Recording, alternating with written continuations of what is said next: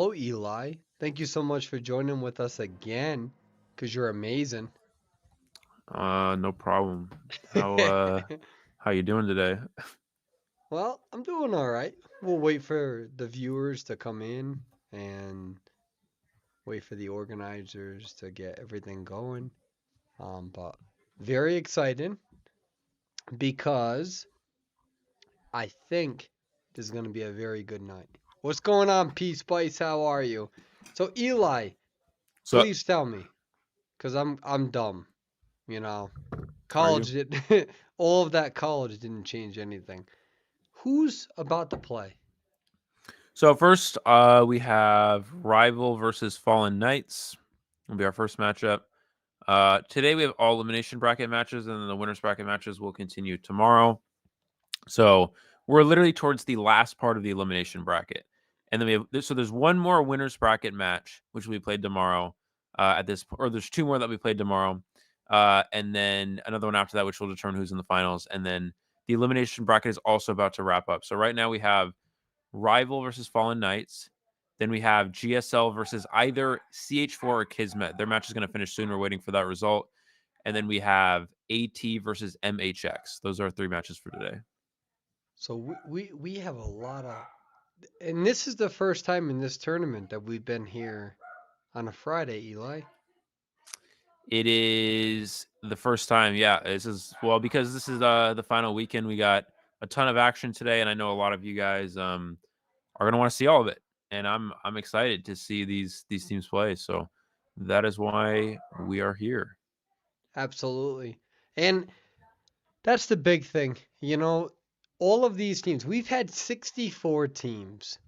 64 teams and we are down to the final weekend, you know. And on one hand, I'm extremely excited that it's the biggest tournament in Identity 5 history among all servers. On the other hand, Yep. Eli, we've learned a lot, right?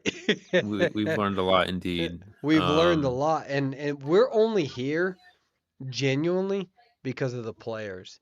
And that's so important because there's, the entire server, right, Eli? I want to share this. I've spoken for Monday through Friday last week, and then Monday through Friday this week. Every team I spoke with were polite, kind, very forward, very concise, explaining like this is where we need to improve, like this is moments where it negatively impacted us, positively impacted us. And let me tell you something, man. Out of every conversation on my end, Eli, with the teams, and I mean this genuinely, I'm not just saying this on live feed, has always been a positive interaction and a Yeah. positive experience. Yeah. It really has. I've been doing my best to interact with some of these teams as well, help them get their matches going, help them with their games and rulings, getting them through the tournament. Because again, this tournament is not it. Like you said, this is the biggest tournament ever. There's a lot of teams, a lot of matches. I think you guys, if you guys are in the Discord and you haven't looked at the bracket, you'll notice it is 126 matches to complete this event. 126 matches It's to crazy. complete this event. So there is a lot of matches in this tournament. Let me actually just double check that number, but 126 matches, yeah. And it could actually be 127 depending on if the finals is won by a lower bracket team. Then they'd have to play a second match because that would only be the first loss for that team that's coming from the winners bracket. So, um, 126 to 127 matches. We've never seen a tournament of this scale before with this many teams and this many games to be played. These teams are putting in a lot of effort, a lot of time, a lot of commitment to competing in this tournament, to fighting for first place, and to and to see if they're where they stack up against the rest of the competition in NAU. And the nice thing about having a double elimination tournament is a lot of the time we have tournaments like IBT and cold qualifiers and whatnot, and it's all single elimination. And what happens there is that it's like, okay, you get you'll figure out probably who's some of the best teams and whatnot, but in reality, in a single elimination tournament, sometimes games just go very, very badly for a team. I've seen teams lose games that realistically they would typically never lose in a situation like that just because of a very, very unlucky interaction or an unlucky play. And at the end of the day, that's why we have double elimination. So, Yep. we can really see these teams um, at their true colors. And Maybe we one day, maybe one of their players couldn't come, or one day someone was lagging, or one day this or whatever, right? We can only speculate. But at the end of the day, double elimination is so good because it makes it so we can figure out if a team has a bad day, they can come back and show that they're still one of these best teams on a following day. and with that being said, because I was a little delayed there, we are now in the band pick phase and we're towards the end portion of it. Um, so what are you seeing here, Eli? Because we see that Seer, Barmaid, Wildling by Z's, by the way. Um, Yep. what are you looking at? And by the way, for the chat purposes, we can't always match the names up with the characters. We're working on that software, and we are so excited for the future with the software. Um, but in terms of the characters, in terms of the four bands as well as the characters, what are you seeing, Eli, here? Well, I see Seer Barmaid, which is immediately in preparation of Ivy. We see Barmaid being a very strong character against the Ivy, since Ivy has a very difficult time getting back-to-back hits quickly. Barmaid's strength is about 20 seconds, so Ivy usually cannot get 2 hits within 20 seconds back-to-back like that. Now, it's interesting that we saw an Embalmer ban, which is a character that's usually prioritized for survivors playing for a draw.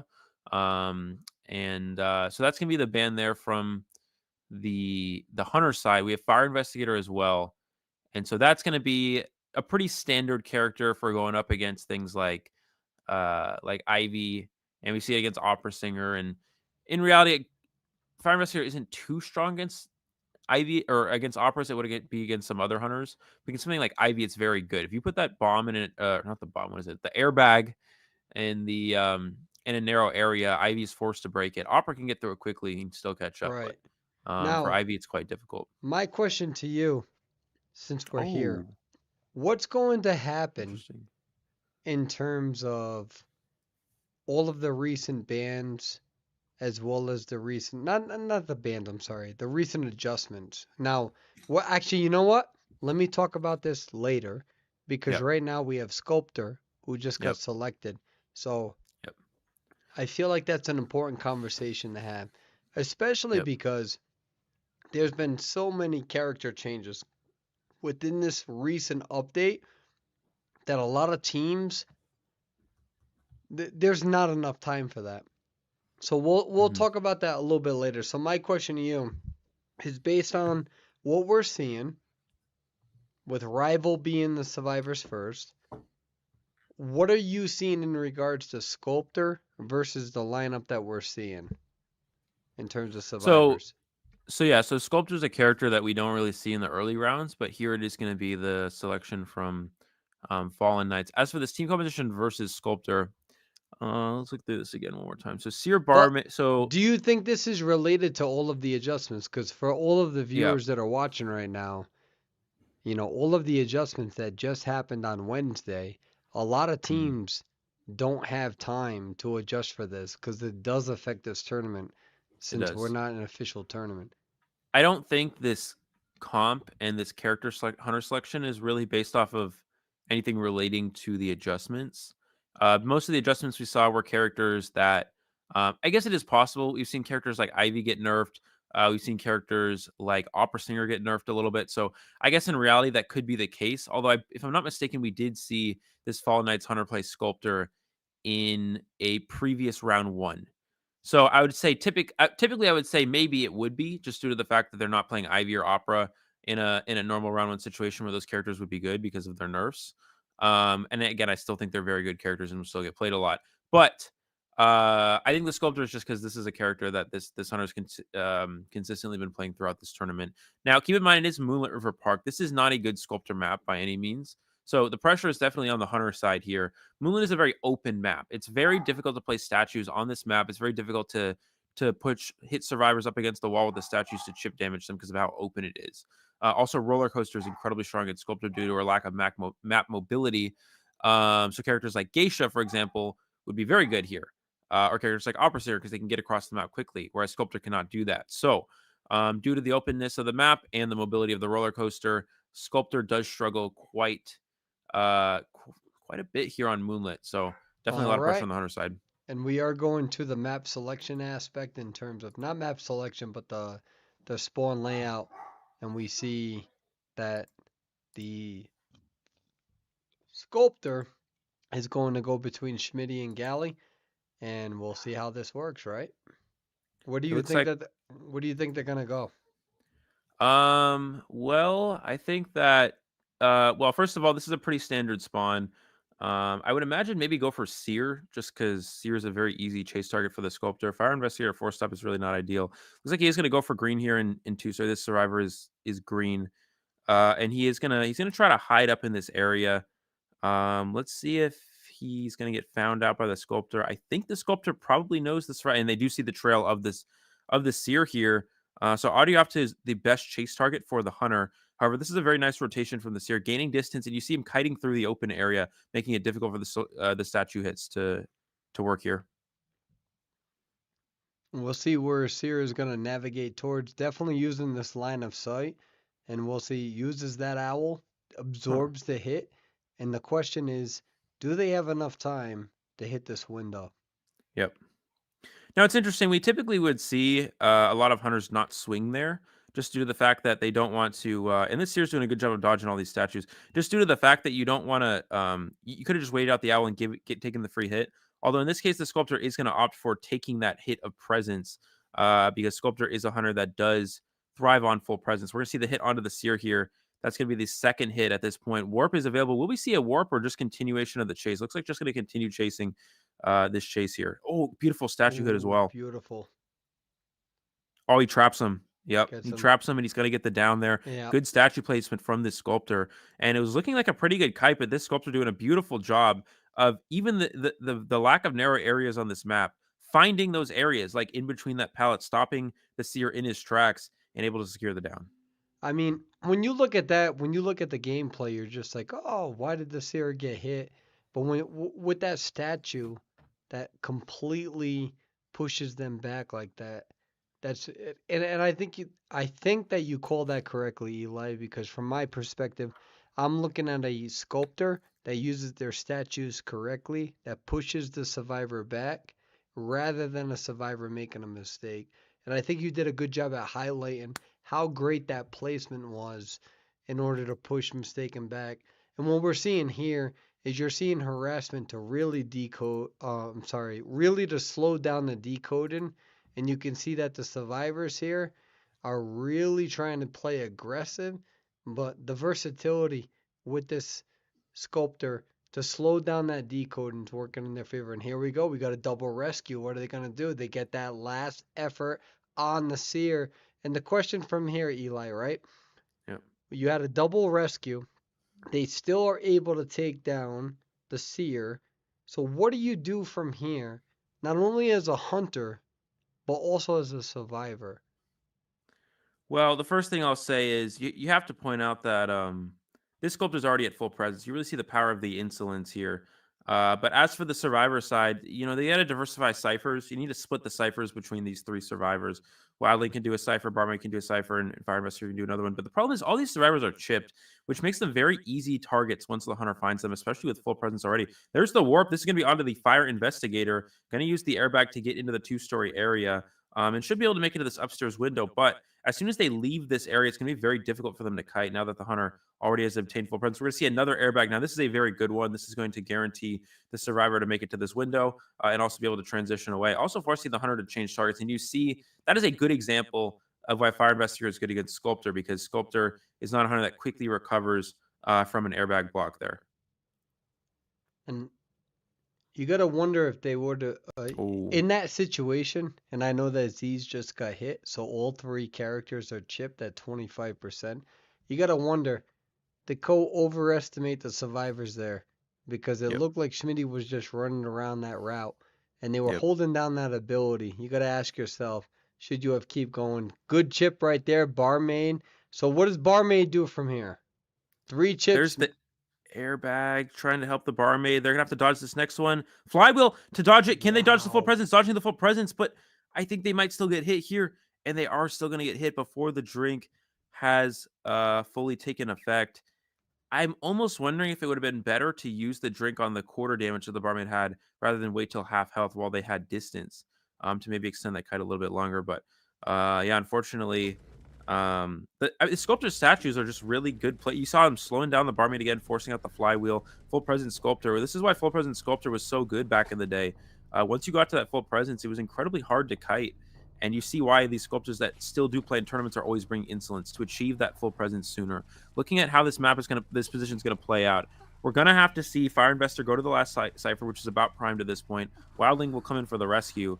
And this is why Wildling's so good. He can make it all the way up to the chair for free without taking any free hits.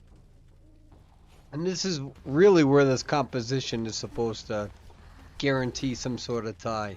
Is that fair to say? Oh, wow, what a terror shock. But we get the pop. We get all three back up. What's going to happen here? Are they going for the tie here? I mean, we still have warp up, Eli. Yeah, we still have warp. The question is, can they get to the exit gate? Because they were so far away from the gate on the cipher pop. One of the survivors was in tent. The other one was all the way in two-story. And it looks like they're not even committing to the exit gate here, Persway. They're going to go ahead and split up. They're going to go ahead and leave and split up. We see Roland and Schmitty both in the tent area. They're both together in the tent area. They're going to stop and heal up. The hunter, I'd imagine, is going to teleport right away. He's going to teleport here. No survivor in the vicinity.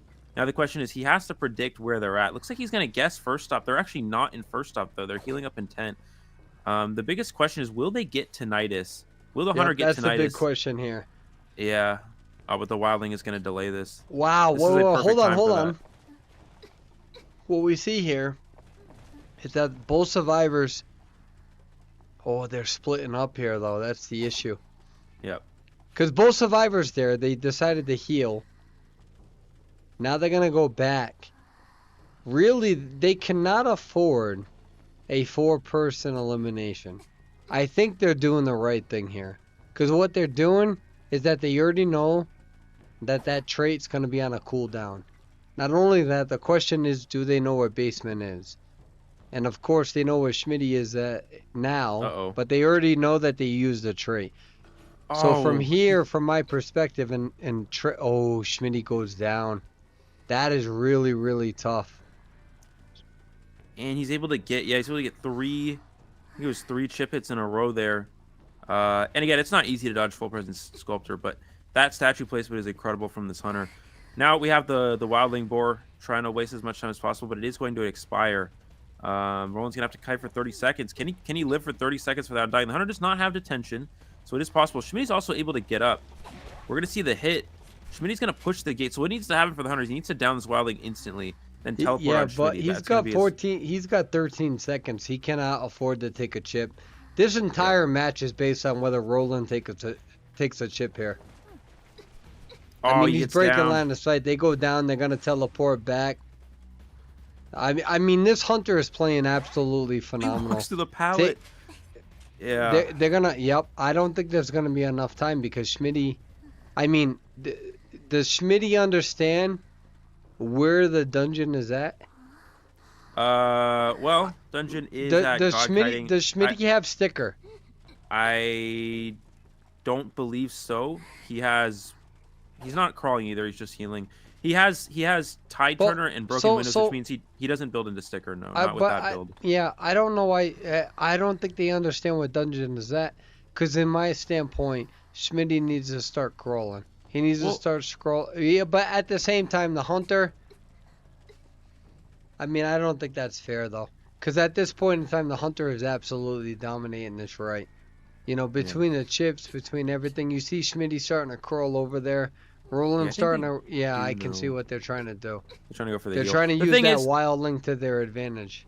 The thing is, the barmaid did pass dungeon multiple times at the end game, or towards the late part of the game, so I think they probably would have known the dungeon is there, and especially when barmaid died, they still saw it. There's that's the full presence statues to secure the down. And they go for that surrender, which I don't blame them, and we will go back to the Shoutcaster page. What an amazing gameplay from the Sculptor. I mean, genuinely speaking, I don't know if memory serves me correctly because I'm starting to get old. It is what it is. My memory's not the same. But like from my standpoint, this team is definitely starting to struggle with the sculptor. That Hunter played that match so well with a four-person elimination on Moonlit. It's just absolutely remarkable. It genuinely is with the chip shots, with everything. I think that what completely changed that match, and Eli, by all means, correct me if I'm wrong, but I feel like what changed that match was Sculptor's ability to take Schmitty down at the end of that game. Because both survivors are still up, and if I recall correctly, did Schmitty get hit with 3 or 4 statues? It Schmitty was goes 3, I down, believe. which puts a remarkable pressure on Roland at that point in time as a wildling. So, what are your thoughts Yep. about that? So essentially, what happened is that wait, there's some issue here. Okay, sorry. Essentially, what happened is with the difficult part for Schmitty is that full presence statues obviously are incredibly hard to dodge. Now, it is possible to dodge them, and the hunter did have to hit every single one. He had exactly 3 sets to get 3 hits before they went into cooldown, right? So he had to hit all 3 of those, and he managed to hit all of them perfectly. And again, it's not on the survivor there. That's just beautiful placement from the hunter. It's really hard to get that placement when you have the chisel. When you're doing it with the chisel, it's a lot harder than when you're actually just chasing. So that's just excellent. That's in reality, that's just excellent placement from the sculptor. And again, we talk about Moonlit Sculptor. You see how in the open it's very difficult to get some of these hits. But in reality, it's even with I mean, that being the case, it still worked out for them really well. so we're gonna go to the band pick phase. They're about to come in. So my only challenge to that, Eli, right, is that if it's that hard to dodge, if it's that hard to do all the things that you mentioned, then why don't we see Sculptor all the time? And this is coming from somebody who used to be the coach of them, right? So I know that they're gonna laugh and smile at this because they're gonna be like, Persuade's being Persuade. So if I didn't have the rapport with them and the friendship with them, not only as a player but as a coach, especially for like 5 years, I wouldn't say it on live feed. So I know that they have thick skin with my criticism. But if it was that difficult, why aren't we seeing Sculptor in tournaments all the time? Why is this just a thing that just happened here on Moonlit? What's going on there? And I give you permission to speak openly, because like I know Schmitty's gonna smile and laugh at this and be like, "Oh, Persuade is so annoying." But that's the rapport that I have with them. But it's a genuine question, right? If Sculptor's that difficult, why are we not seeing them in round one like we are right now? Well, typically the reason why is because a lot of characters, such as Opera, such as Ivy, such as Goatman, are just considered stronger, and they have better performances. So in reality, they put up a better show in early rounds. For example, Goatman is just incredible, is the best hunter in the game, is incredibly powerful. And characters like Ivy have very good map pressure, making her very similar to Dreamwitch, which can get a lot of 4 kills. Sculptor may be a very good character when it comes to full presence, but it's actually, believe it or not, it's difficult for Sculptor to get to that full presence. You have to be able to down survivors within a reasonable amount of time. And Sculptor sometimes in this current meta does struggle. She struggles. She's also a bit fragile. She struggles against harassment style characters. For example, Forward, Entomologist, female dancer with the slow boxes, priestess, things like that that can slow the hunter down or stun the hunter. Sculptor is very fragile against those characters, whereas characters like opera singer are not, and Ivy is not because she can just catch up with teleporting to the ghost, and Goatman is not because he can just put up a cage and block the survivors out of doing anything essentially. So typically Sculptor's weak against those, but when you get a team composition like this one that we just saw that doesn't have those support style characters, Sculptor can actually be a good surprise pick, and that's what we saw in this case. That team composition was built for something like Goatman or Ivy or Opera, and less so for a character like Sculptor. And in this case, we saw the Sculptor really be effective. And the other thing to mention as well, and I appreciate that answer, is that Rival does not have Sprinter. Not right now. So we have a substitute here, and the question is that historically Rival has been able to pretty much rely on Sprinter as a hunter. So from here, the question is what is Rival gonna do with Yin? And it's a genuine question. It's a they're not here at full capacity, but at the same time, that shouldn't take away from what you know the enemy team, if you will, from their perspective. The enemy team. Do you like that? Ah, dude, the enemy team. But from their perspective, all right, from Rival, my question to you is what do they do? Because you're now talking about a hunter who is substituting for Spencer right now because he can't make these matches. What do you do as survivors? Because you can't rely on your hunter to carry this. And this is what people don't understand is that right now Sprinter's not here.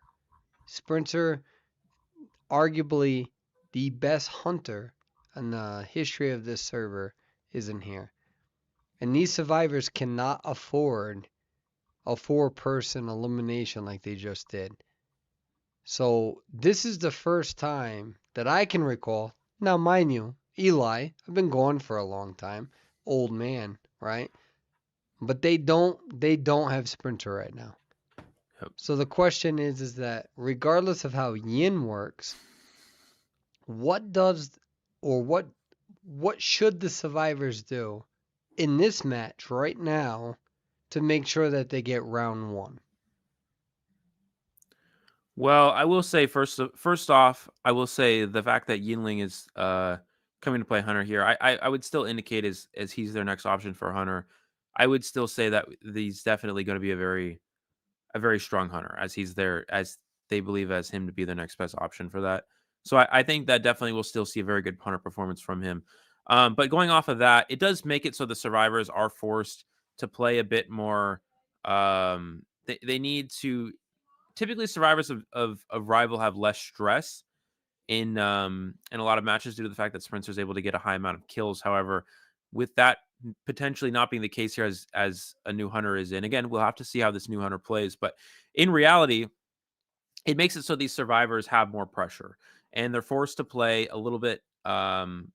Typically they could sometimes just go for ties and go for one escapes because then Spencer would get a 4 kill.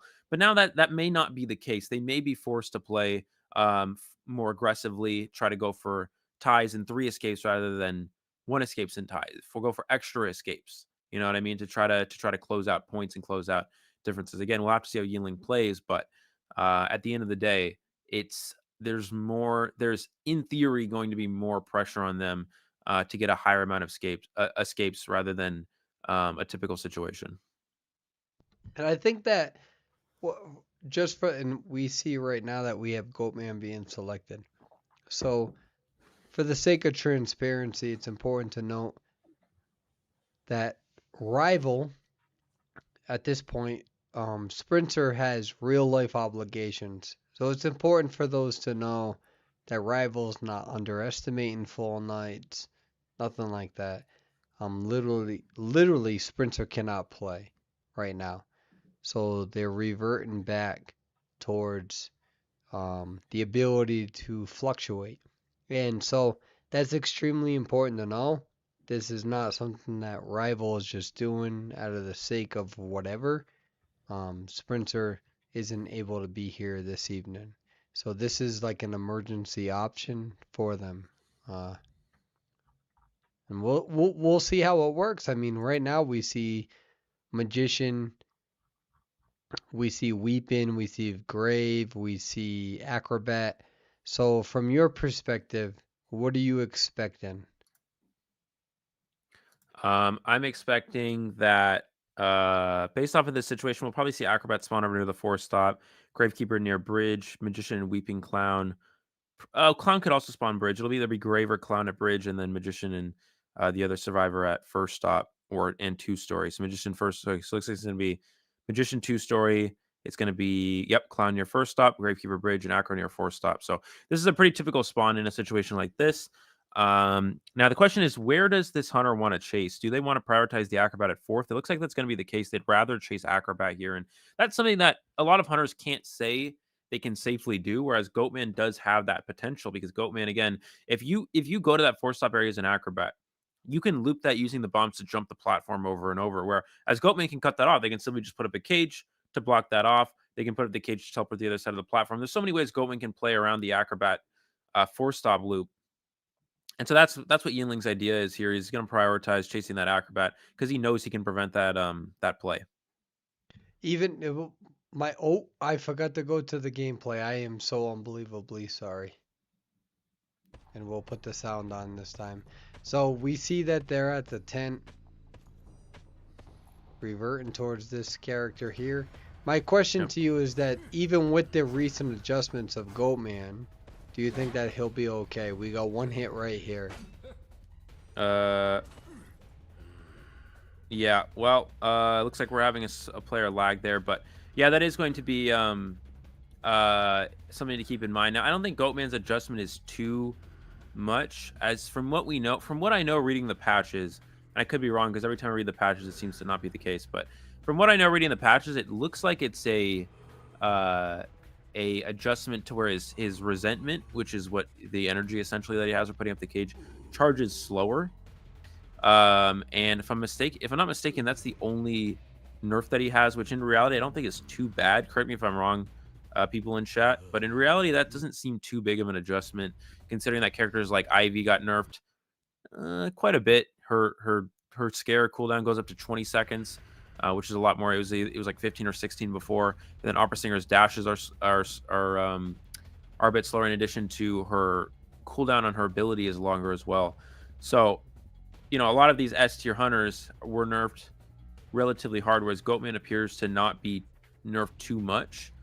And I don't think if I was right about how the patches work with the Goatman update, it doesn't seem like it'll be too big of a difference here. Goatman still seems like the best Now, hunter in the game. what we are seeing is that Rival, just to tie this round, how many... They need a 4-person escape, right?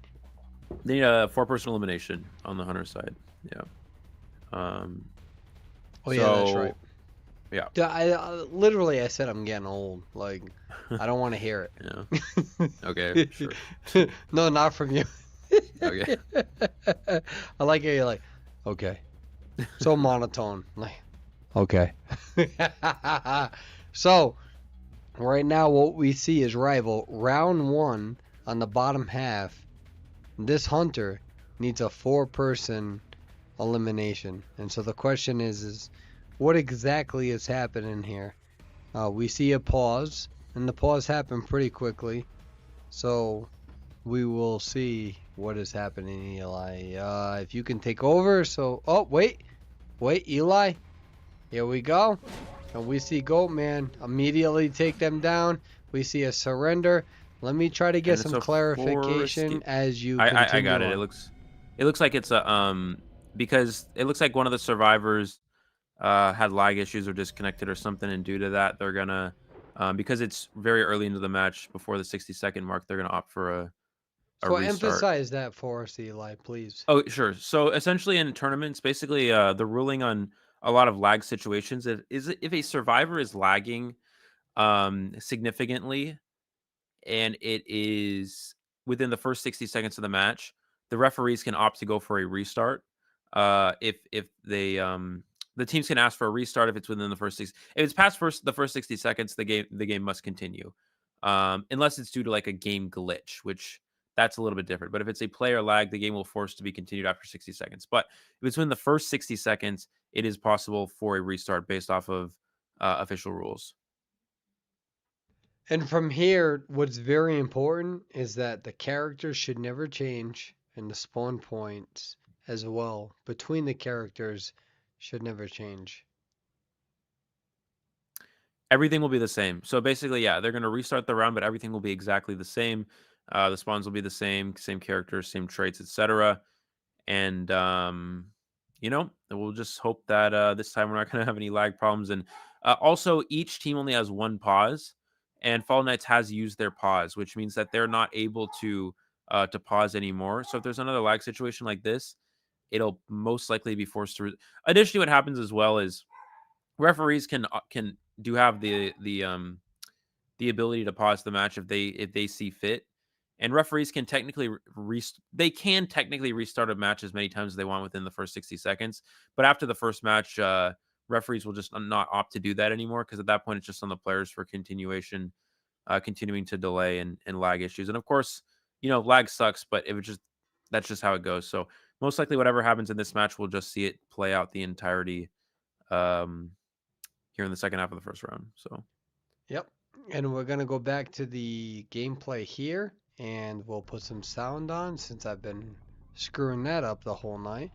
And here we go. This is a little bit better, just because in the first aspect of this, I couldn't do anything.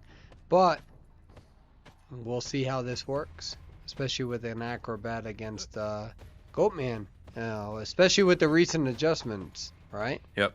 Oh, the cage drops him in the basement, but he takes the cage again. The Goatman's going to switch.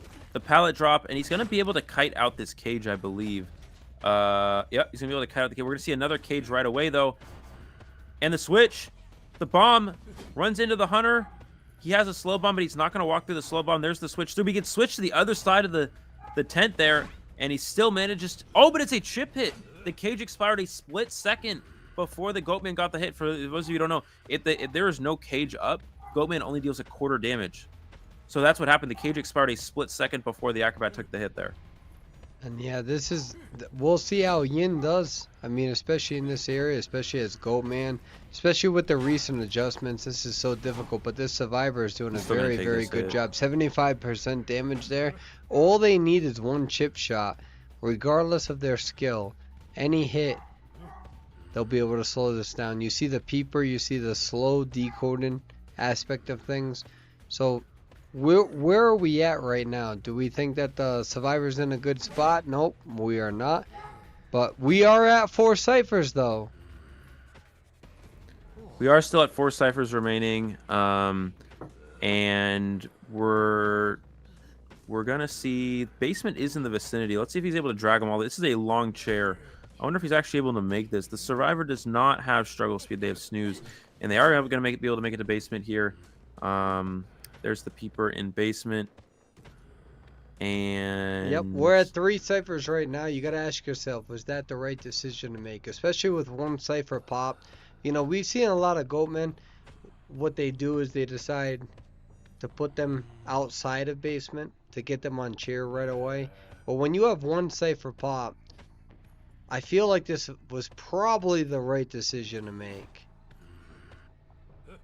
We're going to see the cage here. The survivor, of course, will not be rescued before half, but let's look at the decoding here. We have a cipher at 60, a cipher at 20, and a cipher at 50. So they definitely have the ciphers. It's just, will they have it in time here? It looks like we're going to see the Gravekeeper is just not going to rescue. Magician's going to rotate away. Clown's going to finish first up. So they're completely selling the survivor here, which I think is the correct play. I mean, not only is Goatman a difficult rescue, especially in basement here, and the thing is, Goatman now has full resentment, 120, which means this hunter has a ton of mobility, a ton of cages to work with here.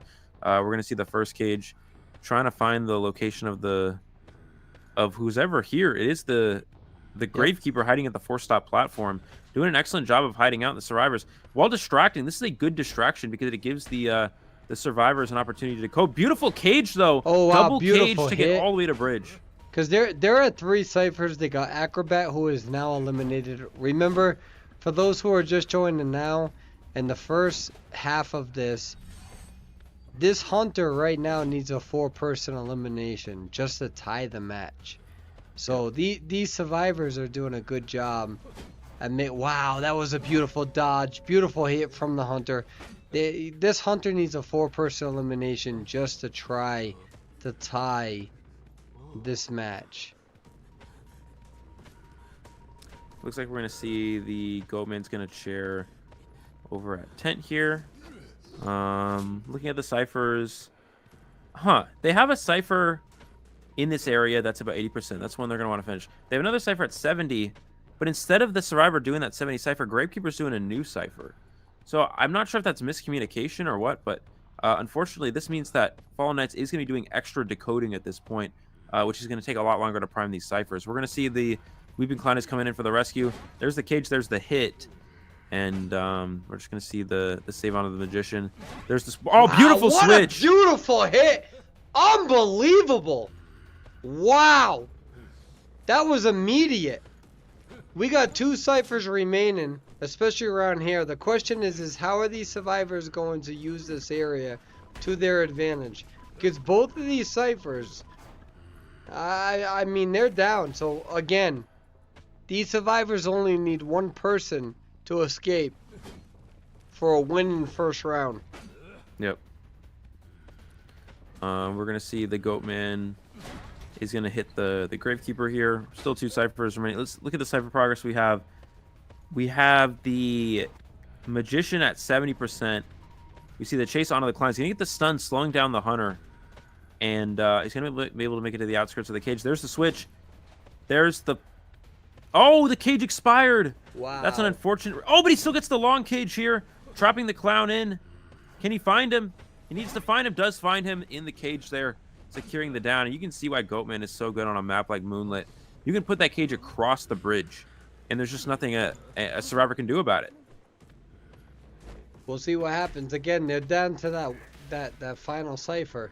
So this is going to be tough on the Hunter. Again, the Hunter has to get a 4-person elimination just to tie this. And that's where we're at right now. And it's already primed. Yep. And Gravekeeper is fully healed as well. This is going to be very tough on the Hunter. Let's see if he's going to commit to the... Nope, he's going to go force stop to the location of the Gravekeeper, who is opening the gate. Still has 2 shovels to work with. Oh, no, sorry. This is the Magician. He has 2 illusions. Let's see what he can do in this area. There's the cage blocking off the kiting route. Another cage. The illusion still blocked in. Swing and a miss. Oh, no, he gets him. Gets him through the illusion. Okay, so this is a good start. Gets the first hit there. The problem is I don't think Teleport's going to be ready in time. Sky's doing the right thing. That's very risky for Sky to be going all the way over that route. He doesn't have teleport for another 9 seconds, but man, they're reading the situation correctly, because if he had teleport now, oh no. Oh, is he gonna get this? He can get it. No. What's gonna happen? Well, if he hits the shovel, the cage just disappears. So he makes it out anyway, as long as he stays over here. Right. Yeah, so it's not gonna matter. So when you hit a survivor, the cage just... Oh no, the grave jumps out! The grave jumps out of shovel! He jumped out of the shovel! Yeah, but Weeping Clown is still probably going to get away, right? Well, no. I mean, he doesn't have an open gate. The Hunter could potentially beat him there. If he puts a cage to cross the bridge instantly, then walks straight to force stop, the Goatman could still beat him there before he gets the gate open. Because that gate, I don't know if it has progress yet. It has 5%. He knows where he is. He's got crows down. I'm very confused on what's going on here. He has a double cage. He beats him to force stop. That gate's not going to be open. He 100% What's that beats gate him here. open? How is this going to be a 4-person elimination? I'm very confused on the events here. Unless I missed something in the Goatman, that's a 4 elimination. Unless I missed something in the Goatman Grave interaction, I believe how the heck? That's why Nae's ain't gonna hire me anymore. What? How the heck this is a tie from a backup Hunter. How did that happen? We're gonna go to the Shoutcaster stage. I'm so confused. In my mind, I thought that 1 person, and we're on live feed now. I thought that 1 survivor was gonna get away. How the hell did the Hunter? Heck, I don't know. If that word's banned. I don't know. Whatever. I've been gone for way too long. I'm getting old. It's hard to move around at this age, but whatever. How did the Hunter get a 4-person elimination? How? I think the grave already is out. Oh no, he puts up a cage just in time. I'm trying to look at the grave interaction. So the grave shovel didn't expire. The problem is when you go When you drop down from an elevation in your shovel, you fall out of shovel. The Grave made the slight mistake of dropping out of the, or I guess game changing mistake, but he fell out of shovel because he dropped down from the little elevation on the platform. He needs to just walk. He needs to move out without dropping down there. He actually could have just waited on the cage to disappear, I suppose. Guys, I'm actually not sure about the interaction. If anyone knows that interaction, if you hit a Gravekeeper out of shovel, do you lose your cage? Because when you Yeah. hit a survivor, you Like lose when your you cage. drop from a height, you're No, done. no, no, not that. I know that. I'm talking about when a Goatman hits a survivor and there's a cage up, the cage disappears. When he goes into attack recovery as he hits the survivor. But if you hit a shovel, is it different? Does the cage still disappear or no? Because if not, maybe that's why the Gravekeeper went through there. But again, the Gravekeeper needed in that situation to not drop down from the elevation. That was what allowed him to get the down there.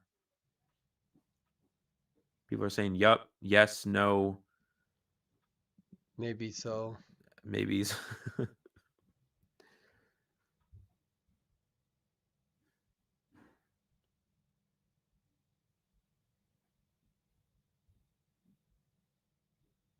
I So the cage I know the prevented cage won't Grave break. from leaving, and Okay, so I then think yeah, I think Grave it wouldn't dropped out break. of shovel from elevation. I know cage won't break via hitting Gardner's bubble, and I think So it's it the wouldn't for a same with shovel. shovel. Yeah. Which means that essentially Grave did have to go through the cage to avoid getting hit there. However, however, um, yeah, the Grave just you got to avoid dropping down from the elevation shovel. That's the important thing. So can you draw this with crayons for me? Because that's where I'm at in my Um, life. So what happened? so basically, the Gravekeeper shoveled, and he put up a cage so the Grave couldn't leave the exit gate, right?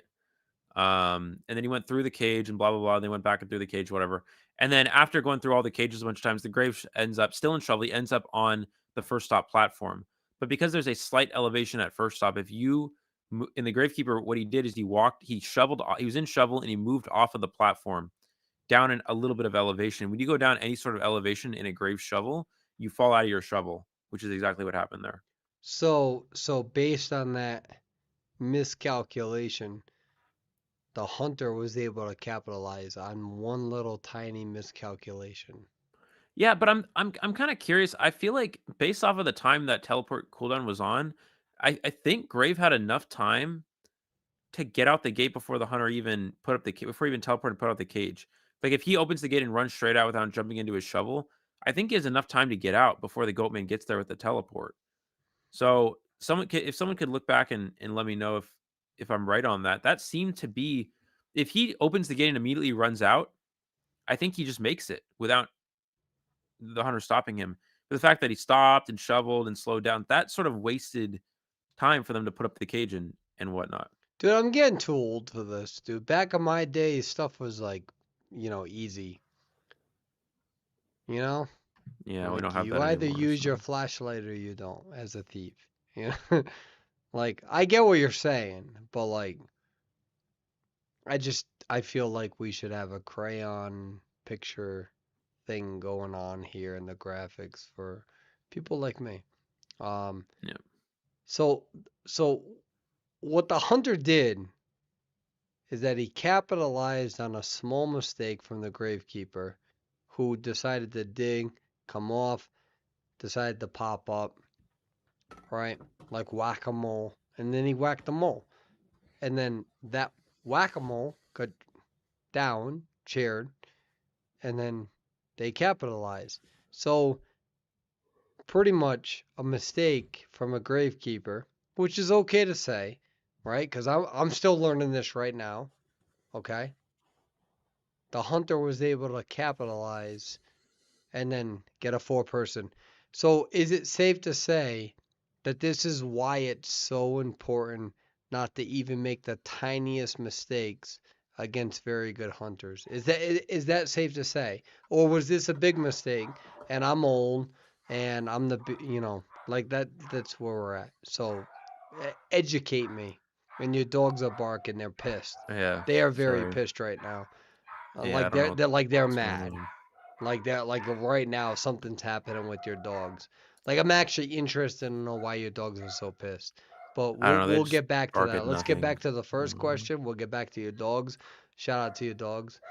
They definitely sound like little dogs though, like that little bark, like woof woof woof.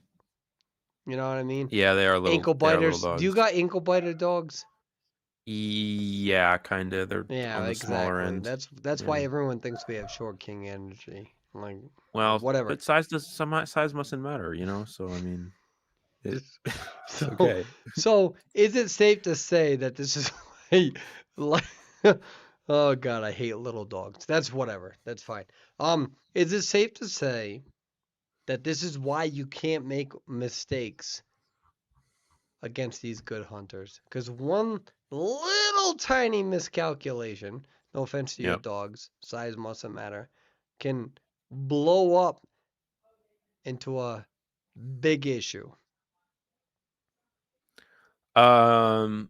Well, that's true. That In the band pick phase, by the way. I also got. You know what? I'm gonna be honest. Whatever you just said, I kind of just spaced out because I was thinking about. I was thinking about how size mustn't matter, and it really just distracted me. So that Uh, just took my mind off track of the conversation. Can you what did you say at the end I there? have Can no you? idea what I said. I I don't. think that I Well, said. Do guess you we'll want never me to know. be honest?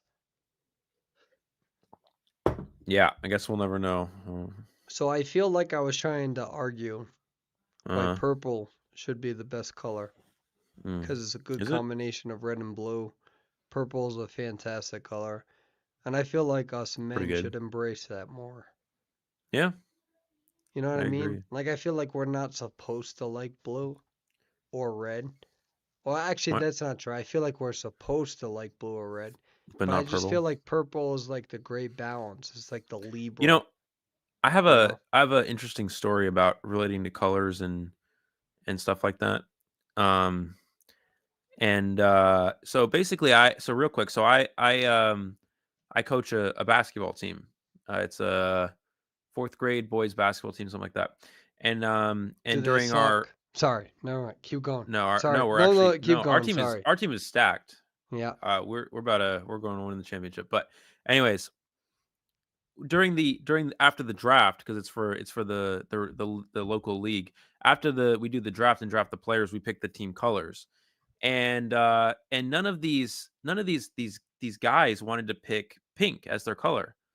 And I was like, you know what? I'll take pink. I immediately was like, I'll give me pink. I'll take pink. Nah, pink sucks. Purple's better. Pink Keep is going. no. Keep Well, they going. didn't No, have it's purple. fine. Keep going. Keep Purple going. wasn't an option. They didn't have purple jerseys. So, Well, then they suck as um, an organization. You should protest them. But keep going. I but appreciate I the was like, story. but these guys are like the masculinity laughing about pink, blah blah blah blah. And I was just like, they're like, oh, pink. I don't want pink. I was like, screw it. I'll take pink. So I took pink, and our team color is pink. And honestly, we're the most stylish team now. Yeah, well, So I hope that you and your kids lose because I feel like purple would be better. I'm gonna go ahead and tell them you said that. Well, Well, nine it's nine year fine. olds It's that you're on telling live them. I hope feed. they lose. And you know what? Okay. Tell them to all individually message me. I hope you all lose. You pink. You know, you should have protested for purple. Who? So we No actually have a one. game tomorrow morning, and when we Yeah. win, I'll come mention it on the stream. Yeah. No, like Um, let us know. You know, you yep, literally are the Patricks of the whole league. Like you're a yep. starfish and you're pink. And I feel like purple would have been a better representation. I feel like it Even though that wasn't an represents option. balance, but but that's okay. You know, you missed your opportunity, and that's okay. And I support you all. So, I hope that you pinkies win. Dude, I hate myself. I hate, Okay, I hate myself for that long. No, good for you. So your jerseys are pink? we're pink. Yeah. Okay. Um, yeah. I don't I think know, the colors were. It was like white, gray, black, blue, green, pink, but there was no purple. gold. No, there was no purple. Literally disgusting. And I'm telling you Yeah. right now, like if I told my players to give you guys high fives at the end of the match, I'd literally be like, "Good game, pink eyes. Good game, Okay. pink eyes. Good game, pink eyes." Well, But when we win, that's fine. they don't. You don't get to talk. So That's the crazy thing. Yeah, but like I Um, don't know. You guys have a real life post chat, and I talk a lot of real stuff life. there. You know what I'm saying? So I Yeah. feel like I don't know. I don't feel like you're being genuine, cause like Hmm. it doesn't matter if I win or lose. Like if I'm coach, like you know what I mean. Like during the high fives, like good game, pink eye, good game, pink eye, good game, pink eye, and I would Yeah. encourage him to say that. Um, you know, and this is why I don't coach real life games. I just coach online games where I can't say anything in post chat. I just Right. snorted, dude. I hate my. Yeah.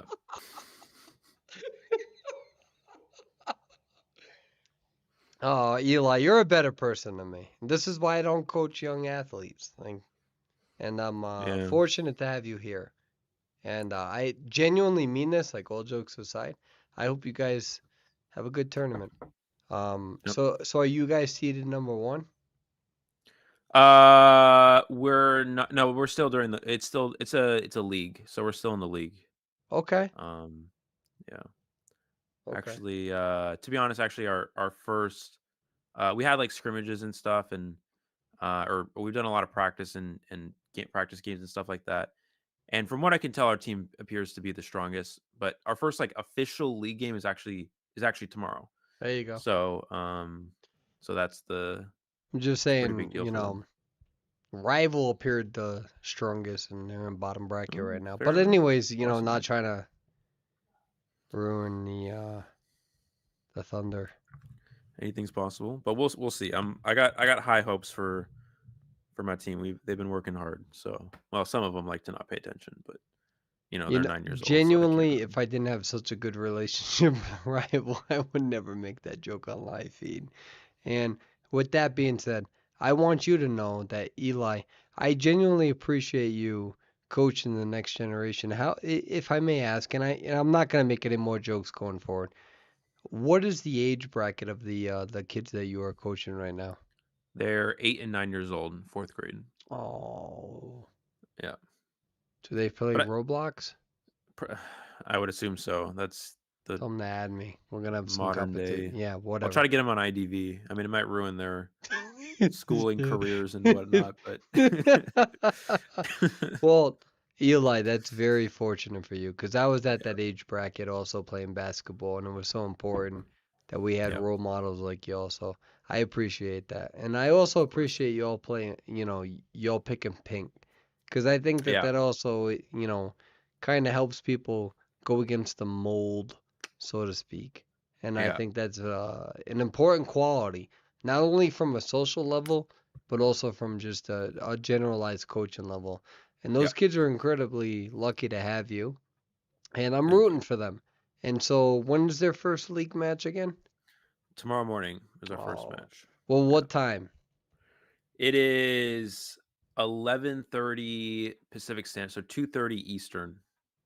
So that's why there's a chance I may not. We may have a guest appearance for the first match, but we haven't Right. discussed that yet.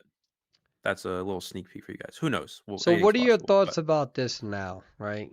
So, first of all, I literally wish you all the best of luck, and I mean that. thank you, All thank you. jokes aside. So, what are you seeing here? Anything atypical, or is this pretty normal? This is a pretty normal spawn. We see the kind of the zigzag spawn where there's two situations. Psychologists could spawn one square to the left, and they could make the plus sign minus one of the corners, or they could do the zigzag like this. This is another option. It looks like that's what they're going to opt for here. Now, the question is going to be, where does the hunter want to chase first? Looks like he's going to go, and it is Goatman here. So with that sculptor band, we're going to see Goatman here in round number 2. It looks like he's going to go straight for green. The acrobat, he's going to go ahead and rotate towards behind this alleyway here. And Ooh, they so in this decide area, not we to see continue to keepers. rotate. We'll see how this works. He's going to hold bomb here. There's the bomb. He goes into him, takes a Wow. chip hit, and Green's going to just continue to stay in this area. He is not going to rotate at all here, which against a lot of hunters is obviously a mistake. But against Goatman, this is one of the hunters where it's actually fine because Goatman's just going to trap you anyway. You might as well keep yourself in an area with some pallets to work with. I don't remember seeing that red line. Is that new? Red line. What? Yeah, so if you pay attention to this, when they use their barriers, you can actually see a red line to where the survivor is located, and I don't recall seeing that. I'll Like try to see what you mean. Yeah. watch. Okay, so the red line's not there. I'm kind of confused on what happened. So a red line shows up if they put a double cage, to indicate Oh, where the okay. second cage is. Because if you have two cages overlap, because it's oh, and we're gonna see the Beautiful hit hit. to get the Beautiful down. hit. If the two cages are overlapped, it's transparent, right? So you can it's hard to see where so they put a red line to indicate where the second one is. So both the hunter and the survivors can see it a lot easier. And what we see here, sorry about the delay in the sound. That's my fault. I'm still trying to learn here. What we see is that 3 ciphers are down. That wasn't that bad of a kite. These survivors are really aggressively doing the decoding aspect of things, so Ooh, he's trying we'll to see how this force the works. He's trying to force the rescue after half, but no, he's just going to get the hit here. And it's also just a chip. Goatman did not put up a cage, so it's just a chip damage. So he's going to block the survivor in here, and he's going to hit him. But again, it's just a chip damage because they're not inside the cage. So this Goatman is playing the chip. We never see Goatman's play the chip game like this. Oh, he gets Wow, the hit through the beautiful pallet. hit. Wow, that is They really got, important. yeah, and Yeah. they go down pretty much quickly after that with the 20 seconds and give or take. I don't know if it's 20 seconds. How long does tide turner last? Is it 15? 20 seconds. Is Galley and Galley is green. So if you guys know the player green, that's green. Anyways, we're gonna see Schmidt's gonna come in for the rescue here, and let's see. He's gonna use the speed boost. He needs to put up a cage if he wants to get a normal hit. There's the cage, there's the hit, and there's the rescue. We do see tide turner from this survivor here as well. There's the airbag. I wonder if this can do much here. He's gonna block. Ooh. Second cage. Acrobat's holding the bomb. What's gonna happen here? And the cage does fall. Keep in mind the second cage lasts shorter. There's the Oh, blink. beautiful Oh, gets the blink, blink. and he hits the acrobat, not the fire investigator. The fire investigator was trying to body block there, but he hits through the body block. So, well, it may just seem like a normal blink. That's actually a really big play there. Right. And that's one of the difficult parts just in general with this tournament is the fact that there's never been a tournament with Goatman, especially with the readjustment here. So a lot of these survivors in general are pretty much Uh-oh. experimenting here. But we can hear that the cipher machine is pretty well nourished. So the question is, do they push it or do they not? Yeah. We're gonna see the switch there. Oh, almost. He still gets that hit. Goatman is such a Goatman's such a broken hunter. What? That's so. I'm sorry. That's crazy. We're gonna see the cage here. Traps him in. There's the switch. There's the break. Keep in mind he can just. We're gonna see the last L pad. Keep in mind he doesn't need a cage to down him. He's a chip hit away, and oh, he gets through. Can he find this mercenary? Mind game at the pallet. Oh, he gets. How does just that not misses. stun? Yeah, I don't know. That was really. How did that not stun? I'm not gonna lie. I thought that. Unfortunate. Yeah, that's crazy. Maybe I'm not. Maybe I didn't see that correctly, which is very real during real life gameplay like this. We're gonna see the Goatman go towards Schmidt here. Trying to. Does he see the survivor hiding? Right. He does see the survivor hiding. I was like, okay. No, he didn't see that, right? We're gonna see the cage onto Schmidt. Oh, he gets sent outside the cage though. Schmidt has one more airbag to work with. He's gonna try to use the airbag for a speed boost, but he speed boosts into the hunter. Unfortunately, and he gets the down. Again, that's just really hard to predict. You know, Goatman is one of those hunters. You just keep going through that cage, and it's so hard to tell where they're going to end up. And Schmidt went for a bit of a prediction there, it looks like, but unfortunately was not able to avoid that hit. Mercenaries get healed by the psychologist here. Looking into the cipher progress, psychologist pushing the middle cipher at 50%. I wonder if the Goatman camps this out or he goes for that cipher. And we'll see what happens here. I mean, you look at this situation. You already well, it's a tie so far, right? It is. Yeah, The it's match a tie. itself is tied. Yeah, the match itself is Yeah. tied. Yeah. It's a tie. So do you think that you're gonna be able to, long term, defeat Oh, he the throws backup pallet on the hunter? wrong side. Beautiful hit there. Mercenary is about to go down. We have Schmitty that's also at half health. psychologist 98% decode, and what's gonna happen here? They're gonna hit them and they're gonna get the pop here. Well, they already popped. Oh, they already The cipher's popped. been popped. I completely missed that. That's wonderful as a shoutcaster. Dude, we don't get a sound. Do you get a sound? uh, I didn't see the sound, but I just saw that it went from one to survivors activated the exit gates, and Okay. yeah. The gates Oh, open. Does he have a cage? No, the cage is still. He needs 40 resentment, and it was this only is going to be a 38 when they tie. got the gate open.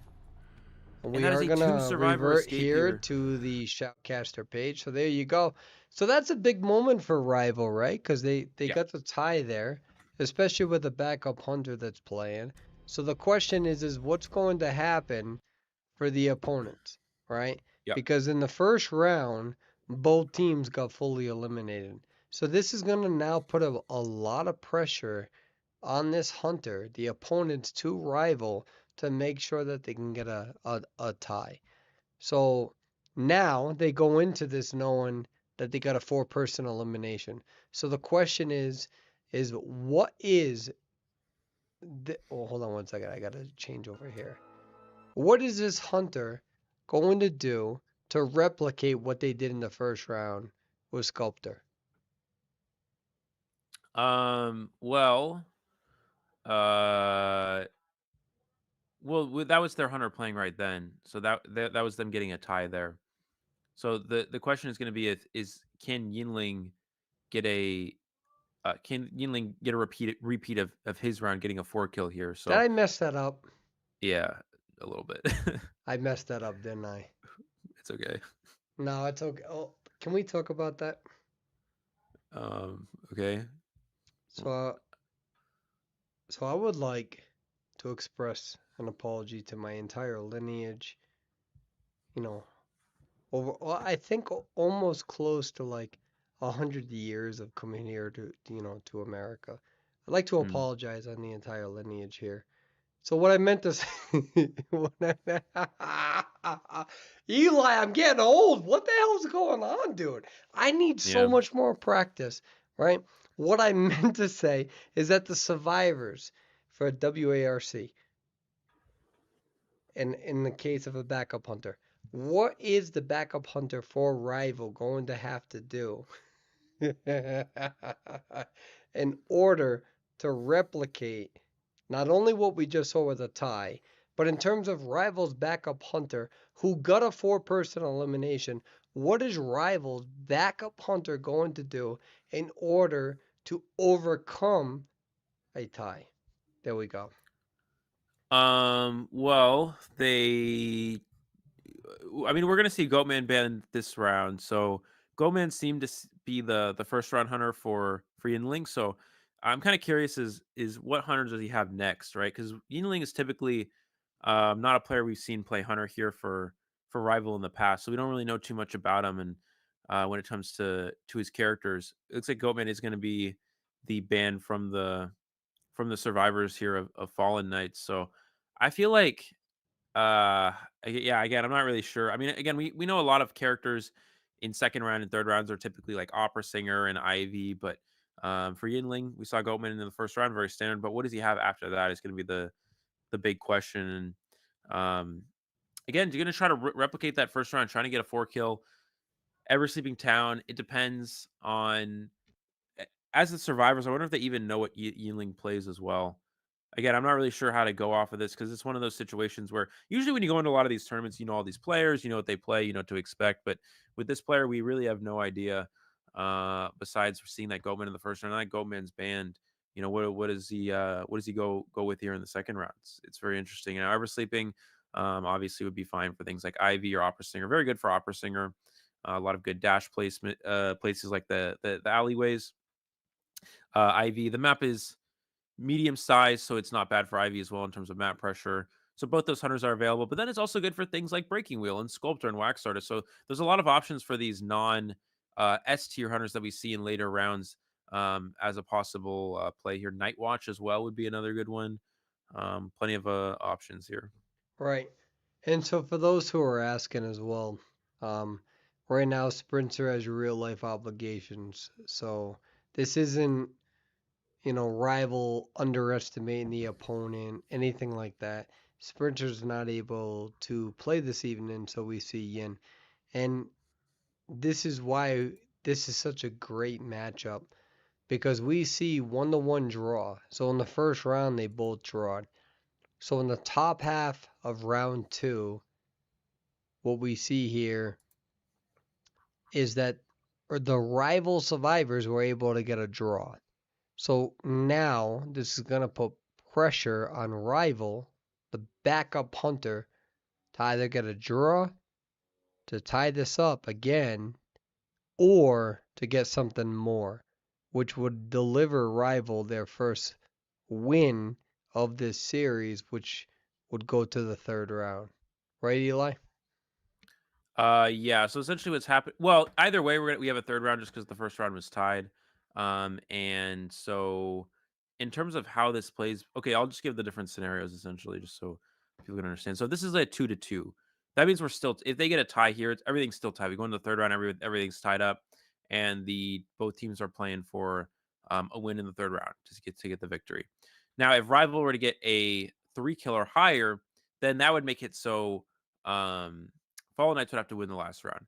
Now, if Fallen Knights gets a 3 escape or higher, then they can rival would have to win the last round. So basically, we're completely tied right now. We're completely tied in terms of round and points. It's 5-5 for the first round. It's now 2-2 here in the second round. And so one of these teams is just trying to get a slight edge before we go into the last round. And no matter what, we have a third round just because the first round was already tied. Do you think other teams would do well against other Sculptor if their hunter does well with her? Do you think other teams would do well against other sculptors if their hunter does well with her? I'm not do you think? I'm not sure what I'm perhaps you could rephrase that. I'm not exactly sure what we're asking there, but um yeah, the newest so all the adjustments that were done in maintenance yesterday, no, 2 days ago, today's Friday, are currently in the tournament, yes. The adjustments are in the tournament. So, Um, yeah. I'm not gonna lie, Eli. So, I say this professionally.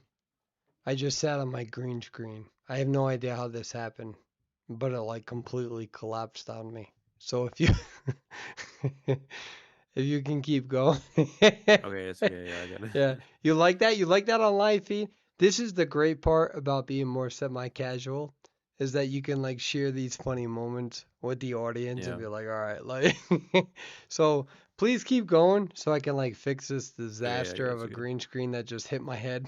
Okay, it's okay.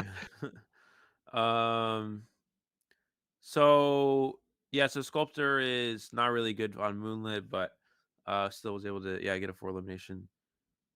The red line was the accessory or costume effect. Oh, maybe it was also that as well. But also the red part is when they put up a double cage. So, but I mean, maybe it was there could be an accessory or something as well. I'm not really sure. What I a lot of when you get to higher tiers, a lot of players try to avoid using accessories just due to the fact that accessories can sometimes give you a disadvantage. For example, if you have your accessory turned on, the hunter can see it.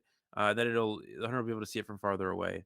For example, there's some accessories with characters where it has like some flashy something, or there's like music notes flying behind them, or whatever it may be. It shows off. It gives the hunter more vision. And when you get to higher tiers in rank, you really want to try to obviously want to win all the time. So using flashy accessories are considered suboptimal, right? I want to see the S1 Mind's Eye Planet Attorney. That's my wish for Santa.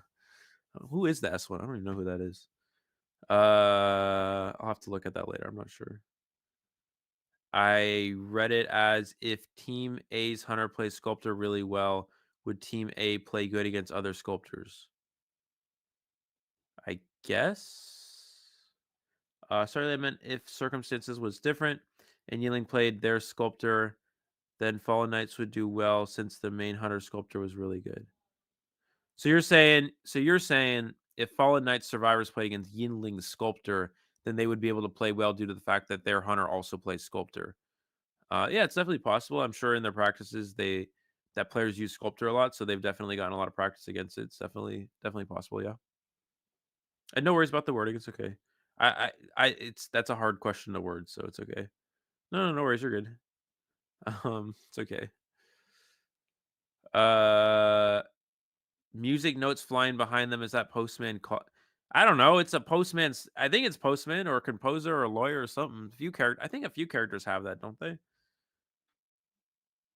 I mean, it's a fun accessory. It's really cool, but in reality, it's just not good for. It's not very good for competitive rank or tournament. Let's see what's going on with the band picks here. Looks like we have the hunter. The hunter's going to be a hermit. So Yinling's actually going to play hermit here. And so hermit is a very fun character. Oh god, that we don't get to see every day. So, How dare you yawn? okay, my bad. As you carry this all. Another thing is, guys, as well, there is currently a match of Kismet and CH4 going on. I'll update you guys on that result in a moment. The next match will be GSL versus the winner of Kismet and CH4. That match is in they're about to start the last half of the third round. So they're about to start the last game of the entire series here. For those of you who want to know what's happening, Kismet Hunter needs to get a 4 elimination for Kismet to win. If they get anything less than that, then CH4 wins. And the winner of that match will go on to play against GSL in our next match today, which actually begins in about 30 minutes after this one resolves. Well, it depends on when this match resolves. But when this match we get a result for that, then that match will begin. And as you predicted and expected, we see Hermit. So, from what I'm seeing, right, is this the right selection relative to the map and relative to where we're at? We're in the second round, right? The first Yep. round was a draw between both. And so Hermit needs to try and get a tie. So is this the right selection relative to the map, round two, with what you're seeing between all of the characters that are being selected from Rival and as well, rather, from WARC? What are your thoughts on that? Well, I was looking at Yinling's character knowledge, which is actually open, and it looks like they play. They left it open so the other team can see it, but it looks like they play Feaster, Clerk, and Wax Artist most often. And then they also played some Breaking Wheel here and there, but mostly Feaster, Clerk, and Wax. Interesting that they're playing Hermit. They don't really have much character knowledge with Hermit, based off of at least their in-game character knowledge. So that's a bit surprising that we're seeing a character. I think this is a character they didn't expect. I think they're expecting either Wax Clerk or Feaster, because those were the hunters they were listed as. But the Hermit here is definitely going to be a bit interesting. Now, do you think that Rival, do you think that this hunter, the backup hunter, decided to choose this as a curveball? Do you think that they kept their character history, especially hunter history? Do you think that they did that on purpose as a curveball play? Or is this something that this is just I spontaneous? He's probably spontaneous. I mean, I feel like most. I mean, you could do that and then play a hunter that they don't expect. Yeah, it's possible. It definitely is possible, but um, I, since the, typically I would say no, most people wouldn't do that. But due to the fact that he's playing a hunter that is not listed as one of his main characters on his character knowledge, I think that could actually be a possibility just based off of that. Now we're seeing a very very interesting spawn. I'm not really sure how to explain this. Typically, we'd never see a survivor spawn directly in graveyard, just due to the fact that that cipher will be locked by the Hermit's persona web, so he's not going to be able to decode that at the start of the match. And then we usually don't see a survivor spawn directly in corner house because they're completely trapped back there based off of this spawn, and there's nowhere for them to rotate to. So, yeah, interesting. But let's see where he opts to go first here. Looks like he's not actually gonna go to corner, but as you see, Fire Rescue is forced to rotate to a new cipher machine, going towards middle. This is the location of the mercenary who touched the cipher a bit early. So typically against Hermit, a lot of survivors will avoid touching the Cypher too early so they don't get a charge, but Mercenary touching early. He's going to have to use an elbow pad a bit soon here so he doesn't get stunned by this orb. Will we see the elbow pad?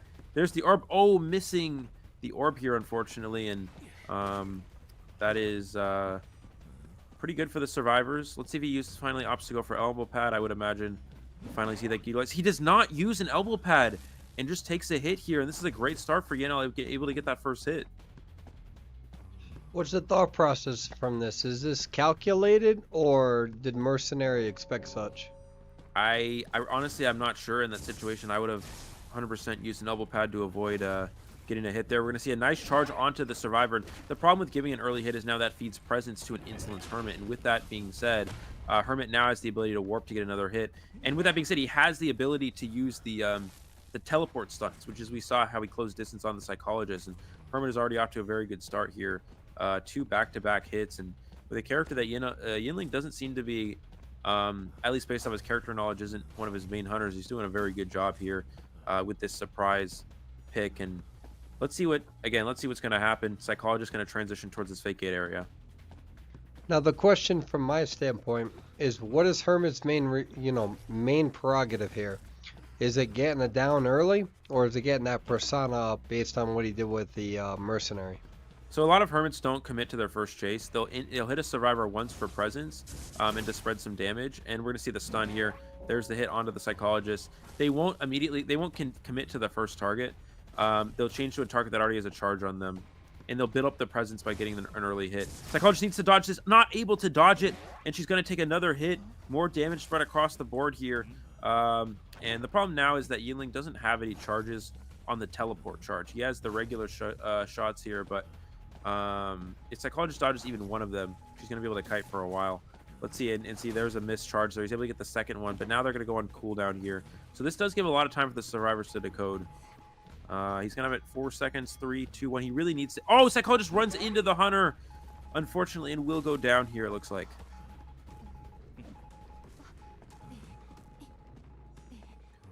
Looking at the Cypher progress, we have... Hermit, so the Cyphers are spread out, but they have pretty significant progress here, so they're in a pretty good position. But the biggest problem is, and they were able to heal the injured survivors.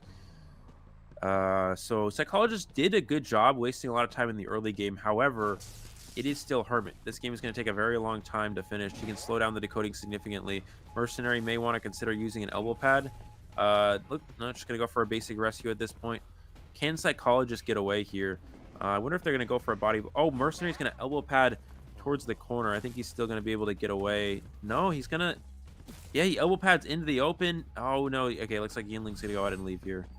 Yeah, I don't think he's going to be able to get them down. Is he going to commit to it? He's trying. Oh, yep. Ooh. There's a miss. We got a miss right there. We got another miss right there. He's going to commit to this. He really wants to double down. He really does. I wonder if he's going to go for a charge or just take the down. I was going to say, he could go for a charge to share the damage. The problem is, does Psych get away? Does Psychologist get away? She does get up here. Psychologist is able to get back up, so while this may be an aggressive play here from Yinling, that could or could not have paid off. It looks like it's working more into the survivor's advantage. This play is very good. If you're able to get that down on the mark, it's very good, as long as the other survivor isn't able to get up. But in this case, Psychologist is, and she's going to share damage. She's not going to go down to this hit. I mean, they're doing everything right. You got the again, they only need to get a tie here to tie the round. They don't need a 3-person elimination as a hunter. You don't need a 4-person elimination. So how are they going to harass this? Are they going to get this timing down? Nope, does not. Excellent job from the Hermit. Yeah, I'm not sure about the bomb there, but we're gonna see the airbag. We're gonna see the fire investigator. I think will be the next rescuer here. Let's look at the ciphers. Do they have enough ciphers to get to the end game? Not yet. So they have middle at 80 and they have another one at 50, but keep in mind it is Hermit, so the ciphers decode very, very slowly. Against any other hunter, this would be a winning position, but this is still easily drawable for Yinling, just due to the fact that they have incredible cipher control with Hermit. Now I think we're gonna see, it looks like this is the fire investigator coming in for the rescue. Has the airbag set up. Going to use the speed boost. The charge attack gets the hit. There's the rescue. Prisoner goes down because of shared damage. And they're not going to body block. They're actually just going to go for the decoding here, it looks like. Can she dodge this? Fire investigator switches in time, so he's not going to go down. They do get the switch to keep her alive. That was a really crucial play from the survivors. But again, she still needs to kite for quite some time. There's the speed boost. We have a charge to work with. Can Psych dodge the charge? The Mind Games gets the hit and the down onto the Psych. The Ciphers are not ready. 87%. Where's the other Cypher? They're actually just going to heal. They're actually not going to commit here. I think that's correct to stop and heal and try to reset at this point. Seems like they're trying to heal here. We have one elimination again. If Rival gets a tie here, this is a tie match again. 2 tie matches in a row as a backup hunter. So the question would be, how are they looking in terms of securing a 3-person elimination? Because this is looking pretty dangerous here. Well, I would say that it's pretty good due to the fact that no one's decoding the last cipher. That was a great dodge from the prisoner, but nobody's decoding the cipher they need to finish. I believe the Fire Investigator's on a new cipher machine, and the problem here is Fire Investigator was able to remove his charge by going in a locker. We're going to see the stun on the prisoner. He's not going to go down here. He's going to take a hit. But it looks like survivors are going to stop to heal. What needs to happen is prisoner needs to die away from one. He's kiting on both ciphers. The 2 ciphers in the vicinity here are both of the remaining ciphers. So he needs to get away from both of them. And he's going to die on both of the last 2 ciphers here. So if he's able to die away from those 2 ciphers, this is 100% probably just a tied game. Now that he's dying on both of the remaining ciphers, this gives a huge window of opportunity for this Hermit to actually play for a win here and camp out both of these machines. This is going to be a big moment for the Hermit because this is going to dictate whether this is going to be a tie or a victory. But it seems like the rotation on this Mercenary is in a pretty good position, especially with 1 elbow pad left. They get the hit on that. They're at about half health here. Here's the save. The stun doesn't Everyone register. Will share. No one's going to go down here, but they're all going to take a hit. We're going to see the Hermit is 50% on the Cypher machine. Fire Investigator needs to switch. He needs to switch his charge here, so he doesn't go. He's going to switch his charge, it looks like. Trying to get this prisoner down. Flywheel to avoid the shock. Mind Game at the pallet. The charges are on cooldown. Excellent job. This prisoner's doing a very good job here. Can he secure the down? Does get the charge to get the down. Is the Cypher machine ready? It is not ready. It is 71%. And they have the connected ciphers, so they're spreading all this decoding progress throughout the board, and you kind of just see why, this is probably going to be a winning position. You just see why dying on those last ciphers was so crucial here. He really needs to prevent this. He really needs to somehow prevent this Mercenary. The Mercenary doesn't have any elbow pads left, so this is a big moment here because we don't see any tinnitus here. Well, the Mercenary can't rescue. And the reason why his Mercenary can't rescue is because what he's going to do is he'll put a blue charge on the Mercenary, and then he'll hit him, and then I'll share damage to the Fire Investigators, who also has a blue charge. So that would just knock down the Investigator, and he wouldn't be able to pop the Cypher. What you do see is Mercenary near that. We see the pop here. Yep. And so really, what is WARC going to be able to do in this aspect? Because again, you see Yinel, he's already secured a 2-person. And so the question is Mercenary are they going to be able to live long enough? And this is going to be very difficult because again, if this Hermit gets a 3-person elimination, this is going to be the first win. And there's going to be a win and there's going to be a tie here. And so this Mercenary is in a really difficult spot. That was a very good juke back here. But this is looking very favorable for Rival. But again, no, he will. He will win this round no matter what. The question is, can he get a 4-kill? Because Fire Investigator went down to share damage there. As you saw, the Investigator and the Mercenary had the same charge, which means they ended up taking double hits. They ended up taking damage at the same time.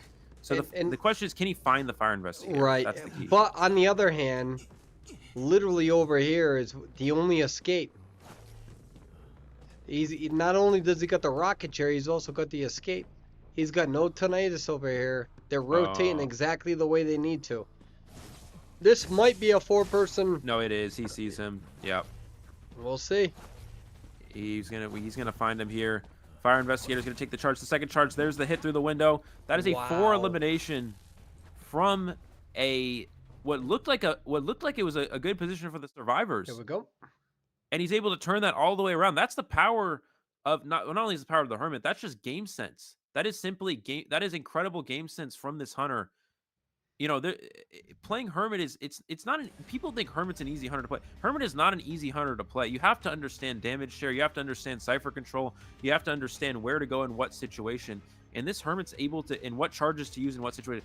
This Hermit's able to turn a losing / tie game into a 4 elimination simply through game sense. I mean, that's incredible. And with that being said, that is now a 7-2 in favor of Rival here, which means that they win this round.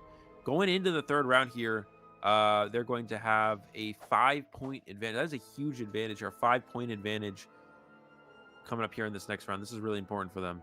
All they need Hold to do on, is I'm just trying tie to the fix last my round. green screen. Just keep talking. Okay. Okay. What happens when I sit on the damn green screen? Okay. Anyways, so that's gonna be a so Rival having a 5-point advantage. So now what needs to happen here is FNE Hold needs on. to get a, or not FNE, Fall Knights No, needs to get a nobody clip this. Fallen Hold Knights on, needs Eli. to, I'm so sorry. it's okay. Fallen Knights needs to get a 4 they need to get a 5-point game in one of these. So they need either a 4 elimination in one or a 4 escape in one. And it has to be 7-2 is what has to happen here. Sorry. Why did I come back to this, dude? Honestly, I can't get the damn green screen correct. Like my life was good. It was really good. Oh, come back to the, oh my god, dude. Hold on, I think I got it. There's like a little tiny corner there. Dude, seriously, my life, I was doing fantastic for like years there, like 2 years. Yeah, and then you came back to Identity 5, and look what happened. Anyway, so whatever Eli said, I agree with. Yeah.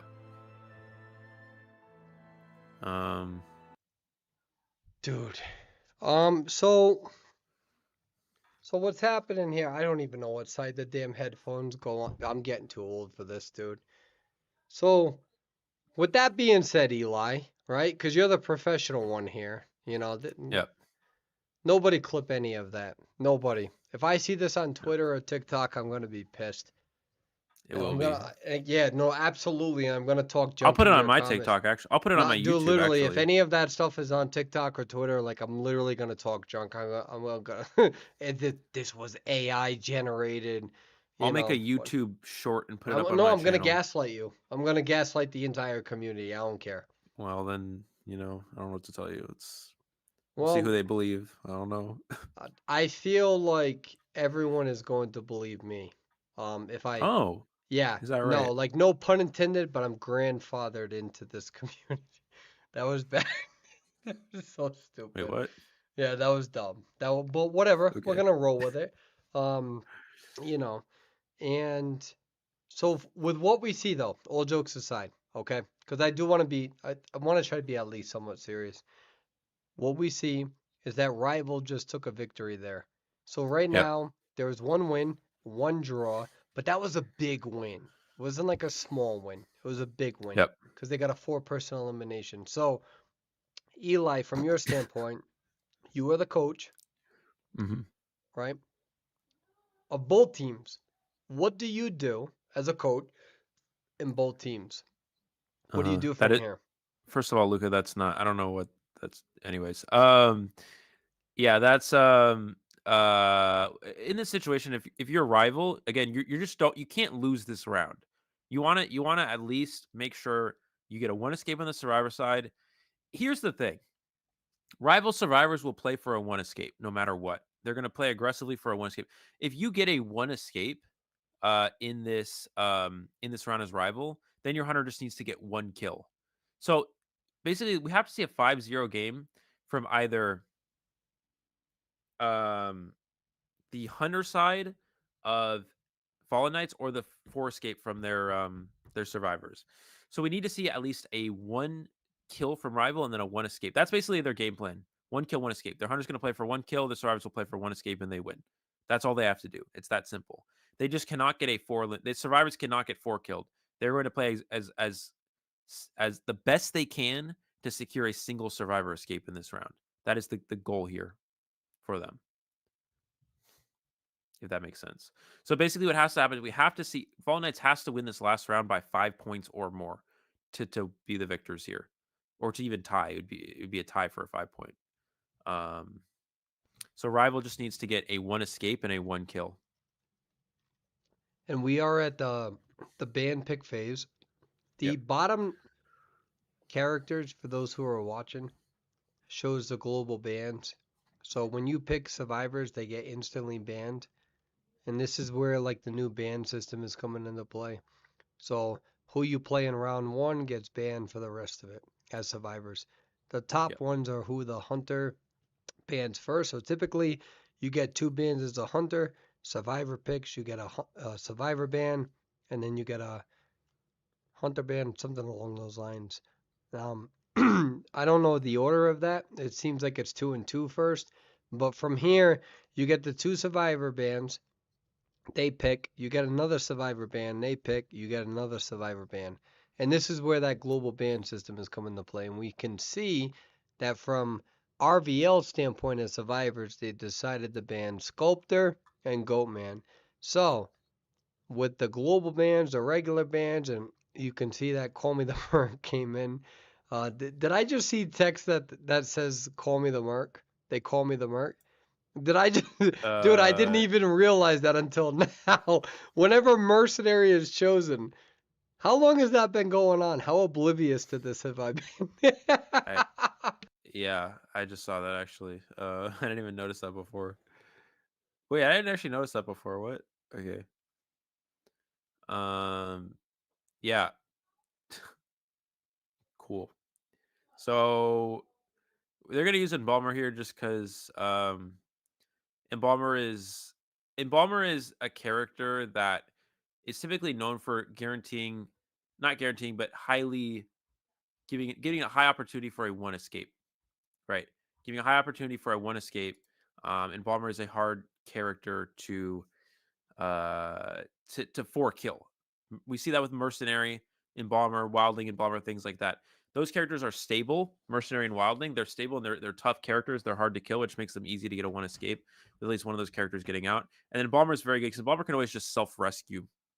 And that makes it so teams don't have to stop decoding to go save. They can continue with the Cypher Rush. They can kind of just let the Embalmer self rescue, whatever, die out by himself. They can just continue to put focus on Cyphers the entire game and play for a tie. And that's the strategy with Embalmer, essentially. And that's why we'll Especially see in that the character third here. round, right? Especially with Yep. Goatman being banned. Yep. The question is, I'm going a little off topic here. On Hullabaloo, depending on the map, is that going to mitigate a little bit of Embalmer in the later rounds when Hullabaloo is actually here? Especially like as an example, Moonlit, Um. round three, Hullabaloo that can jump across the map. So just for the record, guys, Hullabaloo is not in this tournament, but Hullabaloo. Well, Hullabaloo is not a very strong character, so I don't think that we'll see it being utilized too much in tournament. But if we do see it in tournament round three, I don't think that it's going to matter too much because Hullabaloo's dash is not that good. It's only really good if there's like a big like open area or some not open area, some area where the flip can give you a lot of distance, like the Moonlit River Park Bridge or something like that.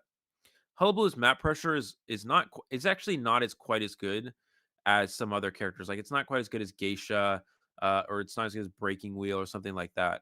While Hullabaloo may have good mobility for sure, it's just not as good as some other hunters. So realistically, I don't think it'll really matter. Just the ability to self rescue with Embalmer has always been an incredibly strong effect, especially for securing ties. You know you're So. causing enemies here saying that Hullabaloo is not going to be that good, right? Well, I don't know. I don't know what to tell you. It's just we don't ban Hullabaloo, and I've been playing with Paul. We don't ban Hullabaloo in rank. We just every time we get Hullabaloo in rank, we have like 10 wins and like 2 draws and like maybe 1 loss against them. Hullabaloo is just if you I'll tell this to people watching. Hullabaloo, once you learn how the character works and how to play against it, realistically, Hullabaloo is just a very, very, very underwhelming character, especially into the end game. If you get into the end game against Hullabaloo, they're very weak. So as long as you're able to, and first kite is also not even that good. Just because they're forced to hit you 3 times, you can juke them in corners. There's so many ways where Hullabaloo is just kind of countered by little things, and it can be very difficult for a hunter to be effective against a good team with Hear while that, playing Zeus? Hullabaloo. Hear that? Sorry. Is my mic muted? No, you. Sorry. uh, Um, I actually just sneezed right there. So is whatever it, that sounded like, I'm actually never like heard a I'm not sneeze sound responding. like that Yeah, no, I before, but sneezed and is that a new thing um that I don't know about, or no, no, it's not a big deal. It has nothing to oh, do with Zeus, the Identity 5 player that promised Naiad cosplay to his fans and it completely never disappointed delivered? them for like over a month now. Him Yeah, being on Twitter all the time, constantly complaining about Hullabaloo, even though before the release I said they would be A tier, especially in tournament gameplay, high tier gameplay. Not throwing any shade at all. I feel like I actually shine, so I don't know anything about shade whatsoever. Everything's bright in my life. But anyways, none of this has anything to do with GSL and Zeus Identity 5.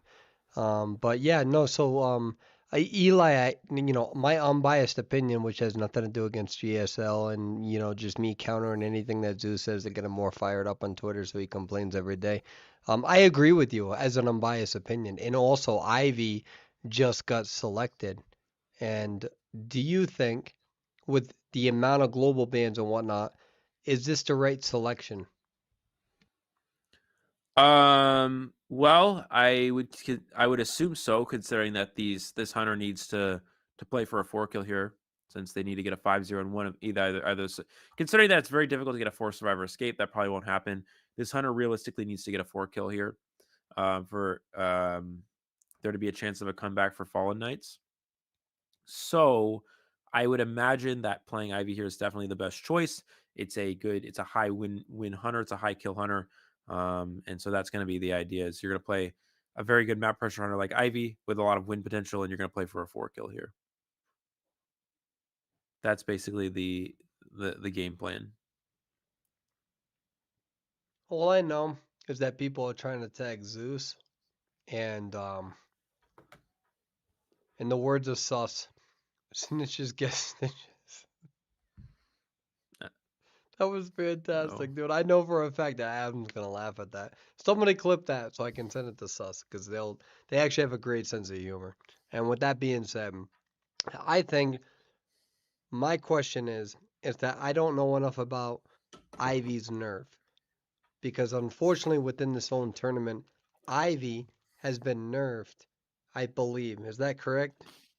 Yeah, so it's a pretty simple nerf. So basically, the cooldown every time Ivy used the scare was either 15 or 16 seconds. I can't remember for the cooldown. Now it's 20. So that's really the only major change there to keep in mind. It just means her cooldown for her ability is a little bit longer, so she won't be able to use it quite as frequently. Which maybe it's big, maybe it's not. It's sort of like Bloody Queen. You know when Bloody Queen's mirror used to be 12 seconds for a And here we cooldown, and go then with they the nerfed it to gameplay, by the 15. way, Eli. Sorry about Yeah, that. yeah, I I got I, you. I don't know. I missed up on the map. Oh, okay. And then they nerfed it to 15 seconds. It's sort of like that. They're nerfing Ivy's scare cooldown from it was either 50, I think it was 15, and now it's 20. So Which can maybe you that's big. can you point that I out don't know. when we see this? Yeah, I'll point it out. So we see it. See, look now. Oh, well, it's actually only. I guess it was only 18. The patches said 20, so I sworn it was 20, but I guess it's 18. So I guess 18 instead of 15. But I could have sworn in the patches it was 20, but maybe So I'm is tripping. is this the indicator down there right above like the word the for the shadow? Yeah, yeah. So the cooldown you see on the so I'll show you. So right now the cooldown's up. I'll show you what I mean next time. Yeah. Next time she uses it. Let's see here.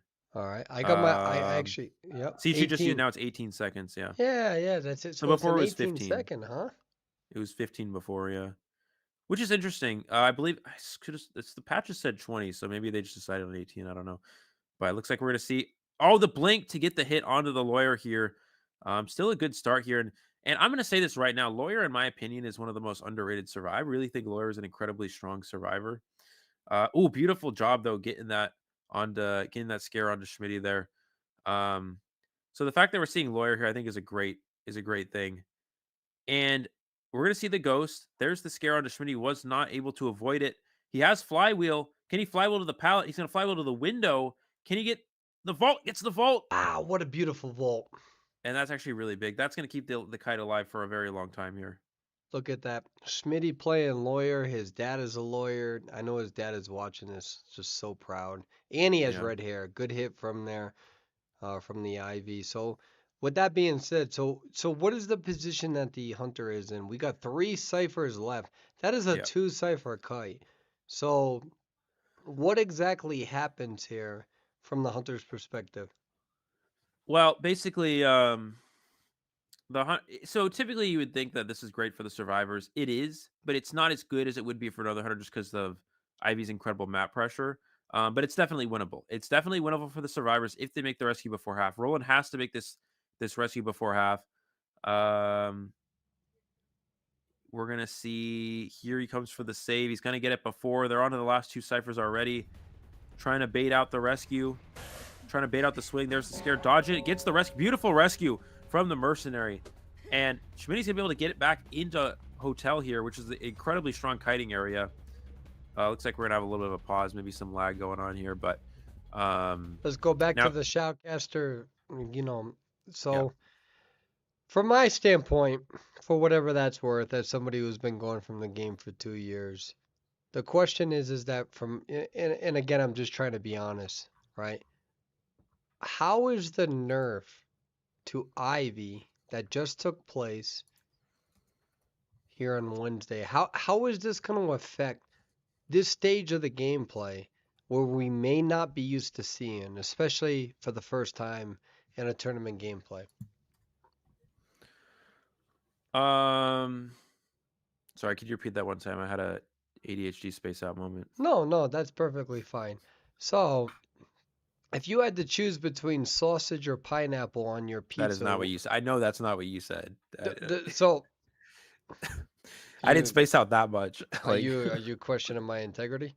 So I am from in the in Ivy this situation. standpoint with the Uh-huh. nerf, how is this going to affect the late game play compared to what we are used to seeing for so long? Because she just got nerfed here on Wednesday, which inconveniently like caused so many problems on this damn tournament because NetEase decided to just like, oh yeah, Perswayable, as if he hasn't had enough issues. We're gonna put the maintenance 3 hours before the damn maintenance schedule. So with that being said, how could the gameplay be changed based on Ivy's nerf this Wednesday?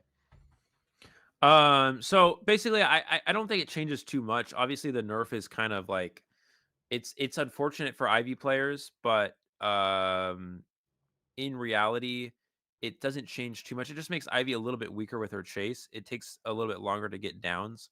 So that's pretty much the only thing is it just takes a little bit of a while to get it down. So um, and you see that Schmidt was able to kite. Not only was Schmidt kiting well, but plus the nerf as well coming into effect. It really it kind of is a double stack. And now Schmidt looking at this match as well. Of course, we won't be able to restart this because it's even with lag. We're well over 60 seconds into the match, but um, so we will resume this in a moment. But with the situation being that Schmidt's back into hotel here, and the hunter already used one of their scares, the longer cooldown, it makes it difficult. It should be a pretty good rebound kite here. We do have a. I'm gonna go ahead and just give me one second. I'm gonna check up on the pause situation. Um, Yeah, my bad. I'm reading the chat and like there's a big debate going on right now between pineapple pizza, and I feel like it's an important oh my god. conversation to have, right? We have a big audience right now. We have many viewers, and I feel like we should use this platform, in a positive, productive manner, especially make strong statements, because we're in a position that we have this big audience. And I feel like the generalized population should know that pineapple doesn't belong on pizza. There's no, like, absolutely no way. Like, it makes no sense. You don't put Snickers in a bitter substance. It just, yeah, you know what I mean? So Eli, Yeah. from your standpoint, and I mean this respectfully, and your answer is going to depend on whether I ever shoutcast with you ever again. No pressure. does pineapple belong on pizza? Like respectfully. No, no, like respectfully. Um,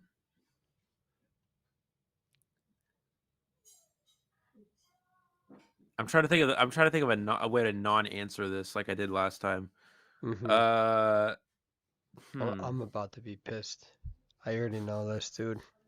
Well, you're Italian, right? Yeah, And but I'm so are you. Italian. You And know, I'm yeah, but hold like, on. I didn't finish. Just let me finish, sorry, okay? So you're sorry, I Italian. I'm apologize. Italian. So we both know that in Italian culture, right?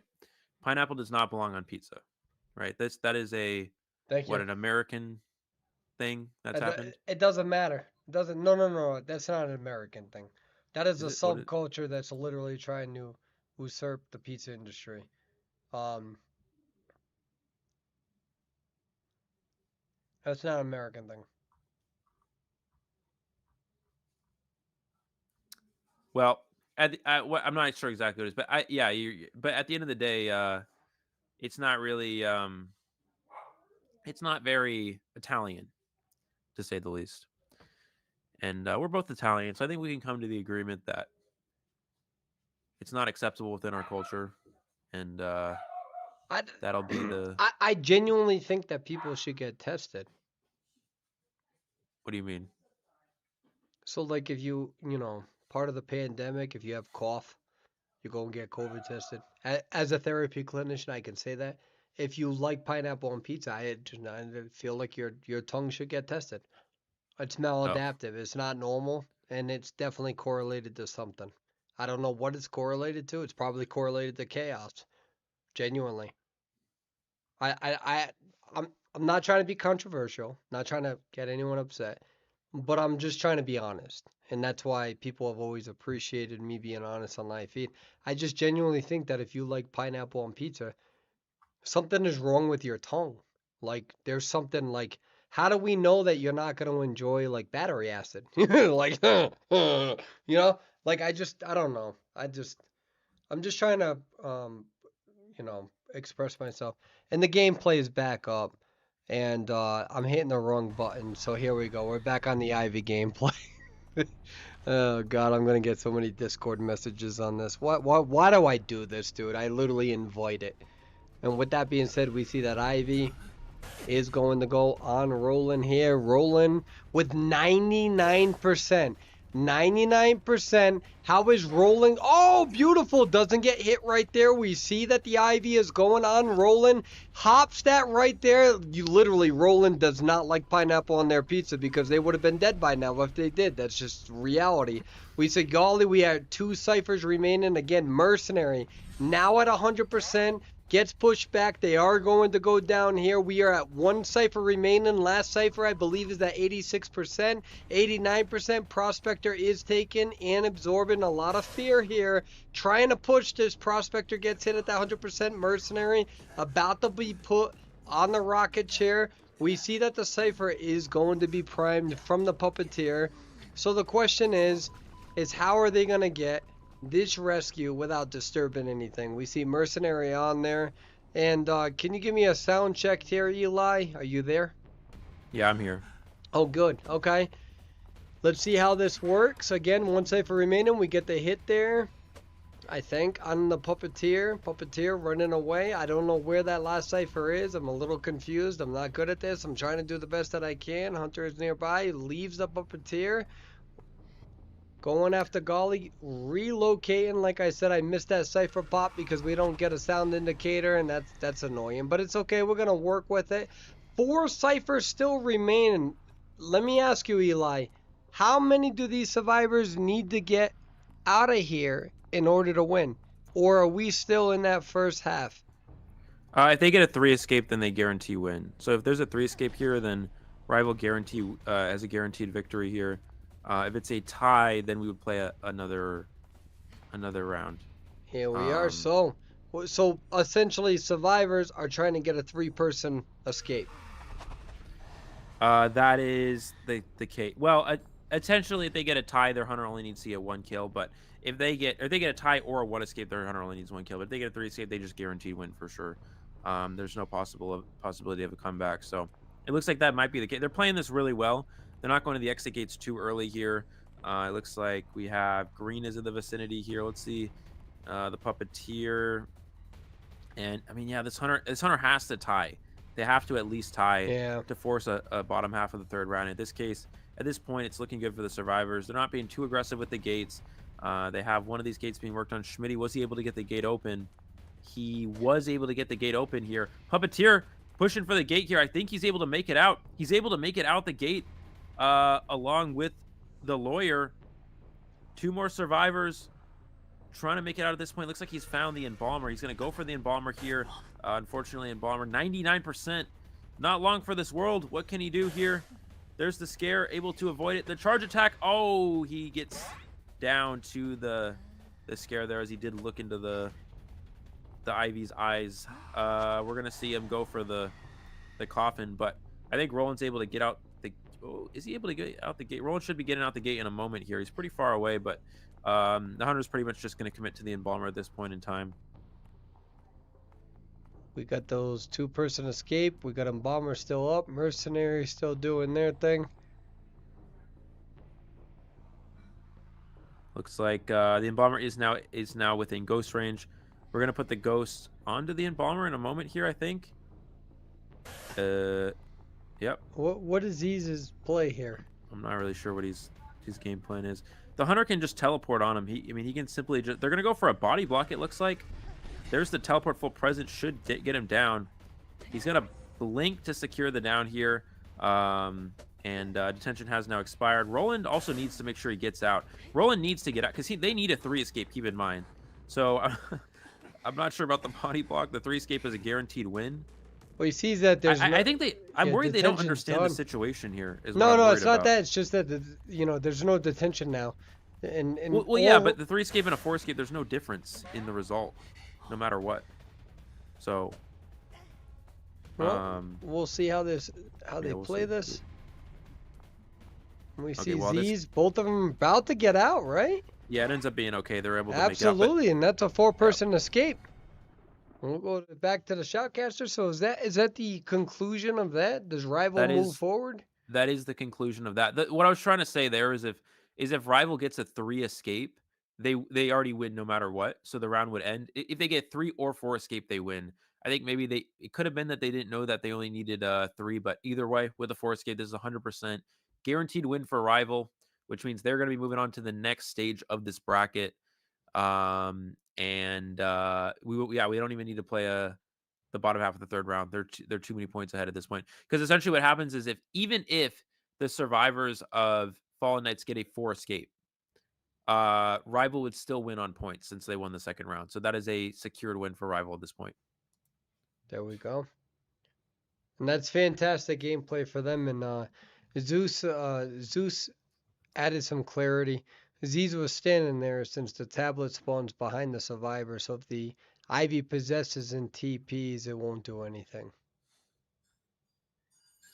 Which is great clarification from chat. And I personally appreciate that. And so, Rival, according to you, are going to move forward. I mean, what an impressive, like, an entire series, though. Even, this is a top player who's playing as a backup, hunter for Rival. This is somebody who has played in competitive in China. This is somebody that Rival now plays with. They're a great player. They've been playing for years. So even when we use the context of, backup hunter, it's a great hunter. It doesn't matter. This is a professional player. I'm pretty sure that we played against them in China. And this is exactly what you would expect from a player like Ying, is that they have this crazy versatility. And I don't feel like a lot of people understand Ying's past. They are an official professional player, correct, from China, and they are over here, and they are now with Rival from here on. And this is why we also saw them play within that summer tournament. But for the fact, and if you don't mind, can you mute your mic, because there's just like a lot of background music, like a lot of background. Yeah, you got to mute that. Yeah, thank you. With that being said, though, the fact that this team went against Rival and got them to the third round is an extremely impressive feat.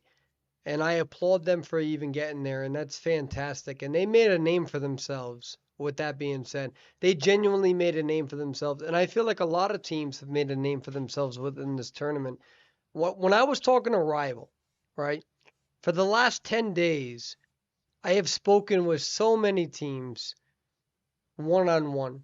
So the reason why I'm not on live feed every night, but the reason why I'm not spamming YouTube with all of the attention that the tournament has gotten is because I spent an incredible amount of time talking to all of the teams, all of the players, and one of the generalized consensus among not only rival but among other players and among other teams is that nobody realized how competitive this server could be.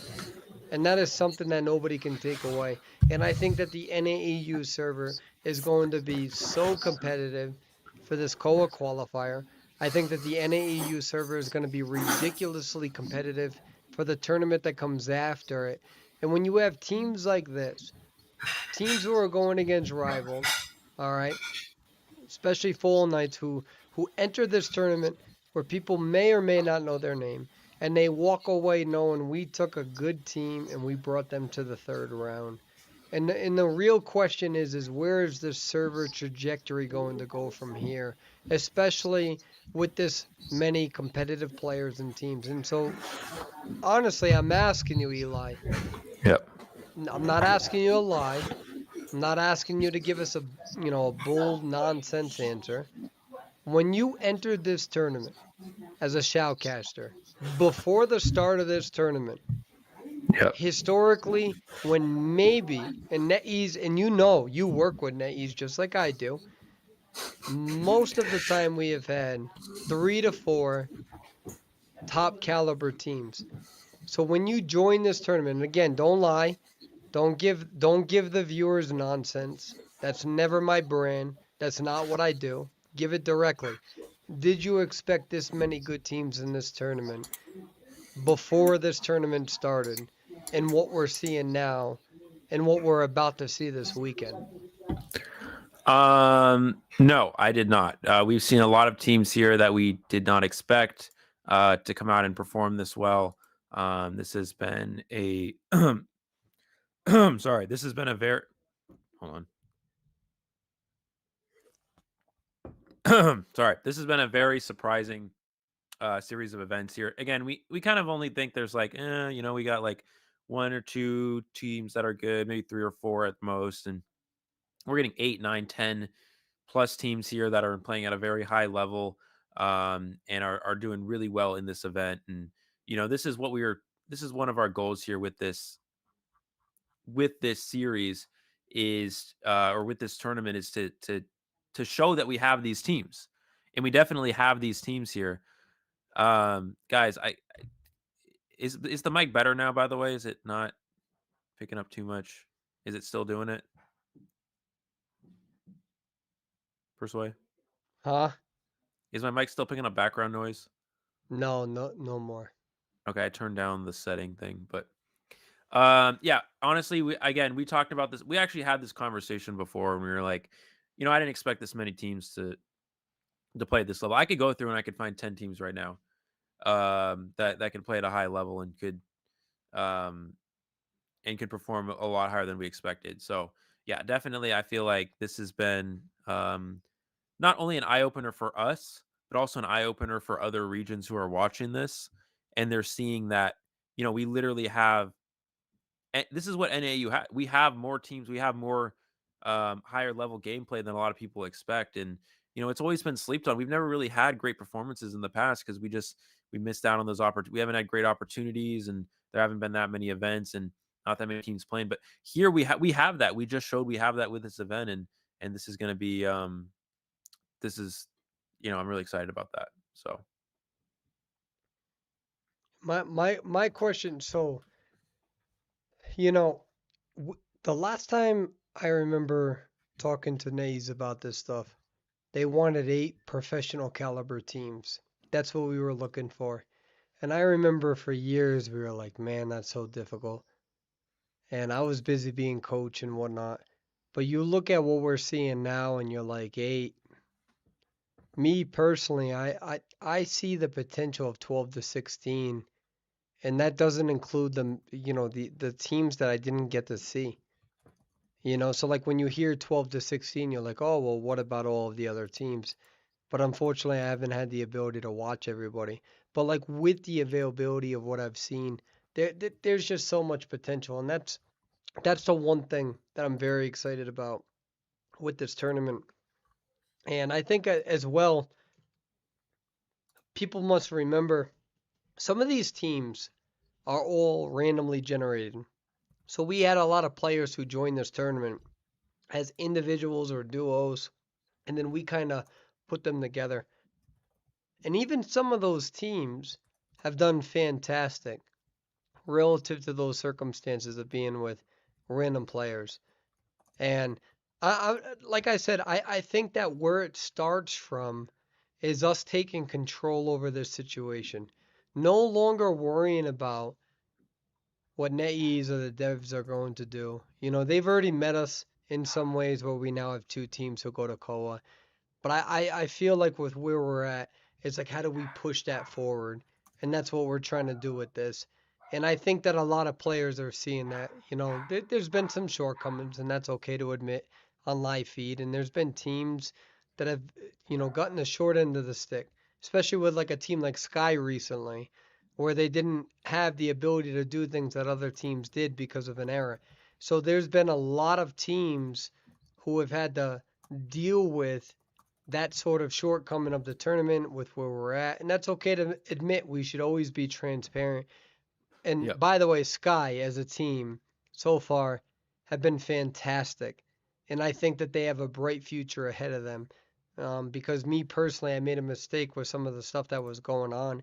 And they're no longer here because of that. And I've apologized profusely, but to them, because they were not allowed the option of a um, of a dual faction, and there was a miscommunication because I was gone. And I've already talked to them privately. I already told them that I would talk about this publicly because they deserve that. We don't need to hide anything. We don't got to talk about, or rather, we don't got to hide the issues that this tournament has had in terms of the organization and stuff. But on the same level, when you have teams like that, even when I messed up, they look at this and they're like, this is a good opportunity. We can't wait for the future. They were some of Yep. the nicest players that I've ever spoken with. One of the best teams that I've ever had the option and the opportunity to talk to. And I'm just like, we're going to improve. We're going to keep moving forward. And you know what Sky said to me? And I genuinely mean, I'm saying this on live feed. They have every right to come out with a statement saying I'm wrong. One of their players literally said, it's okay. We get it. We appreciate you taking that accountability. We're so excited for the future. And that's what this server needs. This server needs opportunities. This server needs the opportunity to display this sort of skill level. This server deserves it. And we're going to provide that. And we're going to keep pressing forward and moving forward, learning from all this sort of stuff. But let me tell you, and I am going to go back, just as Scott would say. He's my new friend, by the way. Scott doesn't like me too much, but I really like Scott. And if you're asking me who the hell is Scott, he's a player out of 400 who I keep trying to, like, I'm doing everything to make this kid like me. And I'm going to win eventually. Like, this kid's going to love me eventually. You're probably like, who the hell is Scott? Doesn't matter. He doesn't like me right now, but I'm gonna make him like me. Like he's eventually gonna like me. I don't care. Like anything after this turn, I'm gonna literally message this kid every day until he likes me. You're probably like, what the hell is Perswayable talking about? Doesn't matter. Just know there's a player out there named Scott, and he was not my biggest fan. I'm gonna make him like me. I don't care. I'm literally gonna message this kid every single day after this tournament until I'm going to DM him. I'm going to call him. I'm going to bring him in I don't care. Scott, no one, there's probably people who are like, what the heck is this kid even talking about on live feeder? It doesn't matter, Scott. You are going to be my best friend, Scott. I don't care. You cannot refuse me for the rest of your life. I am going to message you every single day until you become my friend. You don't even understand. Anyways, I feel better now. I feel like I was able to express myself. And that's very important, especially as us men. I feel like we should express ourselves a little bit more often. I feel like we'd get that anger out a little bit more, and I feel better. I don't even care. There's viewers who are right now watching. They're like, "What is he saying? Why is he talking? He's rambling so fast. What's going on?" Doesn't matter because Scott, you're going to be my friend, little kid. All right. So with that Okay, well being said, that's a little okay. no, it doesn't matter, Eli. Don't even care. Didn't even ask for your opinion. I'm asking your opinion about the characters. Okay. I'm not asking about my friendship with Scott. It's got nothing to do with you. You sound jealous right now. Get over it. Move on. There's I think I'm bigger gonna fish DM in Scott and ask to be friends. it. No. You're gonna back the hell off from Scott. Let me tell you something right now, because I will literally fight Where's you. Scott at? Gotta fight It's Scott. none of your damn business. Scott's my friend, and back off. With that being said, sorry, chat. Sorry about that. I feel like I was able to express myself, and I feel better now, and I feel like us men, we should communicate better like that. And Eli, I think in the future, out of professionalism as an official NetEase caster, I think that you should lower your voice in the future. I don't think that that was professional. Don't think it was Is that right?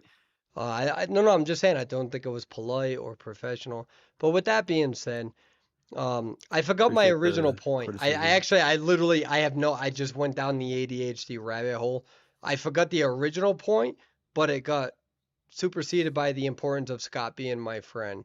And with that being said, Eli, what the hell was my original point? I don't actually remember. All I remember is something about Scott and then you yelling, and that's about Dude, all I I didn't got from yell. that. I didn't even raise my voice. Like, you don't have to lie to chat. You don't have to gaslight Mm, them. They're all grown-ups. think it's the other way I around, but didn't yell. It's my mic. My mic's weird. It's broken. you gotta fix your tech. No, my Get into my that mic. age where you My can't literally figure my out the mic is tech. Is that broken. uh Yeah. right? You know, Persuade, So when people when new technology comes out and people of a certain generation see it, they struggle through it sometimes, you know, and I'm here to support you through that. So just letting you know. all I'm telling you is that when Um, Mad Eyes eventually gets buffed, like that's my generation's time. okay. I just want you to know that. I don't think that's ever gonna happen, but yeah, that's more of an if than a when, or a never for that matter. What was my original point? It was positive. I just lost it because it's my personality. Eli's so nonchalant. This is one of my so basically I have 5 personalities, right? Because identity 5. So I have 5 personalities, 5 identities. I have, you know what? We're actually not going to go through that right now, but Dude, when I'll say this, when there's somebody who has um higher energy, Persuade is higher energy than me, so it's difficult for me to keep up with that. So now I change up I change up my to one of my other identities. I'm in the no, we're not doing zesty Eli. That's not going to happen today. what That's a is little zesty, Eli? that's not, you don't have to know about that. That's something else. Somebody Discord messaged me and sent me a link. That's Zesty Eli. that's a whole nother that's another identity that's not going to be coming out today, but uh yeah, that we're not doing we're not doing that Nope, today, we're guys. not That gonna let this one go. So, what is Zesty Eli? so I have different, so one of my so I have I don't care about normal the other four. The other no, four I'll can. explain all. No, you have to hear him so I to just want to explain all hear to Zesty. okay, well, zesty Eli is Eli whenever we do something good in a rank match, and then I turn zesty for about 5 seconds. Um and then I start yeah, that's my other personality. And if No. That was a non-answer. That what was else not can an I answer. say? That's Somebody clip this. I'm literally gonna put it on live feed right now. I don't care. This is a oh my god. semi-formal tournament. So like we're not regulated. So like literally somebody give me a clip of what Zesty Eli is, and I'm gonna put it on live feed. And we're gonna do it like right now. Because I feel like Eli, you're lying to all of us. If you were an animal, you'd be a lion. Not because of masculinity, because you're lying and you're a lion, Okay. and that's what you would be.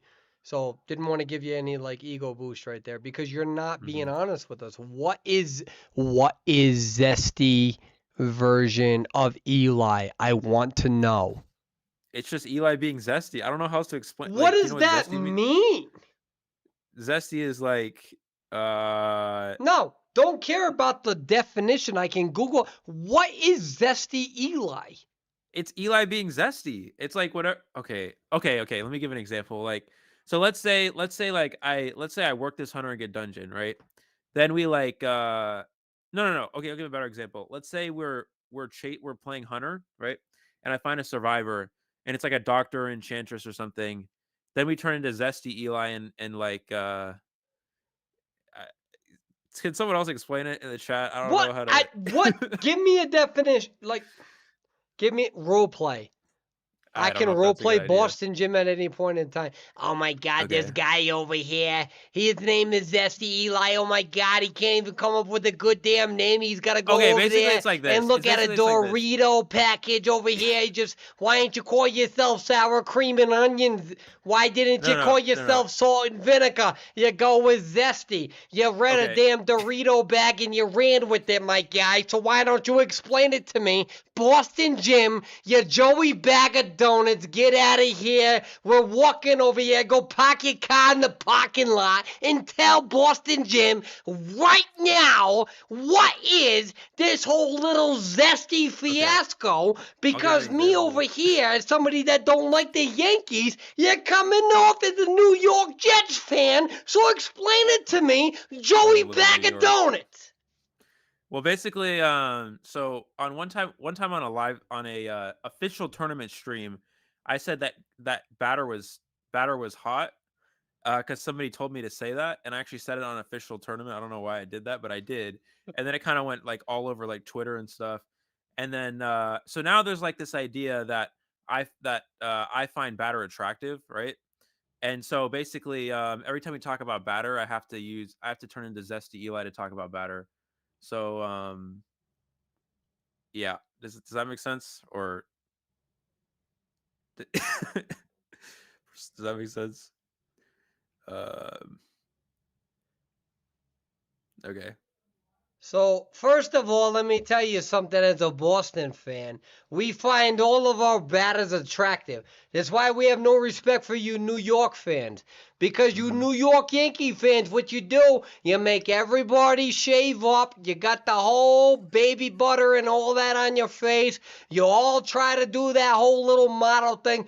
Over here in Boston, let me tell you something. It don't matter if you got a beard. It don't matter if you drink beer. It don't matter if you're over here, over there. Let me tell you something. As Boston fans, we don't need you to be shaved up. We appreciate all versions of you.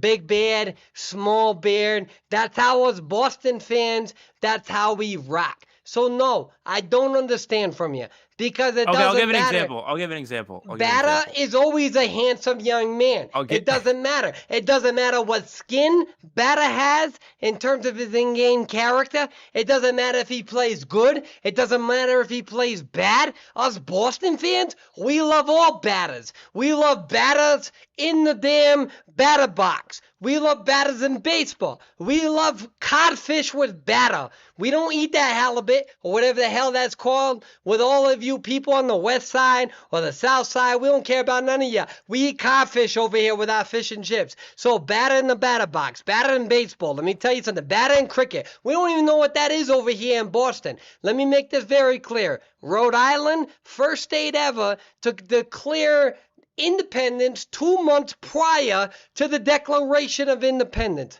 Rhode Island, the first that actually declared war and also decided to go in there and sink a naval ship before the Revolutionary War. So with that being said, we don't know much about cricket over here because we're very much so American, but we appreciate the batters over there. So, batter in the batter box. Batter on our damn fish. Batter, whatever the hell that means over there in Europe. We appreciate y'all because you share the same server. You New York fans, you don't care about none of that, and that's why you're about to lose Juan Soto. This whole zesty thing, I don't even need to play a character. I'm over here supporting Batter in every aspect. Food, sports, whether it's skin, fashion model. Batter is a handsome person. And no matter what you say over there, we don't care about it. We got no time for it. And as a result, I'm about to come out with batter and forward. Batter and forward, I think that's what it is, fan art in the next 1 to 2 weeks. What is your opinion of that? Zesty, sour cream and onion, salt and vinegar, barbecue without the barbecue? Hold on. There's a situation with one of the matches I gotta deal with. 1 second. Yeah, why do you think I've been role playing for so long? I'm over here role playing here as Boston Gym guy, wise guy, trying to entertain this whole damn chat. You're over here talking about a situation, a problem. You're over here disrespecting the batter, which is why nobody's got any respect for either the New York Mets anymore, because y'all spending too much money and you still suck. And then you got the New York Yankees. Wow, you made it to the World Series. Where's your last World Series win? It don't exist. You know who does win? Batter. And that's why Batter deserves respect on their damn name. And I'm over here as a Boston fan, Boston Gym, respecting their name, and you're not over there. You're over there focused. You're over there trying to figure out real life issues with the tournament to make sure the tournament has some integrity left, and it doesn't even matter. You know why? Because matter rhymes with batter, and that's what I am trying to do here. That made no sense, but it doesn't matter. You got Call Me the Merc. I'm about to Call Me the Batter. And you have no respect for it as a New York fan. And this is why everyone can't stand you. What's the next game? How do we have the next match is GSL versus either Kismet or CH4, but there's my a stomach hurts. slight difficulty that I'm trying to resolve right now. That's okay. So with that being said, okay, we're gonna end up Boston Gym. I can only do that voice for so long. My throat.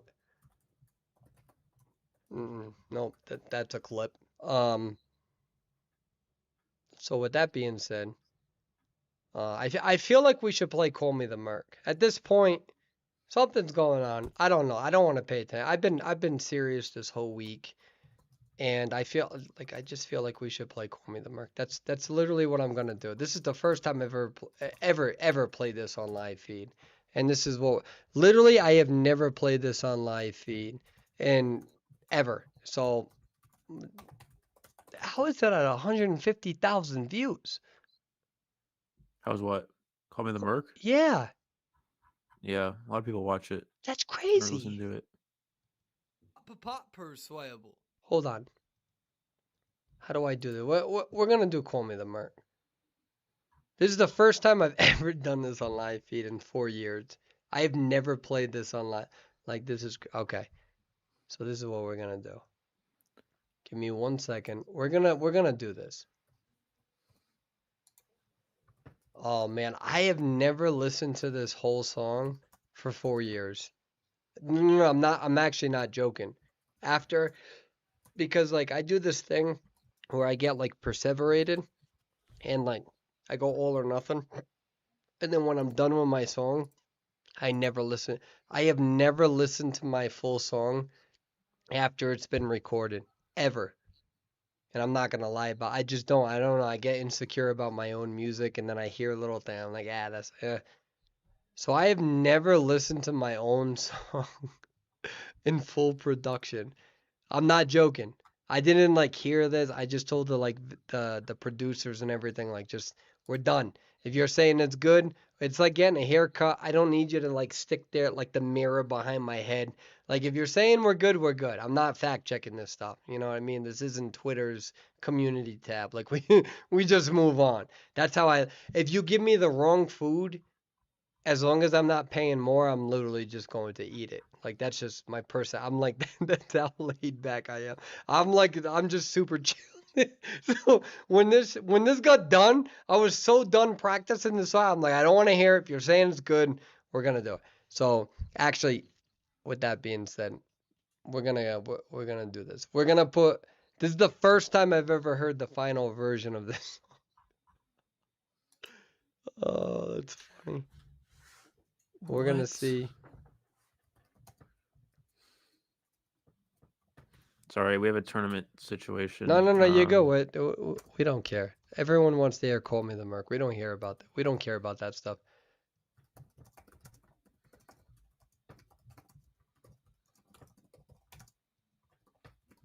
Nope, that's not it.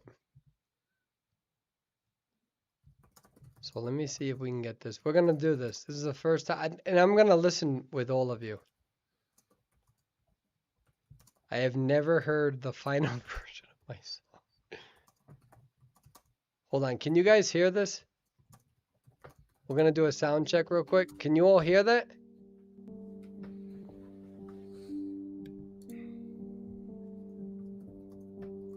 I need just anybody to say yes.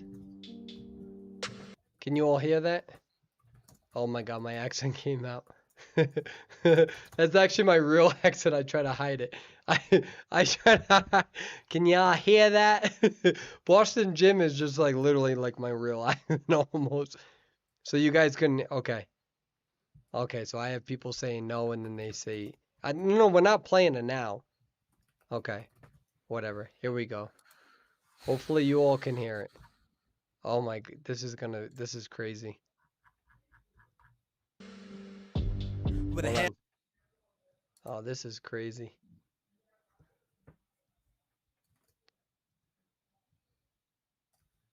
So we might be having FNE versus Omni instead of the GSL match because there's an issue happening in one of their matches. It may take a while to resolve. So, Oh, I see what you mean. Okay. yeah. So it seems like there's. Hold on.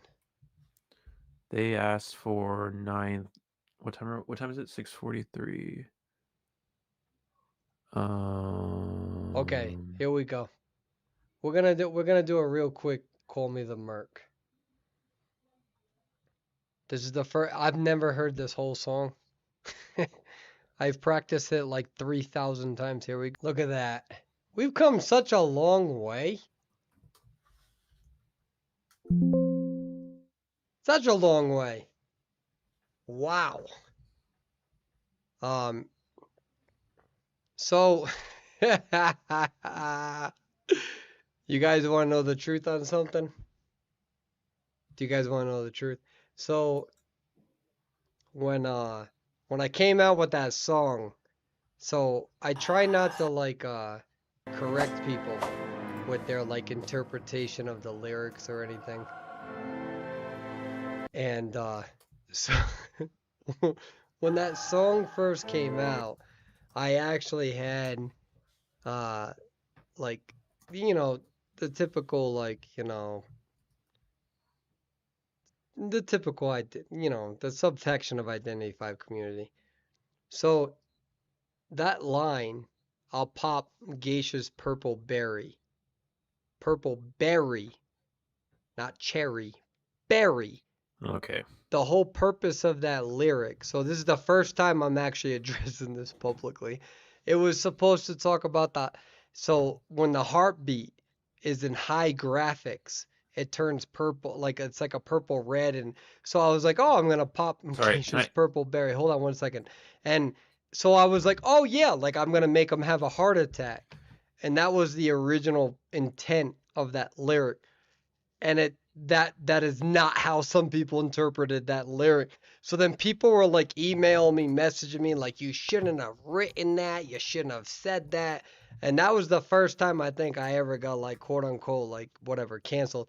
And I'm like, guys, that's not what the damn lyrics mean. The lyrics are it's literally about the heartbeat. Like I have no like don't tell me what my damn lyrics mean. Like I have no problem telling you what my lyrics mean. I have no problem telling you like too bad, deal with it. Like the purple it meant the damn heart.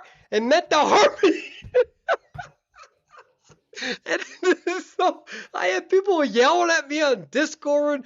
Oh man, it was a big thing. And I'm like, guys, the berry, it looks good. Play but the problem is that nobody played the game in high quality graphics because it blew up our phones.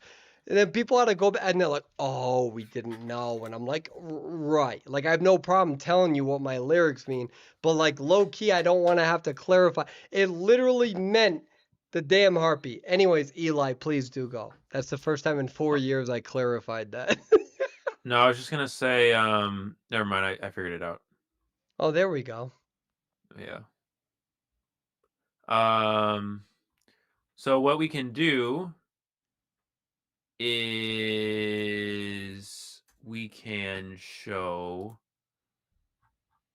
So there was an issue. So essentially, what was supposed to happen is Kismet and CH4 were supposed to finish their match 50 minutes ago, 50 minutes ago, and start playing against GSL. But there was an issue with a player and some stuff, and it's taken care of.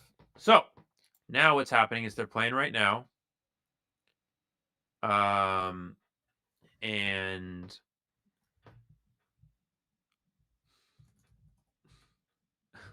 okay, I'm gonna tell you about this later. I can't say it on stream. There's just some stuff going on. But anyways, it's fine now. They're gonna finish their match. We can actually stream the third round of Kismet versus CH4. The winner of that will then play against GSL, and Kismet needs to get a 4 elimination. So Eli, yes. do you need a hug? Um I'm good. Or maybe I don't know. I think I figured it out. But Uh like, but no. But like, do you need a hug? yeah, it's okay.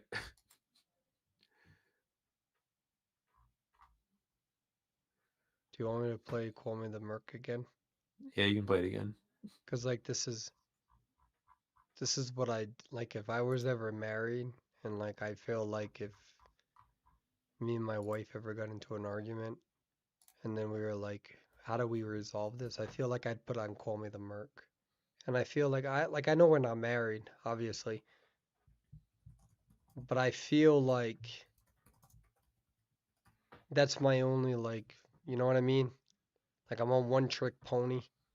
You know, I'm like Cats 007 back in the day when he only played cowboy. Like it's my only thing. Like I feel like this is my last hope because I feel like you're sad. Okay, Persway, I need you to leave the team you're in because we're doing switching to a new lobby to show the last match of CH4 versus Kismet. I'll So never I need to leave my invite you. team. I'm loyal. Okay, well then we can't show the last match that. uh, I'm loyal, dude. I'm not. I don't know. I feel like I'm abandoning these people. I think they'll be okay.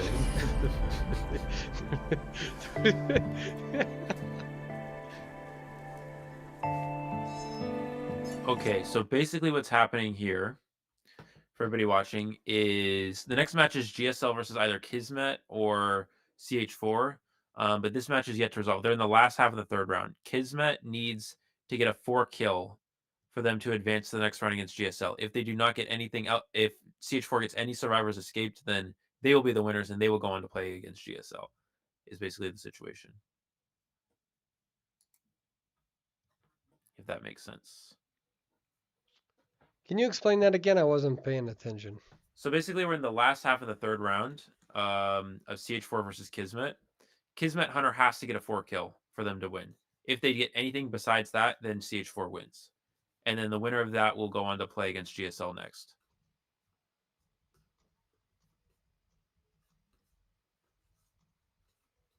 Is that got it?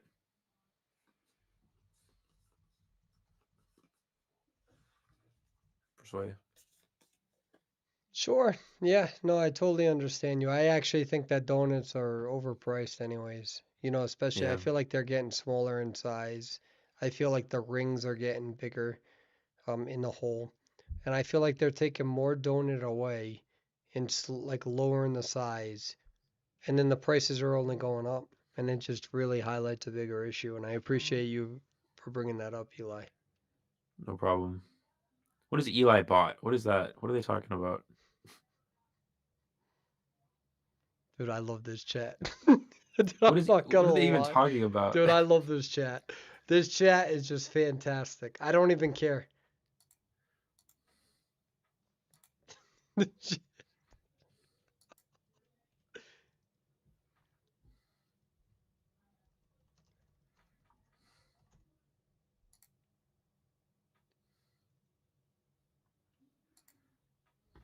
I'm trying to see if I can sneak in a guest appearance right now.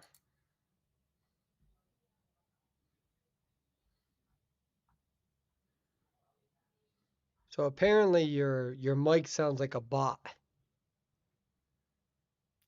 But Um, yeah, but it doesn't sound like a bot to me, so I don't know if that's my stuff. hello, hello. I don't know. It should be fine. But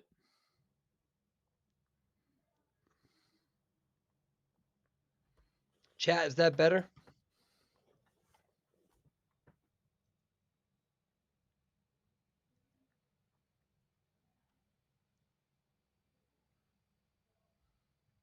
So with that being said, so we're still wait. Let me see. Are we in the band pick phase or yeah, I don't think that we can do the band pick phase. It's we too much can't. of a But we'll change. just see the match. Yeah. Okay.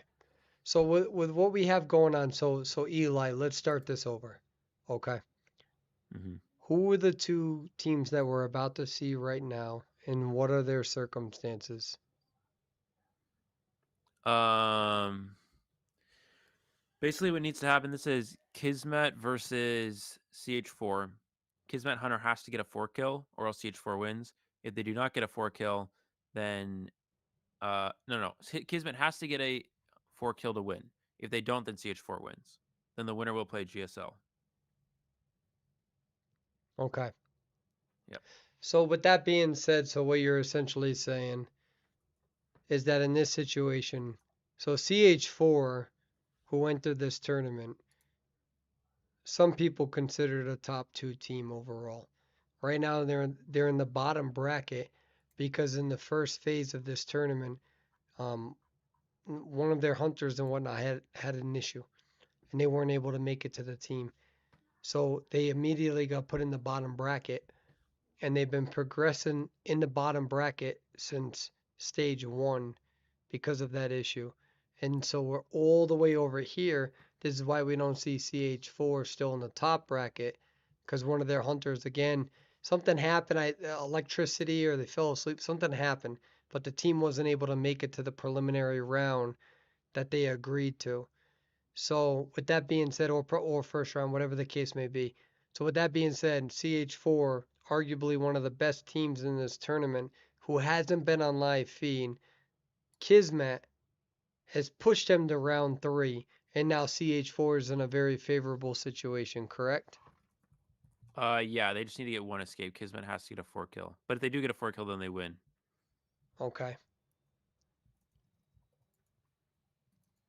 And I think this match is about to start very soon. They're in the pre-lobby. They're almost done. We're going to actually relocate to that now. And this is where we're at. We're going to put the sound on so we don't miss that up because that's been an ongoing theme of my end. And what we see is we see prospector, painter, barmaid, and journalist. And so we are going to see a sculptor. And again, one last time, Eli, what is this sculptor looking to do? Um, Sorry, one more thing. There. Okay. Basically, the sculptor needs to. Well, I mean, obviously, painter is a pretty good chase target here. He can commit to any of these targets in reality. Prospector's fine, painter's fine, journalist, barmaid, everything is an acceptable chase target here. So I would imagine he'll just go straight to middle for painter. Looks like that's gonna be no, actually prioritizing prospector. It looks like maybe going over towards this area, and it looks like this is gonna be the prospector in this area. I think this is Nato or NATO, the player. If you guys know NATO, I'm not sure, but don't quote me on that. But I think it is because that's usually the prospector player for CH4. Early chip here from the sculptor. A very good start. We're going to see a magnet being utilized. Kiting in the open to avoid getting any chip hits here. Needs to hit this stun. Does hit the stun, but it's not going to be a very long one. Looks like finally getting that first hit as well. Yeah. And for those who are asking right now, this is the final round most likely between these two teams. Yeah. Because we had an error with one of the matches that were supposed to come up, and so this is CH4 versus Kismet. And that's where we're at. This is, Uh, yeah, that was a beautiful statue right there. yeah. I'm not sure if the prospector misclicked or what, but unfortunately did get a slow vault there, and it's gonna go down to that ship, onto the. Going down to that ship, was unable to utilize the magnet as well, so definitely not ideal. But again, the survivors are really just playing for one escape. They do not need to get a, um, they do not need to get a win. They don't need to get a tie at all. They just need to get a single escape here. So we're gonna see the journalist come in for the first rescue. It looks like. Here's the vault. Journalist transitioning in. Where's the little bro? The little bro coming in for the rescue. Will little bro get the save? Little bro does get the save here, and journalist will take that hit. Now we have full presence, though, to work with here. Prospector's going to drop this pallet, get this feeder's transition to the back area. We have to watch out for those full presence statues, though. That's going to be very important here. The Sculptor's in a good spot. One last time, what is this Sculptor looking for, Eli? It has to be a 4-kill. Hunter has to get a 4-kill here, no matter All what. right, so If the it's not a 4-kill, Sculptor's in a CH4 position. wins. We put Here's the this magnet. game on for those who are watching right now. Oh. That was a beautiful statue right there. Beautiful statue. But Eli, again, this hunter has to get a 4-person elimination. And they're in a bad spot here because of 3 ciphers, but do they have potential? Well, I mean, we'll have to see. I mean, full present Sculptor, there's a lot of opportunity for a 4-kill, still 3 ciphers remaining. Again, survivors only need 1 out. If this journalist can get healed without getting chipped, which that was really big. If journalist goes down to a chip there while using the barmaid drink, that's terrible for the survivors. But journalist will be able to get healed now because of that. And looks like they're going to go for the barmaid over at the corner house area. Barmaid needs to watch out for these full present statues. Able to avoid the first set here. Does have this kiting area already set up. They have this pallet thrown down. And now they have corner house to kite. No, they're actually going to leave corner house. I guess basement is in the vicinity.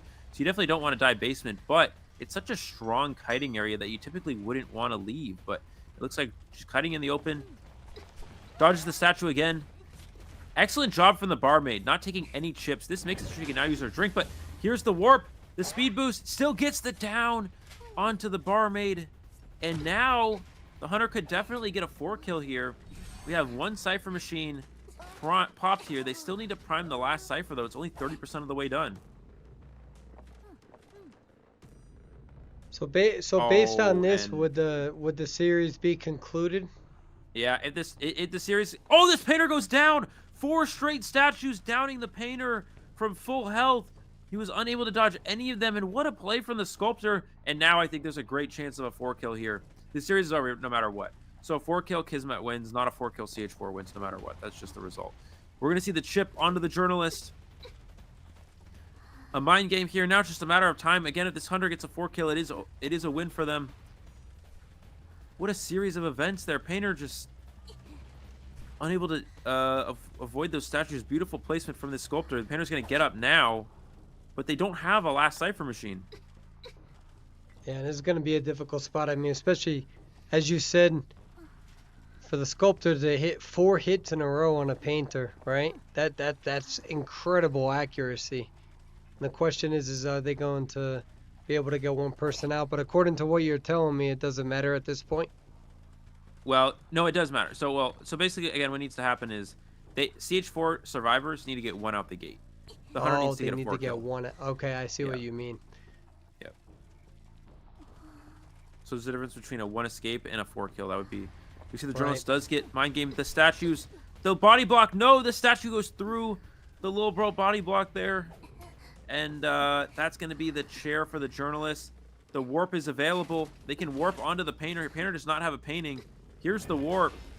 Does he find the painter? Painter needs to kite until dungeon opens, until the journalist is expired on share here.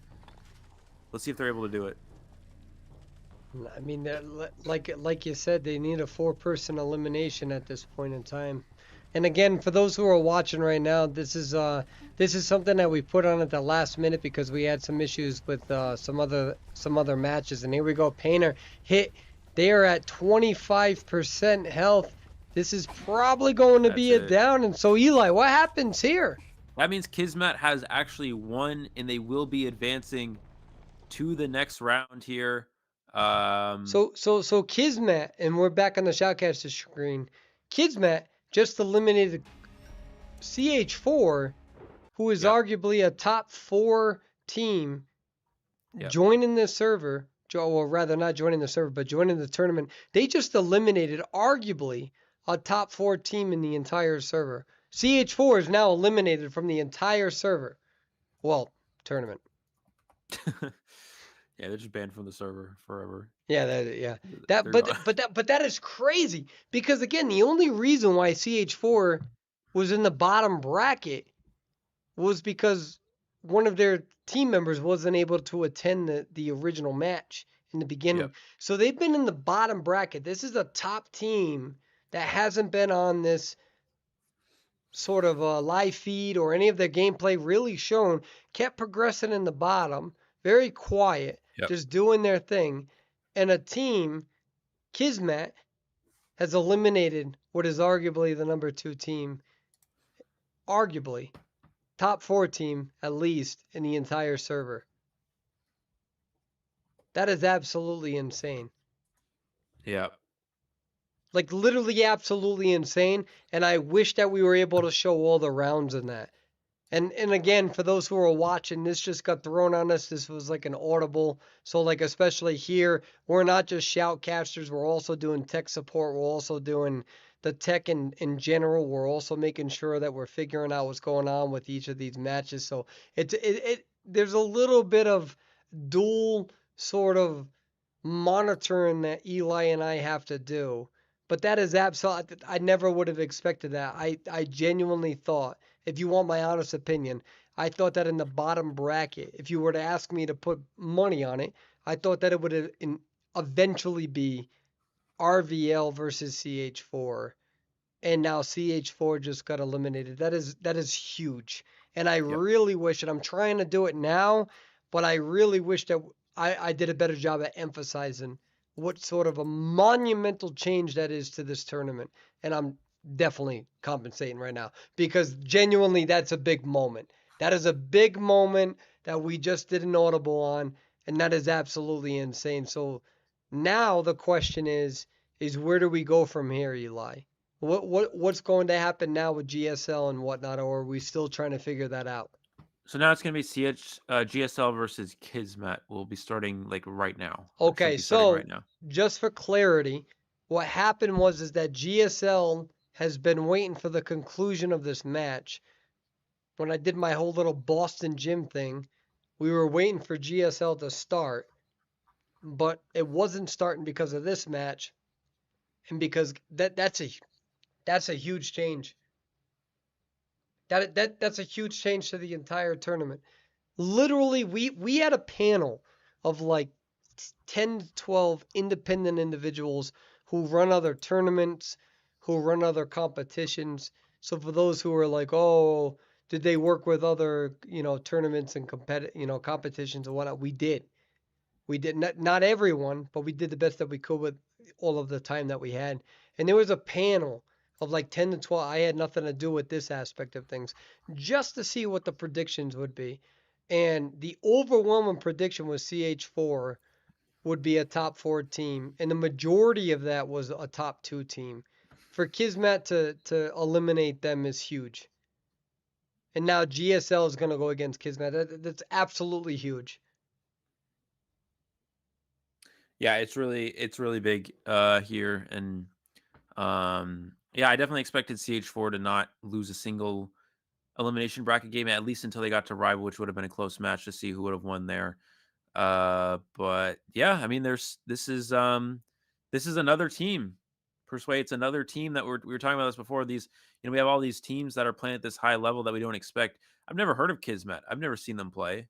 I don't know anything about their players, and they've just never had the opportunity, I would imagine, to show off what they have in an official tournament because there's just not enough opportunities for them. And now we actually see that here.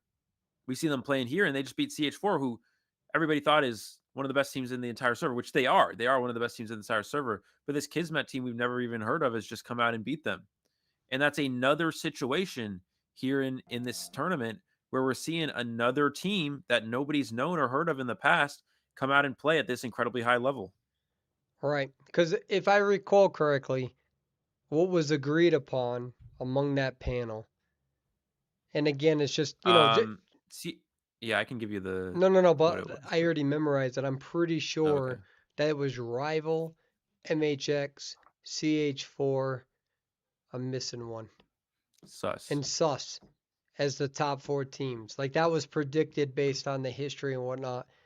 And if I recall correctly, Eli, every single one of them is in the bottom bracket now Yep.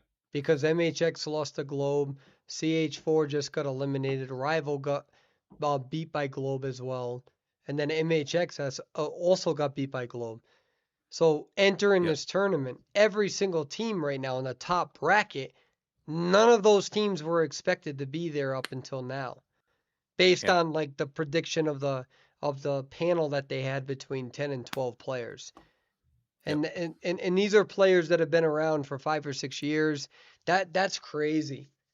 That really is crazy. And it's going to show you why the tournament in general, good and bad, has allowed that opportunity. Kismet just made a name for themselves. GSL is continuing to make a name for themselves.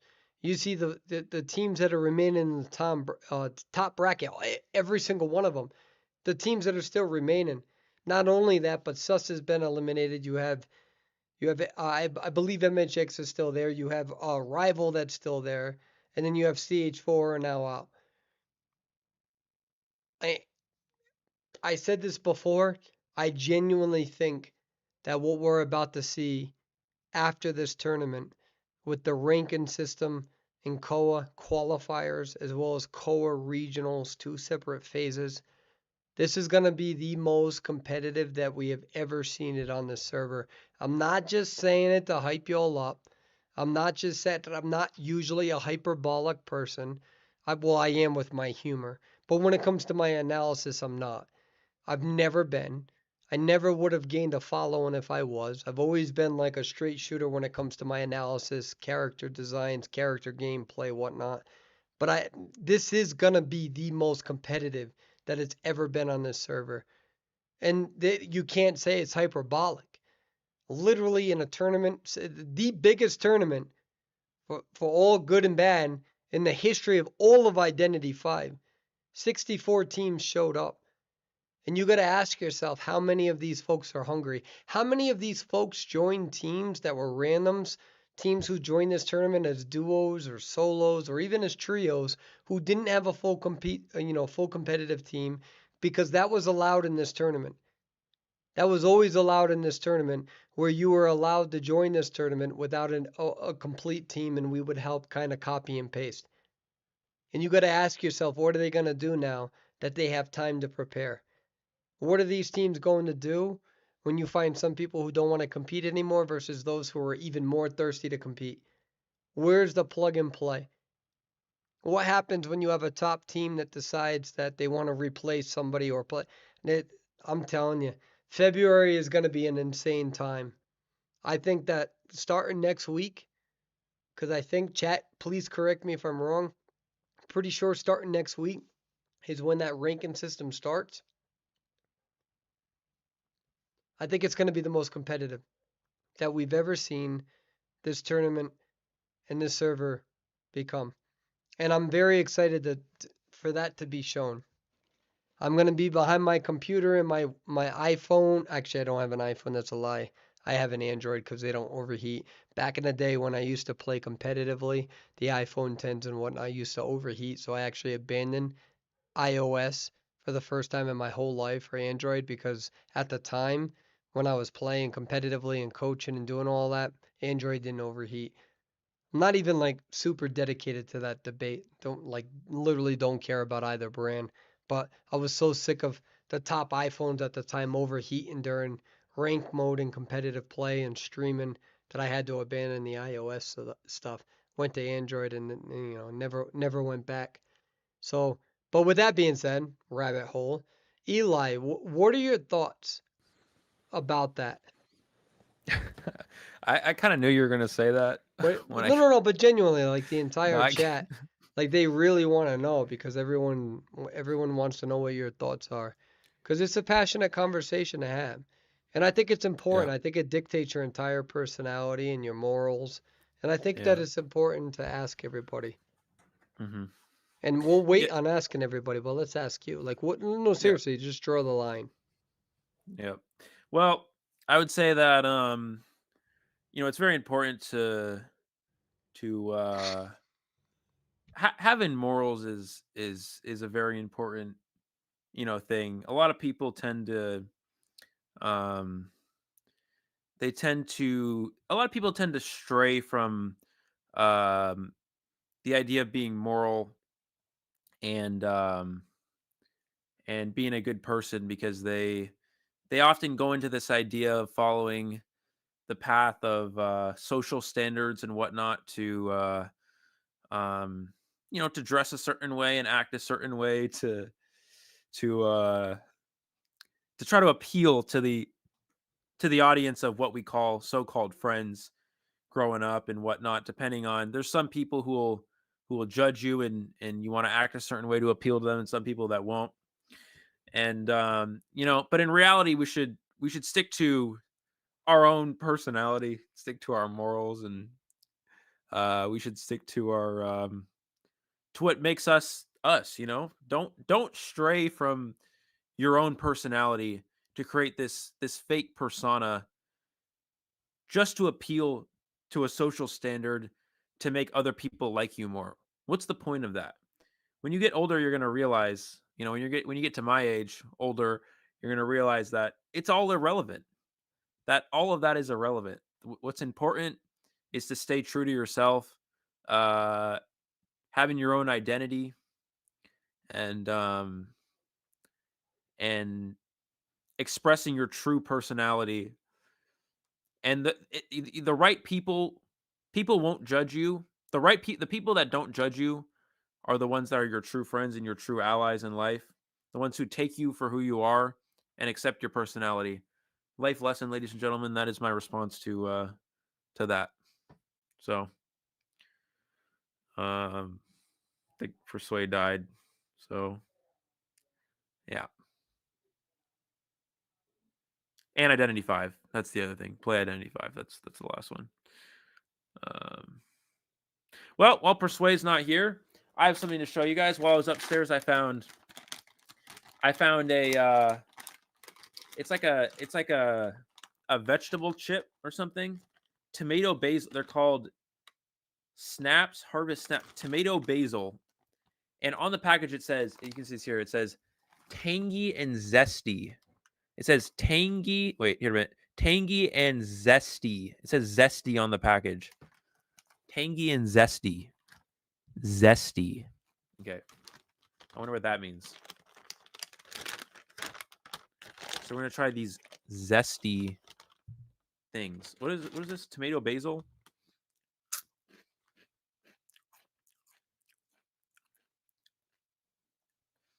Oh my god, guys, it's so zesty. So I actually agree with everything that you said. I think that it was an important conversation to have because the only way that we are going to grow as a server is with everything that you said. And I think Yep. that that's important. I think it's an important conversation to have. And I applaud you for being brave to have that sort of conversation. And I think that after everything that you said, I think it gives me a lot to think about, to grow, not only as a shoutcaster, but as a person. And there's not like a I don't think I can do a good job at emphasizing how beyond what's happening right now, how much I'm gonna grow as a person with the valuable information. The chip bite, dude. the, the, the yeah, the chip bite. It's just so loud. It's just Wait. loud, dude. It's just, I'm gonna turn my sensitivity up. Hold on. like, I'm gonna put on max what was sensitivity. Ready? that, dude? Like, yeah, dude, it's so loud. I can't do it seriously anymore. No, like you don't have to try to be serious. Like it's literally loud. Like, do you chew with your mouth like closed? Like, is that a thing? I feel No, like my that mic is was. just really sensitive. I don't think it's. I think you chew with your mouth open. I Go back and genuinely. watch the clip. I literally Nah, chewed my mouth somebody closed. clip it. Somebody clip it. We're gonna fact check this because I guarantee you, we're like someone's gonna. I'm gonna post it on social media tomorrow. Whoever clips it, you post it to me. Like I'm gonna. I don't think your mouth was closed. I think it was partially open. Oh my Partially god, open. dude! And I was spilling water on my shirt. Jesus. Yeah. Well, see, you even drink with your mouth partially open because I'm just How saying. else am I supposed to drink? Like I, what? I mean, with your mouth closed, you're supposed to chew with your mouth closed. Yeah. Okay, sure. Like, look at that. Look at that like loud noise right now. Yeah. See, yeah, your mouth was open right there. Yep. Yeah. No, definitely. Yeah. Yeah. It was open right there. Yeah.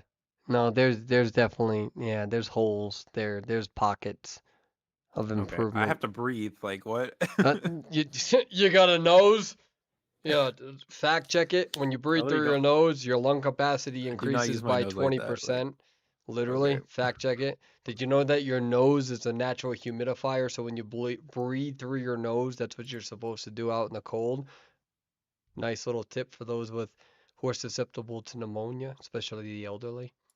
Nitrous oxide that also helps with the carry of oxygen to the lungs. I think I got that one right. I'm not a pulmonologist. It's been a long time. It's been a long time. I've been graduated from college for like 6 years. I'm pretty sure that one's right though. Breathe through the nose and out the mouth, right? Yeah. Purse lipped right there, so you control, so you have increased lung capacity. You can decrease the amount of overexertion of the heart. Very important, right there. Anyways, so with that being said, Eli, how you doing? Um. Well, I'm not gonna lie. A bit tired. And let's see. Thursday night I slept 0 hours, and I took a 2 hour nap during the day. And then last night I slept for 3 hours, 2.5 hours. So you know we're hanging in there. Early morning shift does that to you, I guess. Mm-hmm. But how about yourself? Doing good. Well, that's descriptive. Hmm, okay. Um. Yeah. Cool. Are you smacking? Like what is what's going on over I there? don't know. Since we're just gonna eat on live feed, I would like to show the audience what it's like to eat with your mouth closed. That's literally what I was doing before. Mm. Nope. We're gonna give a visual model here.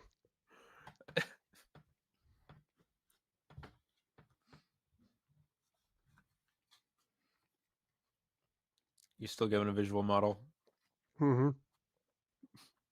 Okay. I'm just try to give a different perspective. Aren't you Northern Italian? I think so. Yeah, I can tell. So Yeah. Southern Italians apparently we eat different. Oh, how so? Okay.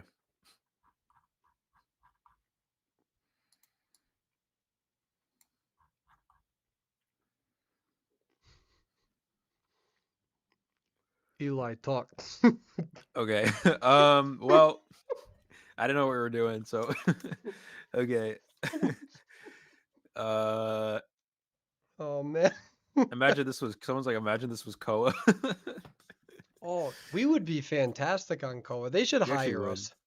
We would have so many people would enjoy these conversations. I'm not gonna lie. Nays would never hire me again. Oh man, we are in the band pick phase, by the way. So Yeah. I changed over here. So here we are. And what are your thoughts on this? Can you see this, Eli? Yeah. Well, I can see I'm watching their band chat as well. So it looks like we're gonna see. Wait, hold on a minute. We're going to see. I'm trying to look at. Okay, it looks like GSL is gonna be playing Hunter first here. Kind of curious where where they go with against this team comp. I mean, Perfumer is a character. We see Perfumer, which is not a character we see being utilized very often, um, especially in nowadays meta. It is good against some hunters. We've seen it be pretty effective against something like Goatman, as well as the Opera Singer. But it's usually paired with something, whether that's Seer or Cheerleader. Cheerleader can reset the cooldown of an ability, so she can make it so the perfume doesn't have a cooldown. So they use the perfume, the hunter bait. Even if the hunter baits it, then the perfume won't have a cooldown for the next when they use their next perfume. So that's a good combination there. We also see it with Seer Owl. Seer Owl can help the perfumer kite out the hit until the next perfume is available. So there's a few situations where perfumer is good against Goatman and Ivy, or against Opera and Goatman. But besides that, pretty weak to Ivy, pretty weak against some of these other hunters and characters. So I'm very interested to see what's going to happen in regards to that. But interestingly enough, from GSL, we're actually going to see Sculptor getting utilized here. And Perfumer is not good against Sculptor. Perfumer does struggle against Sculptor. Now, she does have 2-story buildings to work with. You can perfume, drop down the hole, or jump out the window. The hunter's forced to wait for the perfume to dissipate before continuing after them. But Perfumer, yeah, is considerably weak against the Sculptor character. Oh, I need a charger. Hold on. My iPad's about to die. No, you're okay. And again, for those who are just tuning in now, Kismet just eliminated one of the best teams, arguably one of the best teams in all of KOA or KOA projections in NEU. And that's absolutely remarkable. I don't think anybody expected this matchup here. And so Kismet's going into this with a lot of hype. And so the question is what is GSL going to do in order to kind of de-escalate that? And Kismet's also going from one matchup to another. And so there's pros and cons to that as a team. And one of the big things is that they already got, the rust out for the day. So do they go into this knowing that the gears are all oiled up, they're ready to go? Or is this something where is there a little bit of fatigue, especially with the 3-round system? And that, I feel like that's an important conversation. Well, I mean, I think it's good for Kismet. I think Kismet's already, warmed up and ready to go. For GSL, I saw they were practicing and getting ready for this match before, so I would imagine they're going to be ready as well. So I guess it's definitely something to consider. I think in reality, though, both teams are pretty well prepared for this match. But my question to you, though, and it's a fair question, only from a coaching perspective. I'm not sure as a coach if I didn't expect this. Did you go into this game plan as GSL thinking that CH4 was going to win? Because that's a big upset, and that's showing respect to both Kismet and CH4, right? Yeah. I mean, this is an upset. We can objectively say that Kismet, no matter what happens, they're going to leave this tournament with a name to themselves now.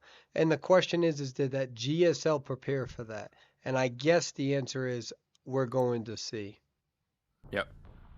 We're going to see here. And yeah, it's definitely an interesting thing to consider. I mean, most people probably expected CH4 to be the one playing in this match, and that's not the case. So definitely going to be a bit different, especially because Ling plays hunters Ling's got characters like Axeboy, Hermit, Opera Singer. He's got some traditional hunters, but also some non-traditional specialties like Hermit. So I'd imagine they prepared for that, and maybe that time they spent preparing for that may end up being wasted.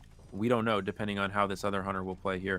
We're going to see the red light trick from AG here, trying to get the psychologist to run into them, which they were able to do, closing the distance on the psych here. There's the statue, or not the psych, the perfumer rather, sorry. And it was a beautiful and we're going to see the perfume hit there. Yeah. I mean, this is a very tough area. Sculptor was able to eventually close the gap very, very fast. And that's a compliment to the Sculptor there. Yep. Now, I would have liked to see Perfumer use the perfume and then drop down. And that forces the hunter to wait for the perfume to dissipate before hitting them. Because the reason why is now you're kind of just caught in this open area. Although the hunter's just going to hit them. Interestingly enough, they're actually just going to hit the Perfumer. We're going to see. Can they get the hit on the Perfumer? Blink. Oh, wow. What a beautiful move. Oh, no. They didn't even flywheel. They just juked to the side there. Sorry, I thought they flywheeled. And either way, they were able to avoid the hit. What an unbelievable move. but she didn't use the perfume for that hit. Perfume was available, and Perfumer ended up not using that perfume there, unfortunately. And while that it was a very good move to avoid that hit, but the problem is now Perfumer will the last perfume will go to waste. Although this kite is still quite good. We're gonna see. Let's see if Sculptor can stop her. The flywheel's available. There's the flywheel. Gets the flywheel out and the hit to secure the down. Let's look at the Cypher progress here. We have 2 Cypher machines almost done. That is definitely a great first kite for the Perfumer here. No, well, again, the only bad thing about this move is that they're allowing ciphers to continue to be progressed. They're allowing survivors to get into a better position here. So, however, it's a difficult rocket chair to rescue again. So we'll see if that was a good move. I think it was, but that was a very good kite in the beginning there. Yeah. The good news is they do have Knight, so let's see if Knight will come in for the rescue. Looks like he's hiding up behind the hotel building. Come in for the rescue, gets the save with the sword there. Chip onto the Perfumer, gets the hit onto the Perfumer, achieving full presence here. So now this is where things get a little bit better for the Sculptor. Where they have that full presence. You can see it's so easy for them to get free hits there with that chip onto that Knight. And this is going to be second share for the Perfumer. Let's look at the Cyphers yet again. They do have the Cyphers to win the game. They have 2 Cyphers at 70 and another Cypher at 95.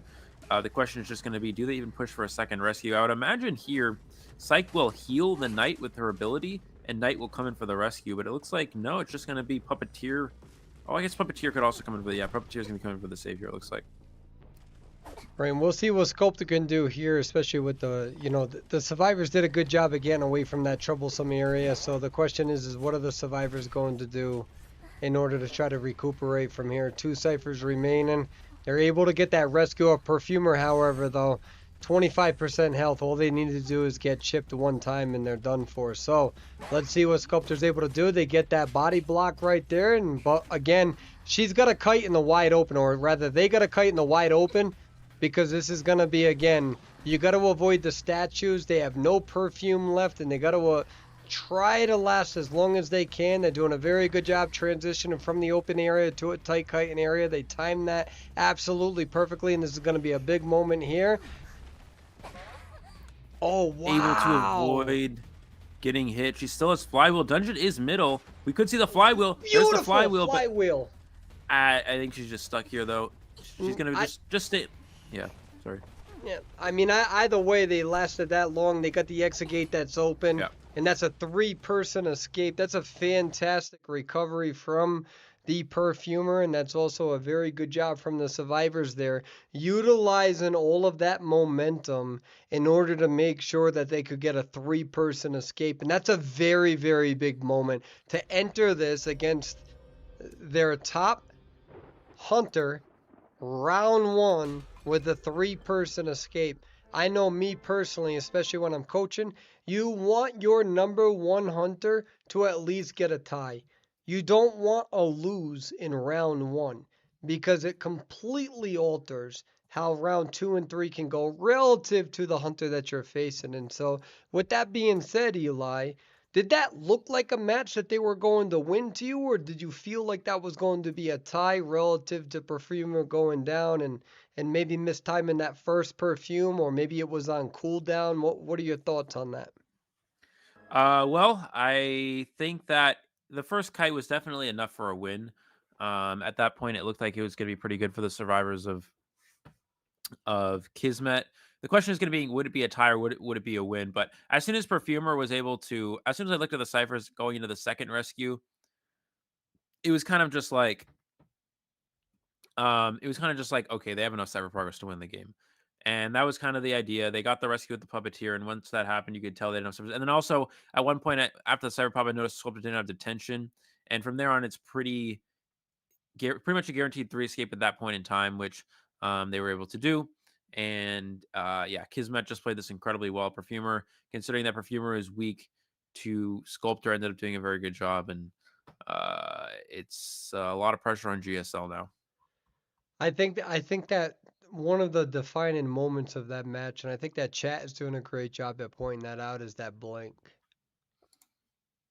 You know, especially with that blink, that first blink, and not being able to get that Perfumer down, hopping over that pallet, being able to continue the kite beyond that.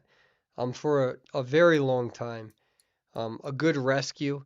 The first rescue that Survivor was able to put themselves in a very good position, and I don't think that the hunter was able to account for that. So not only are you talking about a great kite, you're talking about the first rescue that Survivor having a very good read on that situation, putting themselves in a good spot where that hunter wasted more time making sure that that survivor was put in that chair in order to maximize on it. And the survivors not only read it, but they were also able to counter that move.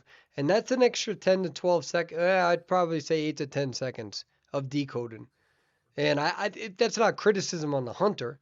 I understand what they did, but I feel like the survivors were able to read that properly, and they were able to position themselves in a manner that was able to counter that move. And I think that worked against the hunter in that situation.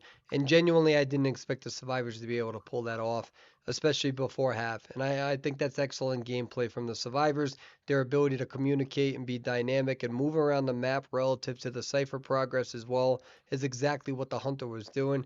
And would it have been better for the hunter to just immediately chair? And it doesn't really matter from here. Everything is obviously more clear in hindsight, but still, very interesting gameplay from the survivors to be able to pull that off. And I genuinely mean that. Yeah, the survivors, yeah, doing an excellent job. And again, their team composition wasn't even built for Sculptor. It looked like it was built for something like Opera Singer or Goatman.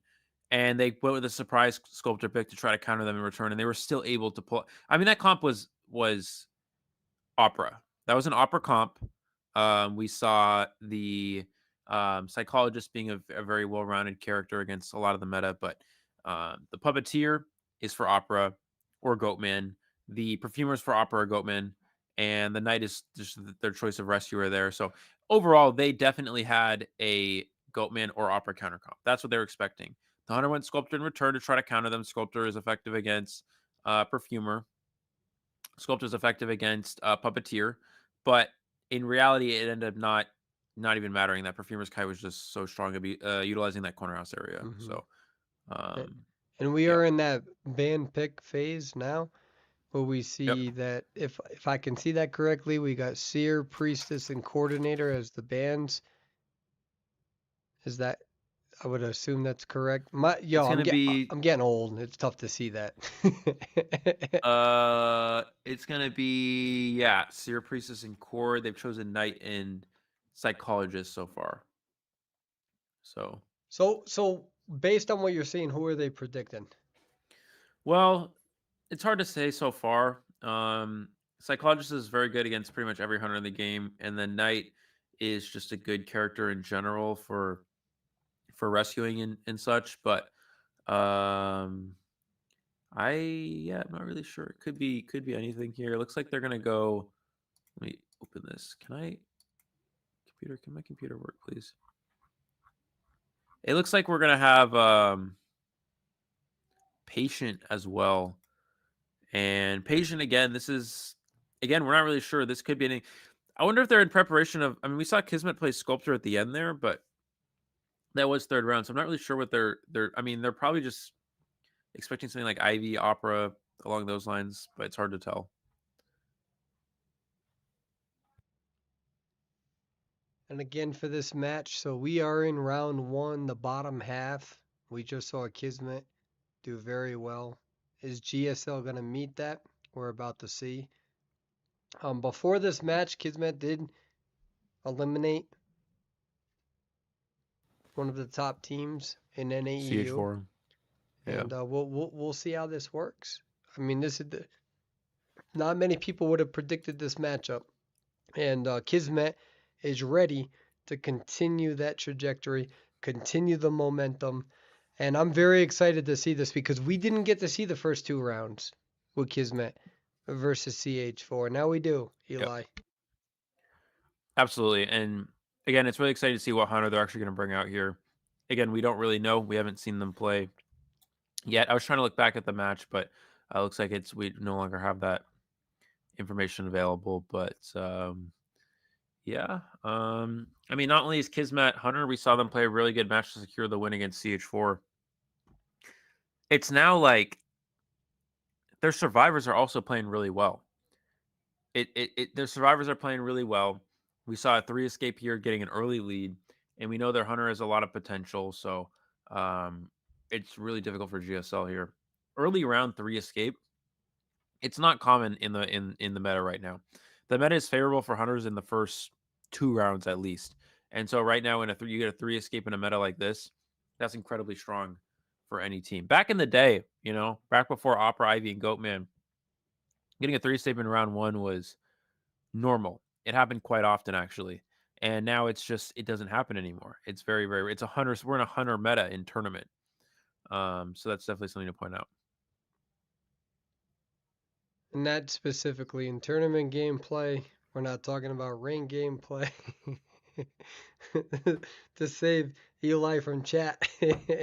I mean, in all fairness, though, I mean, especially with Hullabaloo coming out, depending on, and I agree with you on your analysis of Hullabaloo. I don't think he's going to be tournament viable as much more so as rank. He might in the beginning, but I think that teams are going to counter him relatively quickly in tournament gameplay. But with the recent nerfs, because I remember a lot of us talking about how Ivy, Goatman, as well as Sangria, etc., is going to be a series of very, very competitive hunters that we haven't really seen historically. There's always been, usually two. So the question is that before the gameplay starts, and we have a little bit of time, do you think the nurse that we have recently seen within this update is that going to alter what we would presume to be a hunter-dominated meta for tournament? Um, Not yet. I think they're gonna have to adjust characters even more and nerf them even more. I don't think it's gonna be enough for that. Even with the Ivy nerf, it makes her a little bit worse, but she's still quite strong. The Opera nerf is a little bit more harsh. I think Opera is going to be a bit weaker than the rest of the two. I think I think it's going to be Goatman is number 1, Ivy is number 2, Opera is number 3 in that order, from best to worst. Right. Um, Mm. so that's kind of yeah. I mean, before it was like Goatman was the best, Opera and Ivy were the same. I think Opera's going to be a little bit worse now. So it's going to be Goatman, Ivy, Opera in that order. Right. And I think that's fair. And it's one of those moments where it's only us two on this live feed right now. It's always interesting to see what different people and their interpretations and analysis are. Like Zeus Identity 5, who's playing in this match right now, a very well known Naiad cosplayer, as well as a Hullabaloo main, because that's all they play. We've seen Zeus on Twitter constantly talk about how Hullabaloo is underrated, Yep. underwhelming, not that good of a hunter. He's been saying Oh that yeah, since day one. And the question is do you think that with the recent adjustments to Hullabaloo, are they going to be a top hunter soon? yeah. No. Okay. Hullabaloo got nerfed, I'm pretty sure. Yeah, man. So it's even he's even Just worse wondering. now. And we're going to be in that gameplay selection here right now. And we're going to. Somebody clip that.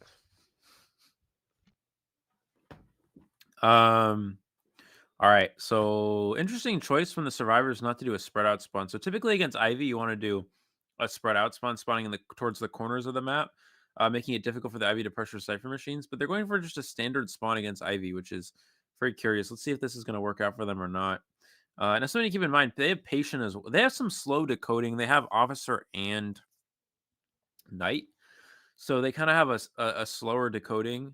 By the way, I just want to say if anybody does clip any funny moments or anything, please send them to me because I would actually like to rewatch them because it's yeah. Please send it to us, please. Appreciate it. Thank you. Anyways, so they don't do the spread out spawn. They're going for a standard spawn, which I would expect it a spread out spawn against the Ivy. But let's see if this will work out or not. They have slow decoding again with Officer and Knight, 2 slower decoders. Looks like we're going to see the Ghost going towards middle here, looking for the location of the Knight. I wonder if this is a target that he plans on committing to. Going to find Zeus early here. Oh, missing the scare onto Zeus.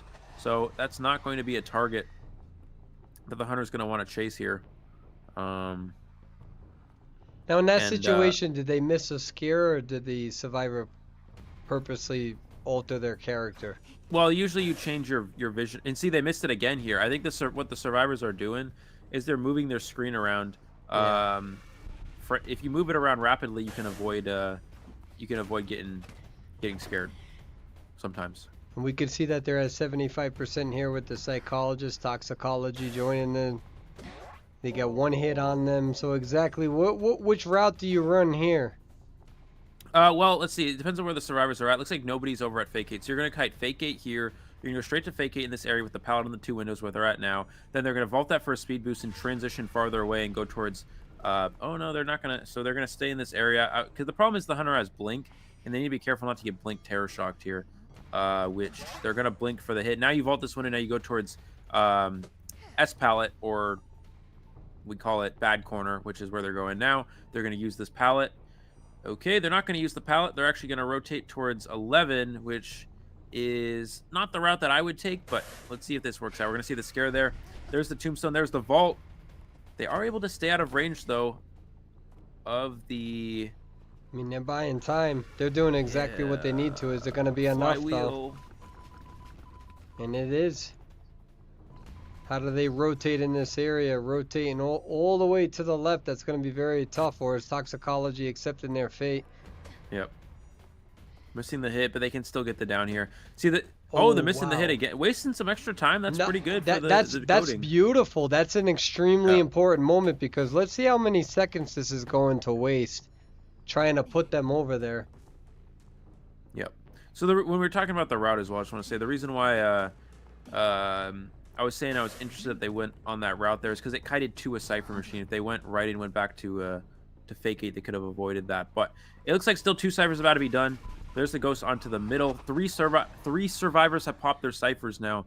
So this does result in a 3 cipher kite. The question is, can they still finish cipher? Keep in mind, Ivy is a hunter with good map pressure. So can they still finish these ciphers in time? There's the hit. We need to see the rescuer. The problem is the officer's going to get doubled down. That's going to be the issue. Is officer taking the double hit might be difficult for them to finish their ciphers now with this survivor on the ground. Right, and the question is that are they having that much psych- confidence in toxicology, who is a very good kiter? We'll see what this hunter can do. And like I said, I mean, you can already see the gameplay experience that they have going all the way in that corner and buying a bunch of time before they ended up getting shared. And we'll see what's happening here. Can he I dodge mean, the ghost? This is going to be the big thing. He needs to dodge this. He does not dodge it. He was not able to change his vision there. And that means he's going to go down here. Let's look at the ciphers. Do they have enough ciphers to win? 60% on patient, 40 on night. So what can happen here is officer can self-heal and save with a pocket watch. I think we're going to see one of 2 things happen. We're going to see night come in for the rescue and officer go to the night cipher, or we're going to see officer save with a watch. And those are the 2 options. I think officer saving with a watch is better. It makes it so the survivors don't need to go to other ciphers. Zeus needs to push the cipher. He cannot afford to leave the cipher. He just needs to push it. If the hunter TPs on him, he TPs on him, and it is what it is. And just as a reminder to all the viewers, we are looking for a 3-person escape, or GSL is rather, in order to just tie this round. And this hunter's playing very well. I mean, they're in a good position here, so we'll see what the 2 ciphers remain. And we can see good chair. Bait, beautiful bait. He hits the chair. That's a big moment here. Can the psychologist survive? 100%. Hits down the psychologist. Where are the ciphers at? Zeus's cipher is ready. Patience. Oh, the ciphers are ready, but Psych does not have borrowed time. That's right. Psychologist does not have borrowed time. That was a good pop, knowing that they didn't have borrowed time. This is going to be really difficult, though, for the survivors. The survivors have to get all 3 of these characters out just to be able to tie this round. If this hunter is able to eliminate at least 1 more out of those who are remaining, they win round 1. And that's going to be a big moment, correct, Eli? Yeah, and I think, absolutely, and I think that for here, they shouldn't go to the gates early. What a lot of teams do is they don't go to the gates early. They're going to try to keep the hunter away from... The problem here is officer doesn't have a pocket watch. I was going to say, now they have to push the gate because the survivor's getting chased. We're just going to see a blink and a down onto the officer. So get the terror shock, beautiful blink. Yeah, what needs to happen now is that now they kind of need to push the gate, but he's just going to teleport after him. Finds the knight as well. Knight was unable to flywheel, and that's a big missed opportunity. And now we're going to see the Ivy really just start to control the board.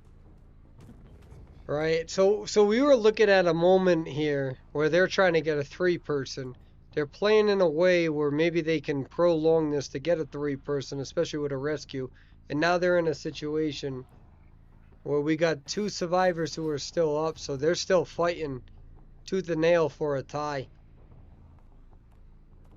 Yeah, I mean, well, they're fighting not to get four killed. You can't get four to get four killed. That's gonna be the big thing. Is this Ivy's gonna try to push for a win here, and they cannot afford to get four killed under any circumstances, or else they'll fall incredibly behind in points. Um, let's see. Looks like they're gonna find the first officer. Is Patient doing the gate yet? Patient is not even to the exit gate just yet. Officer able to avoid the scare. That's a big. Oh, the Ivy's gonna TP away. Thought that the someone was rescuing. Looks like that's not going to be the case. Patient's pushing the exit gate here. Officer maybe should go for try to kite the gate or try to kite the dungeon. I'm not sure. All right, this Bringing is the gonna. ghost over there, They got to see how but they're gonna play this because the tension is now out. it's just not gonna. It's not gonna be ready. But yeah, detention's not is. It's out, but it's just not gonna be ready. Canceling the Oh the wow. hook with the scare, but he's able to make it to the trim instead. That was actually fantastic. You saw a bunch of different things happen there, and ultimately that patient, that's a big moment. If that Yep. patient got hit there, that's a very difficult spot. So we'll see how the survivors are going to adapt to all of this, especially with the tram. There is no detention. Dungeon's pretty far away. Are they going to be able to get this in time? Not sure if Pearl's going to be able to. 100 fear, get that hit. Question is, what is Devil's going to do there on the opposite side of the map of where we would see dungeon? So this might be a four-person. However, again, detention is not there, so Devil's got a little bit of wiggle room here. Here's the issue: is that officer doesn't have self heal, and patient can't run up and self heal the officer because of insolence. It means the officer can only self heal to 60%, Right. and we're gonna see the hook get canceled again. I think. I'm not actually sure. No, he's not gonna get it canceled, but he's not able to hook away there. Officer just can't get up, so he's just gonna commit to this patient, down this patient, and that will be a 4 elimination since Yeah. officer no longer has their self heal.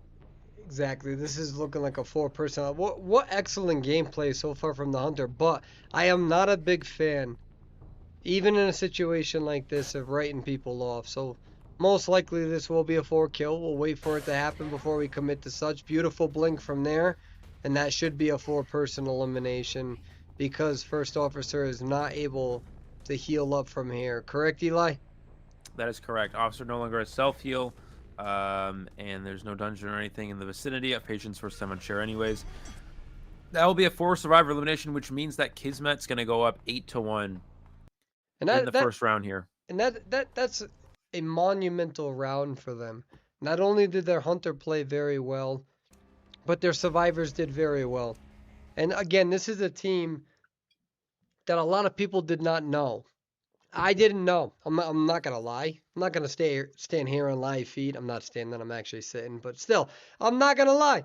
I didn't know their name going into this tournament, and they just eliminated CH4. They're now in here against a very well notable team, a good team. GSL, and they just took round one by a pretty decisive victory. And so the question is that from GSL standpoint, you know, the question that will before we get into that question, we're gonna go to a sub question, is that did they prepare for Kismet, or did everybody, just like GSL, assume that CH4 is gonna move forward and they prepare for CH4?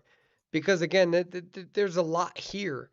There is a lot here, and so the question is that did GSL prepare for both teams, which has nothing to do with the results of round one, but just in general, is this something that is going to work in Kismet's favor, where it's like we won, let's move to that next round right away, or is this something that you think GSL, because you've been speaking with them, if I recall, did they prepare for both teams in that manner? Because I know me personally, I did not expect Kismet to get this far. And that has shown so much love and admiration to that team and just being completely honest with the projections.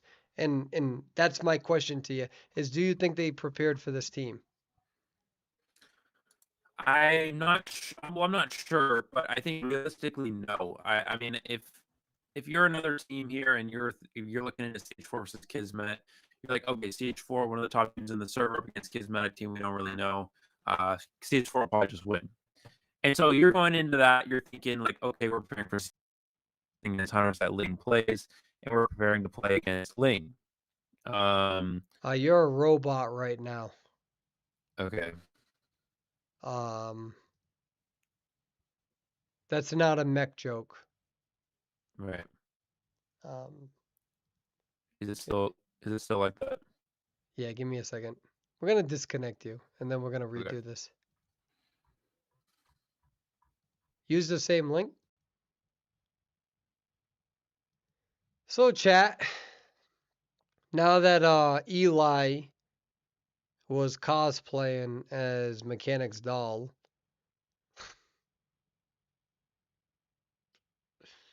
I'm actually ashamed of that joke. Like I regret it. I wish I could take it back. I wish I could lasso it. All right, let's see if we can get Eli. Hello, Eli. Hello, hello. Is it Well, better? hey, you're rejuvenated. You got healed. That's that's nice. So what were, what were you saying? Um, I don't know. I don't remember. What were we talking about?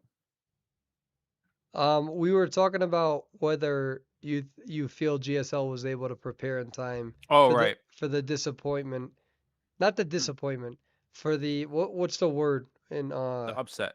the upset, not Yeah. disappointment, the upset. Um, I think that Robot Eli is one of his personalities. I feel like no, when you're looking for a match and you're looking at this match, seeing who's going to play next, you're preparing for CH4. You expect them to win, and you're preparing uh for that. So that's oh sorry, wait. They prepared for CH4 pretty much, and not Kismet, I would imagine. There's a situation. Let me just answer this real quick. In the No, that's perfectly fine. um, I like how I completely used the wrong word there. I literally wrote in chat, I'm like, my bad. Like, I don't even know. Sometimes I just pull random words, and then I'm like, hold on. Let's photographer mean this. Let's go back for a second. And that's where we're at. And for those who don't know who aren't watching or who weren't watching, see that word like aren't, and I meant to say weren't. So for those who weren't watching, we didn't get to see Kismet. Is it Kismet or Kismet? Kismet? Kismet. Okay. So Kismet. Making a name for themselves, man. But for those who don't know, we didn't get to see the round before this. Or not the round, but the gameplay with CH4. So I'm super excited. So does GSL, who's starting this now? Let's see who. It would be GSL survivors, right? Well, it depends on what is chosen. Whoever has faction choice gets to choose. Let's see. Okay. All Looks right. like it's gonna be so Kismet is choosing Moonlit, and GSL is picked Survivor first. So Kismet will play Hunter first here. All right. And now this is still the bottom bracket. Yeah, So whichever team loses here will be eliminated entirely from the tournament. that is correct. Yeah, these All these right. are these are must win matches for all the matches today are must win matches essentially. Okay. So yeah, And and do then tomorrow we'll have the remaining of like the winners bracket matches and stuff like that. So and do we still have another match after this, correct? technically we do, but depends on if that team can afford to wait or not because it's already very late for them. So if Sure. they're not able to wait, then we will not. If they are able to wait, then we will. It just depends on Or that. we can join late, right? We could join probably through the match. Yeah, we could do that. Okay. Which actually probably is the best solution. So I'll ask them about that. Um, Nah, try to make them wait. We want to oh, see. yeah, I'll see what they No, say. the players come first. That's what matters here. I'm just being selfish. I'm just excited. I'm excited to see all this gameplay. The gameplay today has been very solid. We're seeing solid gameplay. I'm very excited for it. And I'm excited for tomorrow. I'm excited for the next day. The tournament conclusion will be on Sunday. So there's a lot of interesting matches that are going to happen. We're starting to reach the final phases of this tournament. This tournament will conclude on Sunday, and it's been a very long 3 weeks for everybody, the players, the viewers, the teams, and I'm gonna be very excited to see what the finals are going to bring. But until then, we got a lot of gameplay. There's a lot of matches that are in between then and now, even in the span of 3 days. A lot of players who are staying up, who are staying awake, getting ready for these games, and my hats are off to all of them, every single one of them. Especially Kismet right now, right? Just finishing a match between CH4 now coming here, playing back-to-back rounds, having a dominant first round. But again, with almost most of, well, I'd say most of these games over the past few, the last few streams, most of them are going around three. Most of them are going around three. And so that's what's going to be interesting here is GSL going to be able to extend this to a round three, especially after their first loss? And we'll see. We'll see who's going to get selected. I think we're getting into the ban and pick phase here. So what we're seeing is a priestess ban. We're seeing a seer ban. We see the three global bans underneath that, and that we see Ivy being banned as well. And this is going to be round two on the upper part. And what are you expecting here, Eli? Um, I am expecting that Jason's supposed to be banning Ivy. Well, we know this hunter does have Sculptor, although it's cut because it is moonlit. Then it definitely could be. It probably won't be Sculptor. Again, we don't actually know what their other characters are because we haven't seen the other match. But with the Ivy being gone, I'm not sure. Again, I'm not really sure what they have. So, hold on. Let me just answer another thing that's happening. One second. But yeah, it looks like Antiquarian and Acrobat, pretty standard characters here, and with the Ivy band, they're really getting. I wonder if they have Opera or Goatman. That's gonna be the big question here. Which one would you expect more on a moonlit, especially if I would you're expect Kismet where you want a round two win? Well, I would like Goatman. Goatman, I think, is the best character in the game. But if that hunter doesn't play it, it might not be the case. And we see Wildling also being selected here. I think, is that a mercenary ban? Believe that's It a mercenary. Yeah. is, yeah, Yeah, they've definitely heard Call a Me the Merc patient or on something. live feed earlier. It's the only thing that would explain that one. We see the three global bans that are underneath that as well. So we'll see. This is a big moment. Really, GSL needs to have a solid moment here, because you don't want your hunter to go in there with a lot of pressure on themselves. So similarly, if you're the hunter in this situation, you want your survivors to go in there with a crazy amount of confidence, especially with expectations that don't put as much pressure on them, because it does snowball a little bit. You know, getting a tie, knowing that you need a tie in order to win, versus getting a tie, knowing that you need that in order to continue the rounds. It's just a different amount of pressure despite the same result. So, yeah, and this is why round two is so paramount.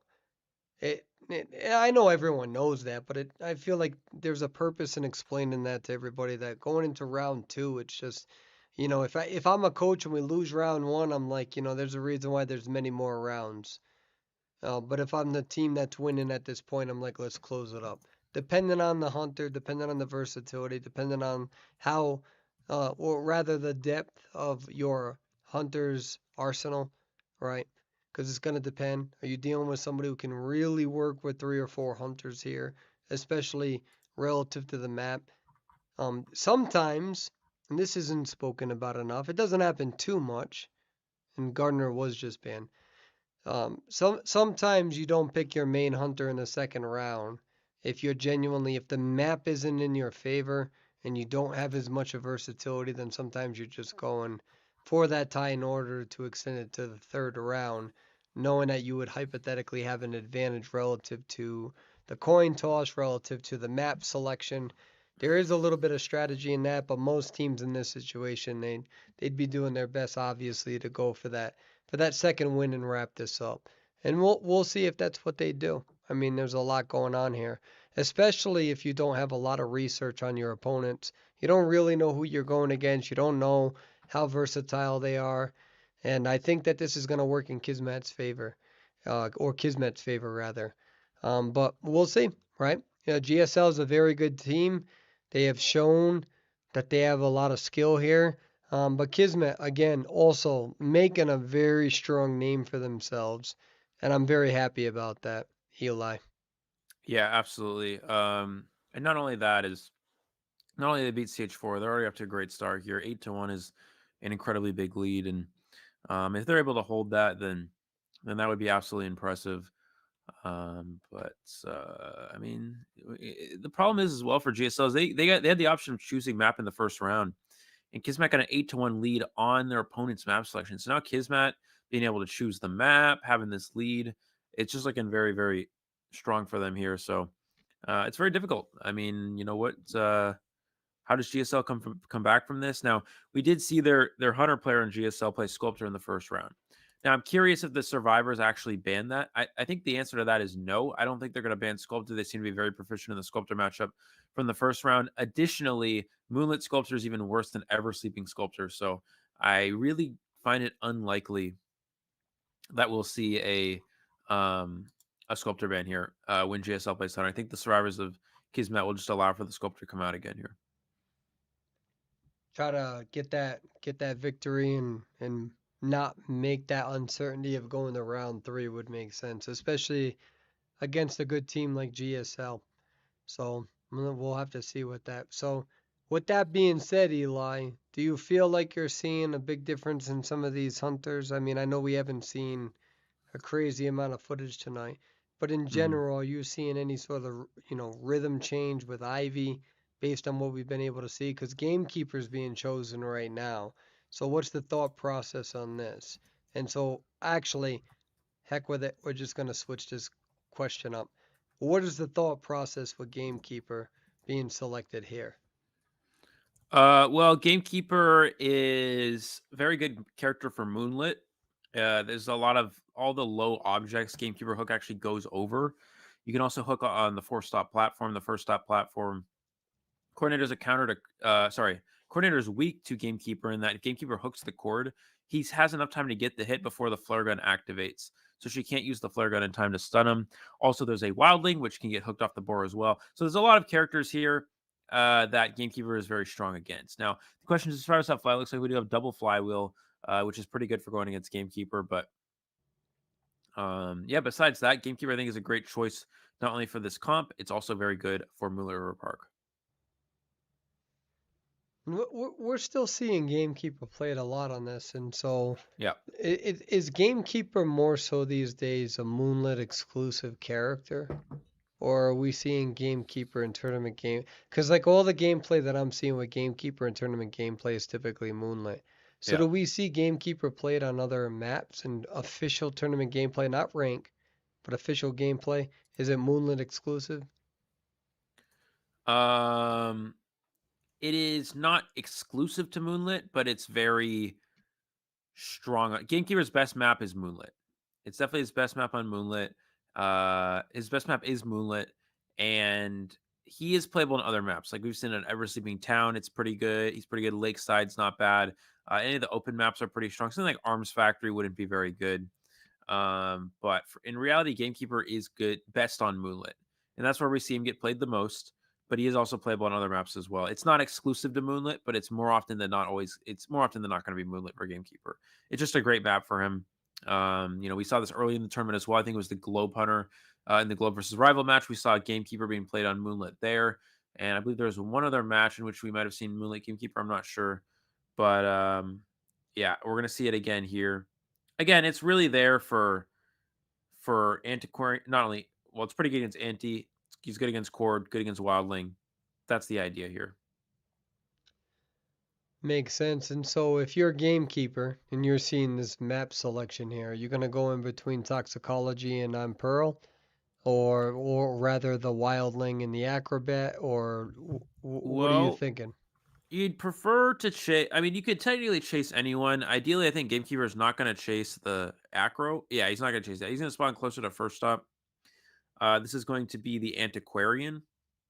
Um, in which Antiquarian is also not exceptionally good against Gamekeeper. If you hook as Gamekeeper, you hook them, you can hit them before they get their stun off typically. So unless there's a flywheel, which Zeus does have, I believe, so he will have that as an option. But realistically, it's not great for the Antiquarian. So he's going to commit to that chase. Now, Zeus does have Roller Coaster to work with.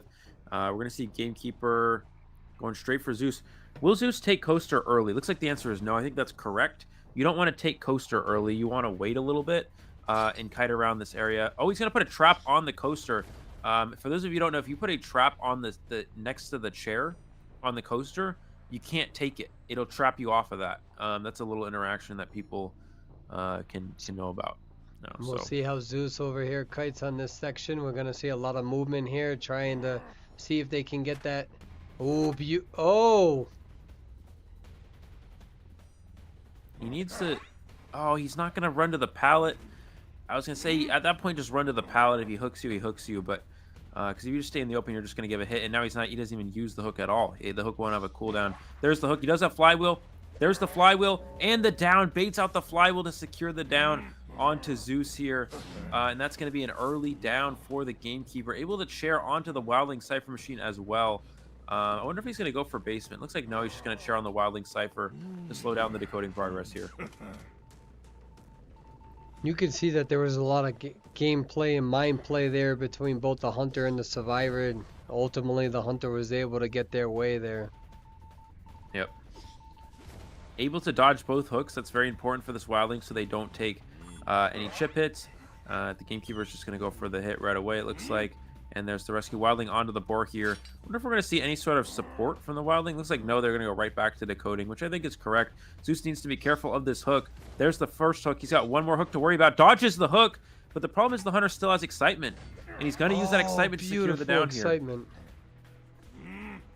Now, the good news for the survivors is now that excitement's been used, Coordinator has a very safe rescue here. So I would imagine Coordinator will save. They're going to use the flare gun to give a chance for the Antiquarian to rebound. Additionally, with excitement gone, the Hunter cannot block the stick. So Zeus has stick, Coordinator has flare gun. There's a lot of ways in which. Oh, does he not see the Coordinator? I don't think he sees Coordinator's going the to get a free coordinator. rescue here. He's going to get a free rescue. He gets a hit, but that's going to not be worth it. As Zeus gets a chance to potentially get healed here, they're gonna push a heal maybe. No, they're gonna stop. Yeah, I was gonna say they might push a heal here. there, The only issue here is that none of the survivors are decoding, so they got to figure something out. I think he knows the antis here. He does know the Antiquarian's here. Zeus has to dodge this hook. Can he flip? He's not able to. He's gonna get downed here. And the survivors were able to heal. I don't think Coordinator should be harassing this. If Coordinator gives a free hit, it's a really bad position for the survivors. Coordinator really needs to they just really need to get back to decoding and push for a tie here. Playing this aggressive, I think it's not going to benefit them here, as Coordinator is going to take a hit. I mean, Coordinator still has the flare gun. We're going to see how they play this here. Did they get it in time? They get it in time. Beautiful timing from that flare gun, but is that going to be enough time? Gamekeeper with that hook. This is a tough spot. Oh, beautiful. Oh, wow. It buys a little bit of time. Gamekeeper still up. Gets it. Misses the swing. What's happening?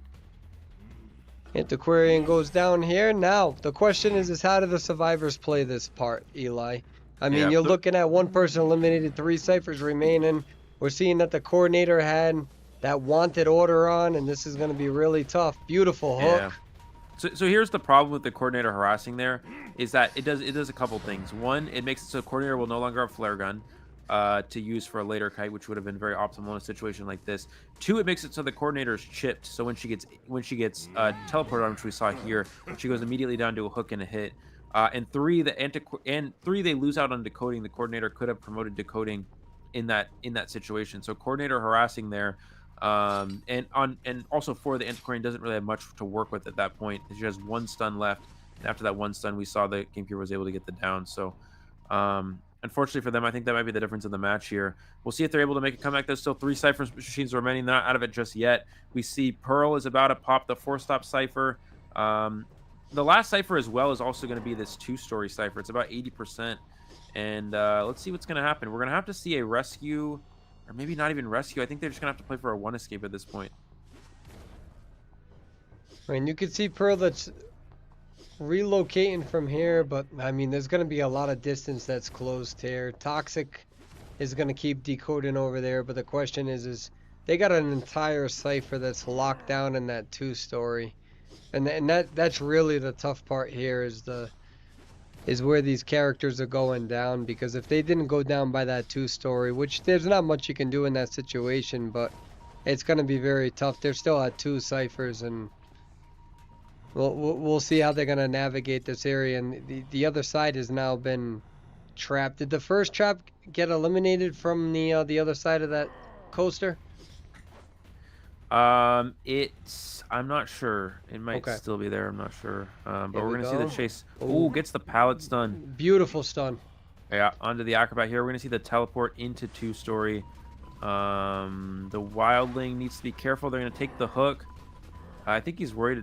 Oh, I'm not sure what he's doing. Worried about flywheel. Oh, he's gonna put the trap here. We're gonna see them get on the boar, able to avoid the trap here. Will they take this vault? Takes the hit and then vault, so they're not getting terror shock. Good discipline from the wildling not to get a terror shock. They need to dodge the hook here, though. This is gonna be very important. Gamekeeper goes for it. Misses the first one. Gets the hook and gets the down onto the wildling.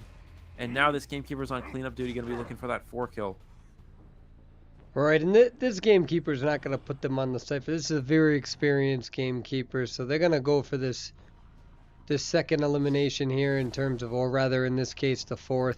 They're not going to go and put Wildling right there. And we'll see if they're able to get away. Very good hook there. Acrobat, good discipline from the gamekeeper. Doesn't swing right away. Takes the coaster though, so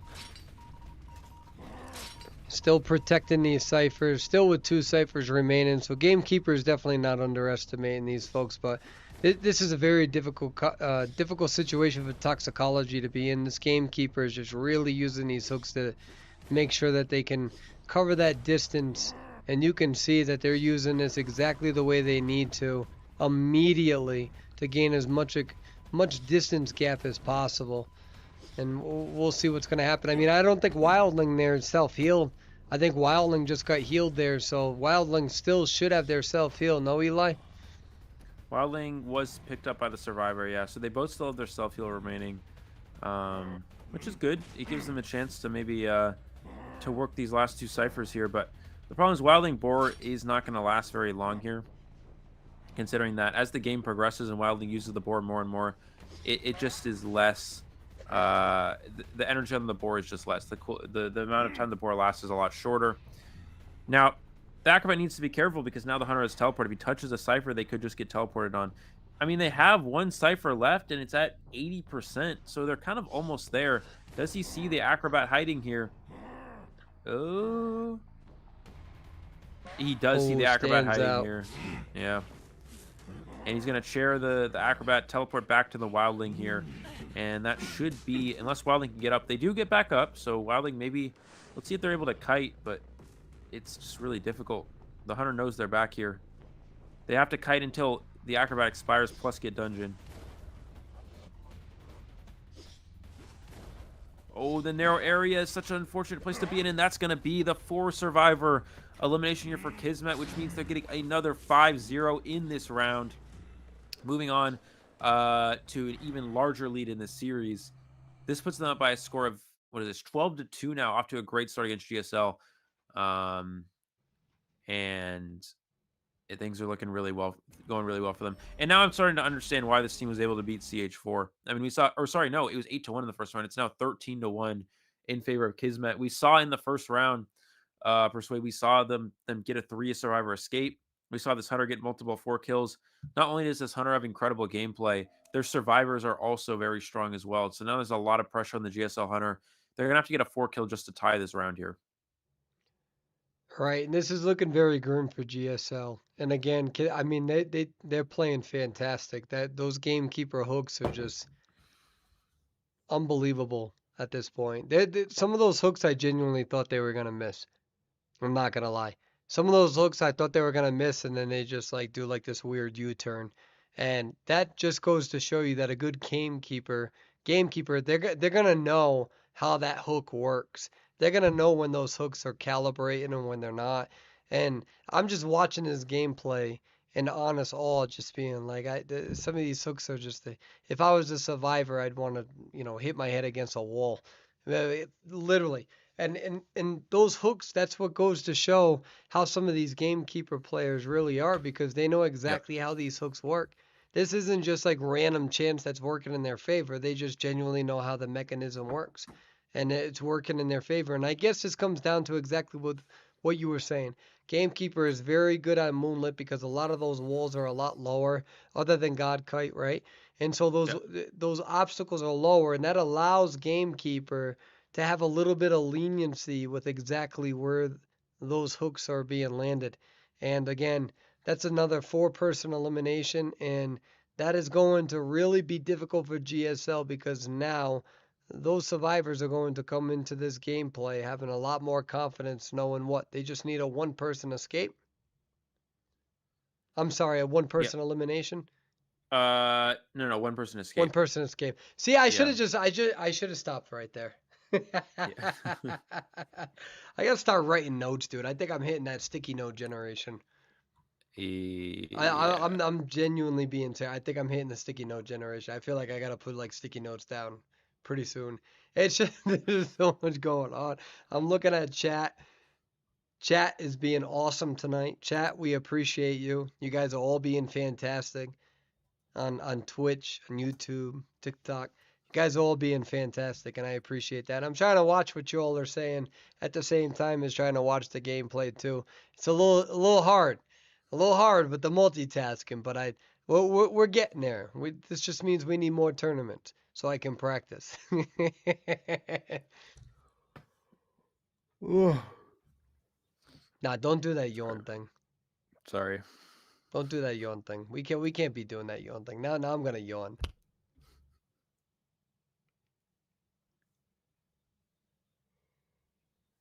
Exactly. Why you do that? That wasn't a fake yawn either. Oh, I got Yeah, it was. no. That really wasn't. That wasn't. We don't fake it on this live feed. Let me tell you something.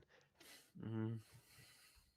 Now, with that being said, do we have any confirmation on whether we're having a match after this? We. So let me look. So okay, I'll say two things. One, if we do end up having a match after this, I may not be able to do that with you just because I have to get up very early for the basketball game, or because or we have to relatively early. Um, and if I'm going to commentate, I don't want to be dead tomorrow. I want to at least get 7 hours.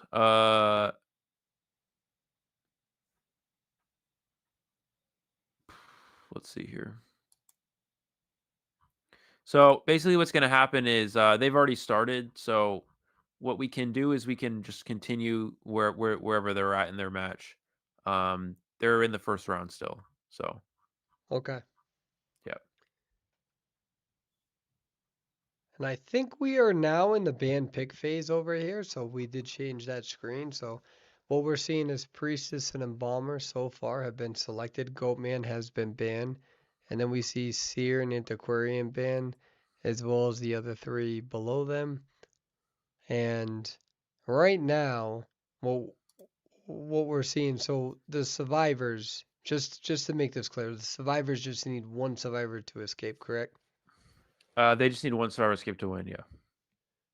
All right, so in order for GSL to keep this alive, they have to get a full elimination here just to tie it. And then even then, it's going to be very difficult if they are able to get this into a round three. Yeah. So essentially, what needs to happen is they have to get a four. The hunter needs to get a 4 kill, and even if they do get that, then they still have to win the last round 8-1 or better, basically. So that's a lot of pressure on them. So to make this comeback is going to be incredibly hard. They need a lot to go right here. Uh, Eli, what's up? is is is there a picture of you with a white button up and a cowboy hat? What? Is there a picture of you with a white button up and a cowboy hat? No. Oh yeah. Oh, I did a modeling thing when I was in Dude, Thailand. I dude, did a so modeling thing somebody when I was in sent that and Thailand. was like, "This is zesty. This is zesty." Oh, dude, I can't. I did a I modeling thing when can't I with was in this chat. Thailand, and that was one of the things I had to do. So We're gonna put that on live feed. are we? No, no, no, we are, cause like this is There's better that, pictures. I don't really like that no, one. no, There's no, no, ones that I wait, look wait, really. There's ones no, that I you actually look look really good handsome. in. That one. Stop it, stop it, stop it. We're done with that. You look handsome. Stop it. I We're don't gonna like put that this one. on That live don't look feed. that good. I don't care. Everyone's like, oh, I don't think people realize that this is like a, like a, the players are all like Koa, but like we're not. There was way Uh, better shoots than this one. I no, don't. we're gonna do. Oh, I'm so Oh my happy. god, dude. Wait, hold on. This is what, dude. Like I haven't checked Discord at all or anything, and then somebody's like, this is, this is zesty. Oh man, this is zesty Eli. Here, are you ready? Look at dude, this is zesty Eli, everybody. Right here. I think it's a good picture. I don't think you're giving yourself credit. Do you see it? I'm waiting for the stream to get caught up. What? That's zesty. Oh my god, That's zesty. that Wait, one well, hold was on. not. What if we make this the hunter? Here we go. Right here. That was literally not one of the good ones. This is perfectly fine. Here we go. Oh So my here we god, go, guys. This yeah, is the lineup dude. that we're having. Uh, dude, I got some You modeling put photos this on back in the already. day. I got some modeling photos back in the day. I'm proud of you for that, man. You're putting yourself out there. Good for you. So Oh my don't let my god. joke like, oh, like that's great for you, man. Like good for you. Putting yourself Thank out there. you. So this is Zesty Eli. This is what you were talking about earlier. Something like that. I don't know. I don't even know We're anymore. gonna see, man. If you do well, guess where this is gonna go? Right here. I don't want it. I don't want They're to gonna know. get banned. You're gonna get banned right here. No one wants to deal with that Zesty Eli, man. You about to help this team win. Uh-huh. And if they do well, everyone's now gonna say that you're biased. Cause like literally, Right. you're right. Dude, you're literally supporting one team more than the other, and I don't think that you should do that. Okay. Going to the ban column. Man, oh man, I'm not gonna lie. When somebody sent that to me, I was like, it just popped up on my Discord. After all these years, I still don't know how to use Discord. I'm still trying to learn all of that. Um, so let's see. We are still waiting. Dude. Yeah. Why'd you have to pick that picture out of all of them though? Don't ask. It's literally the only picture that got sent to me. Oh my, why? Of course they chose that one. Like they could have. What's wrong with that one? It's a good photo, Like and we it's see. fine, I guess, but I don't know. Nah, you're being bashful. That's fine. I was a It's little a too great zesty photo. in that one. Too zesty. It's a good photo. You got the button on button and all that stuff. It was a good photo. You should be proud. Yeah. Okay. Yeah. Yeah. You don't think it was a great photo? No, it's all right. It's all right. It's all right. I think it's a good photo. I think you're being too harsh on yourself. I thought it was a good Okay. photo. Thank you. You're welcome. Anyways, we're gonna see Sculptor here. This is gonna be kind of thought they might not play Sculptor again because this team seems to be very proficient in the Sculptor matchup from the first round. Additionally, we also saw Sculptor kind of a bit of a tough time in that match, and Moonlit Sculptor is even considerably worse than Ever Sleeping Sculptor. So picking Sculptor here a bit interesting, but let's see if it works out in their favor. We're also gonna have a mechanic, which is this is not a character we have seen being utilized hardly ever in this meta, but they're really going to be pushing for this tie here with that mechanic. Send all EIO photos to me and I'll edit them glamorously. Oh my god. No, And I'm scared. I think it's gonna be a great matchup. Maybe I should make that Again between you know what's Kismet and gonna GS, happen? what's gonna happen? They're gonna tell me to make that an emote, and I'm gonna have to make that into an emote now because it's yeah. Well, I tip my hat in acknowledgement, and so we are gonna go into the gameplay here. We're still waiting on the selections of these. So again, just to refresh everybody's mind, Eli, the hunter here, they're just looking for a one survivor escape, correct?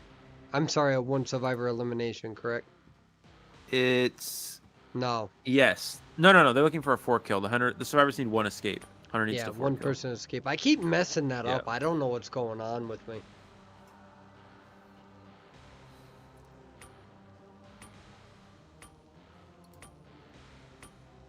You know what we have to do in the future?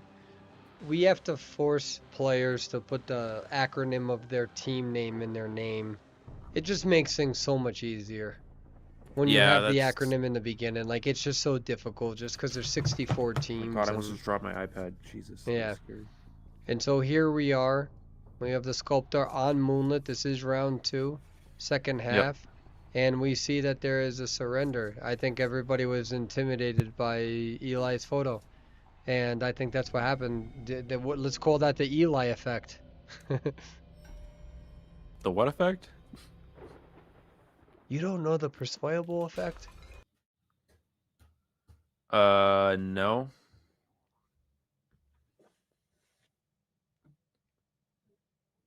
What's the persuadable effect? Okay.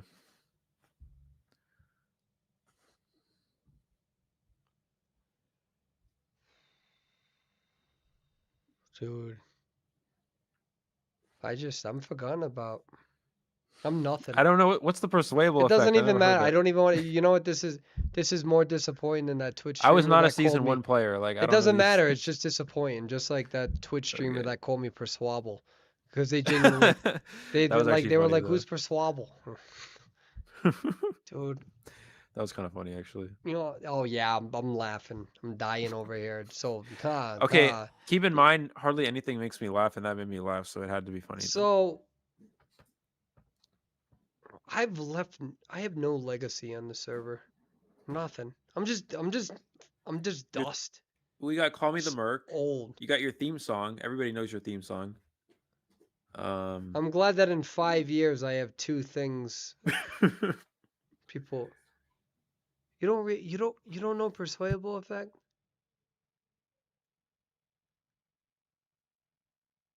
I'm calling my mom after this stream. Shout out to my mom. I'm gonna call her. Rant about this. Well, you know what, Eli? I don't even care. I'm not even pissed right now. Not even mad. Hello, what?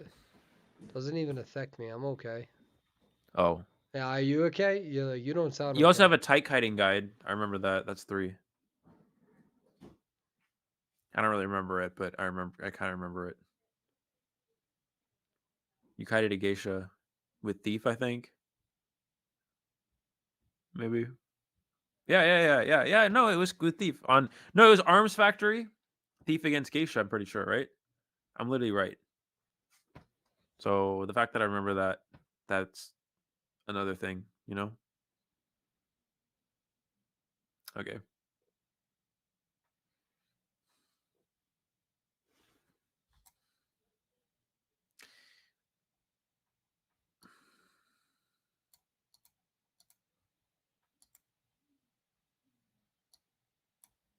You you there? I don't know, Eli. Am I? I don't know. I'm asking you. Am I even here? Have I ever been here? I mean, Do I even matter? Do I even exist? in season 5, you were there. But um, uh, I'm not jealous. I'm not trying to compete. What do you remember of Game and Grizzly? uh, Well, I remember Hey Bears. I remember what else do I remember about Grizzly? Um, Grizzly played Feaster a lot for some reason, and Perfumer when he played Survivor. Uh, what else? Um, he made a video about IDV ads for some reason. I don't remember what it was, but it was like something about IDV watching IDV ads or Okay, something. okay, that's three things. We're Yeah, catching up to me. What else do you but remember? about who? Game and Grizzly. Um, uh, You're disrespectful to your ancestors. Let me tell you something. You're I'm trying. disrespectful to It's your hard. I can't ancestors. think about it on the I don't spot. even Like, care. Let's talk about oh my Sculptor god. because you already disrespected all of your lineage, and I'm I done. remember cats. I remember Yeah. everything about Well, you cats. know what, cats? Whatever. And here we go. We have Sculptor going against the Priestess here on Moonlit. Let's see how they're going to try to relocate to second story. They get there in time, but there are going to be a lot of statues they have to account for. And I don't know. Priestess is doing a good job at separating and kind of really canceling that line of sight. You really see why Priest is a strong character for this map. The biggest problem here is that Priest is, interestingly enough, is going to go back to two-story. Getting a chip there. I was going to say I would have expected Priestess to utilize God kiting instead of going back upstairs here, but does the Hunter actually have confined space? Let me look. I think the Hunter's confined space, yeah. So getting blocked in there, I think it's an up-down build with Warp here, and so this Priestess is now in a really tough position. They had a really good early game, and then now they really kind of just got stuck here. They're going to go down to this hit. No, but a flywheel to keep them alive, and a portal to keep them alive even longer. What a nice series of events there from the Priestess. Still trapped in a bit of a tough area, but now is going to get knocked down. But they do get the coffin placed onto the Priestess here. And the question is again, they cannot afford to have one person be eliminated. So are they No, no, using no. that coffin right away? No, the Hunter can't afford to let anyone escape. Oh yeah, So, yeah, that's right. Yeah, I'm still messing this up. Priest is going to use the coffin to just go for the self-rescue. We're going to see the down here with the tide turner of the coffin. Looking at the cipher progress here, the reason why they don't rescue is because the mechanic decodes slower when more people are injured. So they let the mechanic, or they let the priestess self-rescue with the coffin, so that way nobody else gets injured. Mechanic can still decode at a reasonable pace. They have all 5 ciphers. They have one at 80, 90, 50, 30, and 50. So they have all their ciphers here, but they're all spread out. They got to make sure they actually get to doing all those ciphers. And it is a large map, so they kind of have to... two survivors are not decoding. I would not rescue this. I would just continue to push ciphers.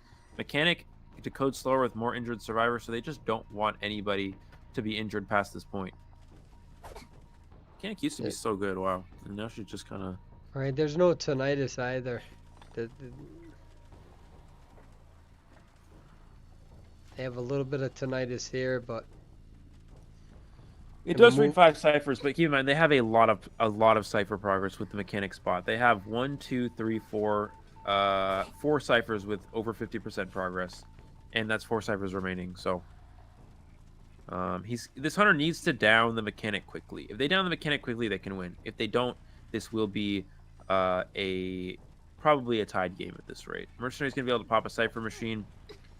Mechanic needs to force a basic. She needs to force a basic hit and then take coaster. Do not give any chip hits here. Just force basic hit and run onto the roller coaster. Let's see if she's going to do that. She's going to take it. She's not going to take the roller coaster. The roller coaster was there. It was available. She's just not going to take it. She's going to get into this area where now she's full presence. Has to be very careful. They What's are going to at happen here? 25% health here, so this is going to be a very big moment. Are they going to get this hit? Oh. Good. Good read from the hunter. And again, this hunter has to get that 4% elimination. But the thing is, they have the ciphers, believe it or not. This mechanic spot can pop one of these ciphers, it's 90%. That bridge cipher is 60%.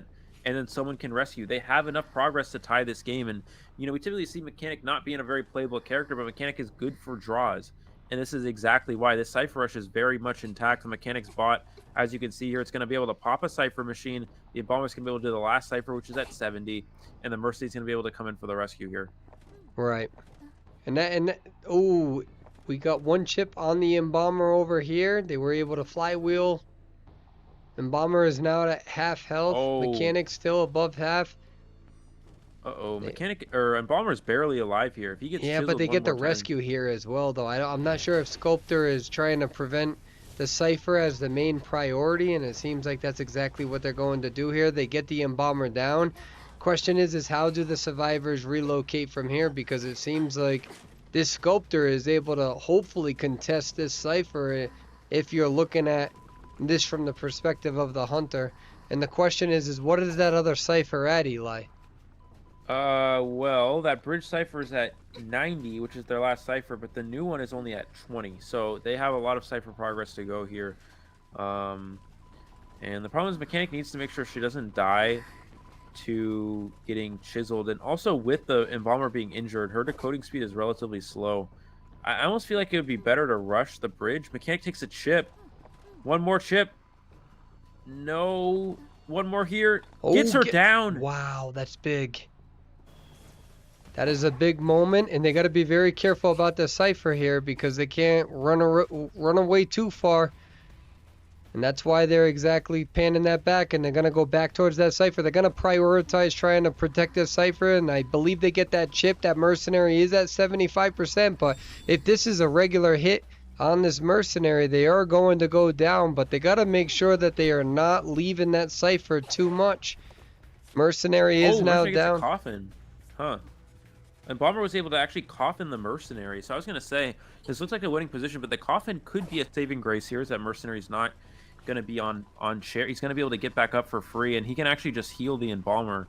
It looks like he's going straight for the Cypher, but the Hunter does know they're in the vicinity. Keep in mind, Mechanic decodes this Cypher machine very, very slowly. And we're going to see switching to Teleport, which actually I think might be a suboptimal play for the Hunter. And the reason why, I'll explain in a minute as we see her able to dodge the statue.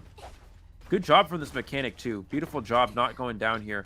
The Mechanic decodes incredibly slow with 2 survivors in her, to a point where it's going to take her a very long time to finish that Cypher. And now the survivors can actually just do the Cypher on bridge, which is 90%. They can finish that Cypher at this point. So this teleport allows them to finish the Cypher machine. It does. It's just going to depend on how they're going to play that because Mechanic's down immediately, so they did not have time for that bot to take down that Yeah, gate. that's actually big. So this is going to be a big moment tonight. This is about to possibly activate, maybe not, and this is going to really come down to how this Sculptor can play both areas of this map.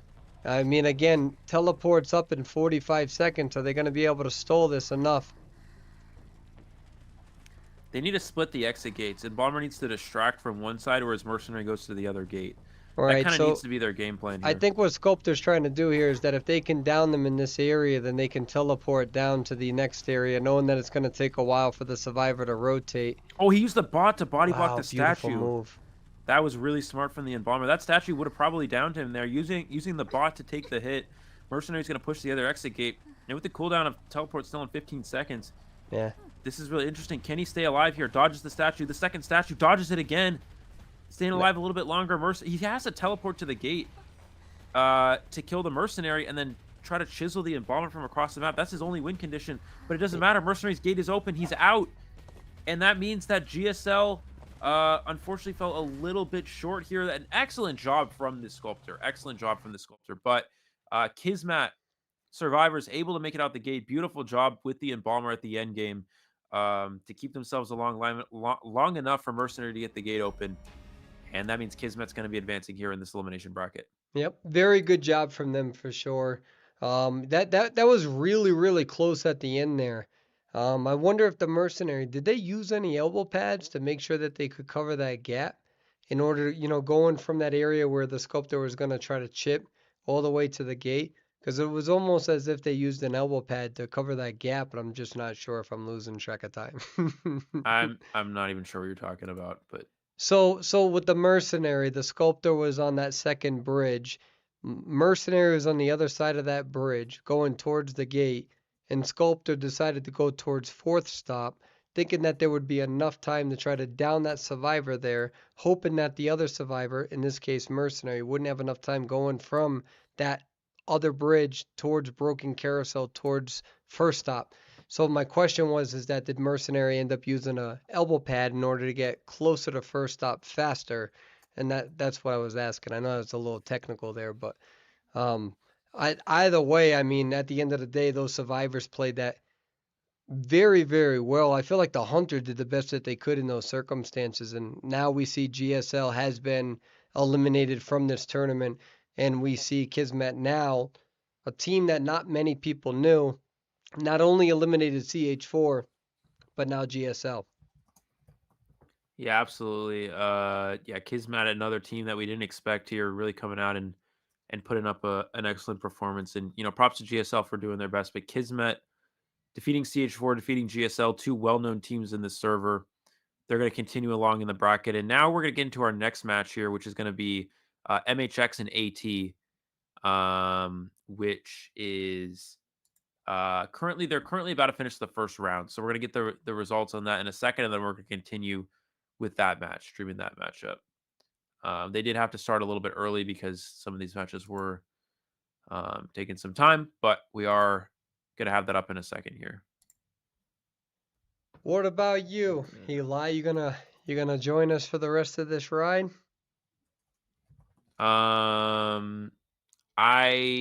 Let's see. Tell you what, I can stay for another 45 minutes. After that, I only slept about, what did I say, 2 hours last night, and I still have to wake up early for the basketball game in the morning. Mm-hmm. So I can get through another 45 minutes here, and then I'm gonna have to go just completely just pass out. You should probably prioritize your sleep.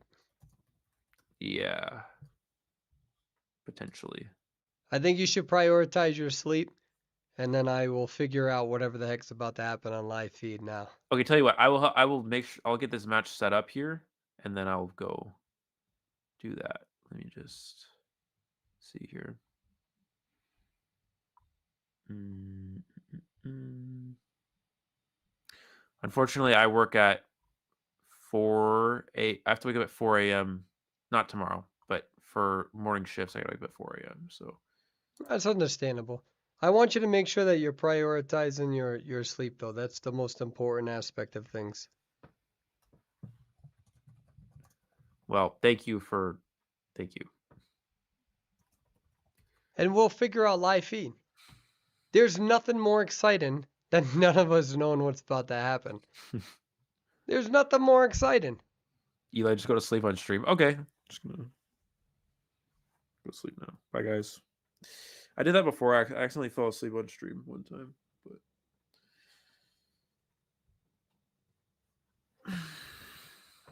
but okay. Yeah, I'll let you take over this match. I'll make sure they get that set up though, and then I'm gonna go pass out because I slept Go, about yeah. Get two get get hours some in the good last two sleep. nights We each. got a So long weekend. yeah. All right, guys. Well, thank you for watching, and Persway is still here, so everybody stay here until he finishes the match. And thank you, Persway. And yeah, that's that. So Thank you very much, Eli. I all right, appreciate you being here, and no problem. we'll figure the rest out. We're gonna figure this out, chat. All right, bye guys. Peace. Have a good night, buddy. You too. Okay, so no pressure. Look at this. Hey, everybody. So my name is Perswayable. I don't know if you met me, but uh, this is the first time I've been alone on tournament gameplay. I would like you all to meet my girlfriend. Oh, there's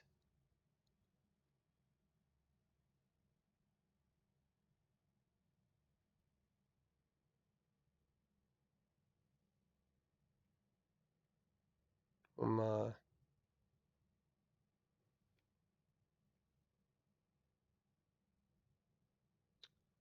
So, well, there isn't one, but if there was, they'd be. This is an emotional subject for me. So what we're gonna do, we're gonna move on from that conversation. I feel like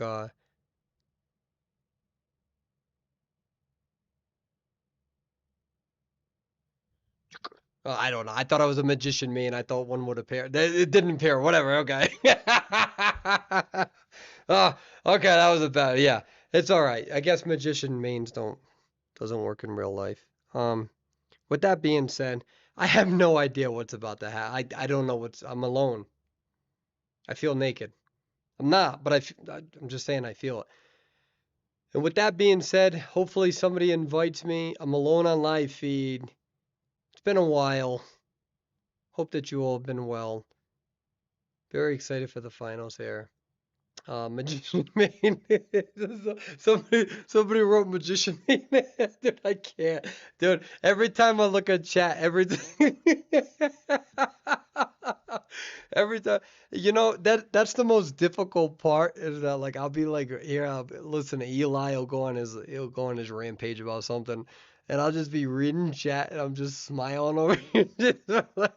Chat has been fantastic this evening, and I genuinely mean that. I really do. So, but let me send a message here, make sure that they invite me. So when this opportunity comes, it comes. Um, you know what? Here's what we're gonna. You guys are giving me good ideas. You're giving me good ideas. Well, we're gonna we're gonna put we're gonna put Zesty Eli as the other. We're gonna put his picture over here. Hold on. Whoever gave me this idea, I love you. Hold on.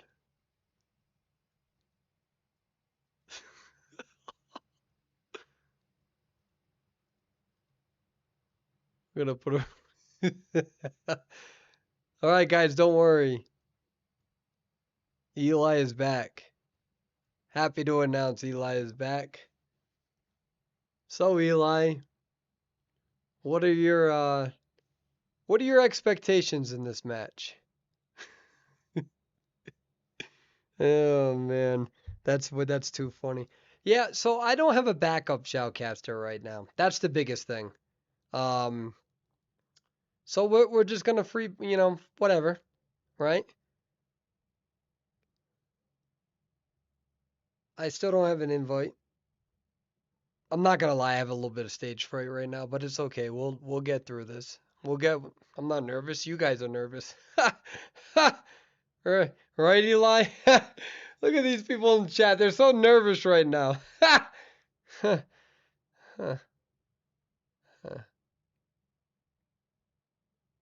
Wait, what if I do a pose too?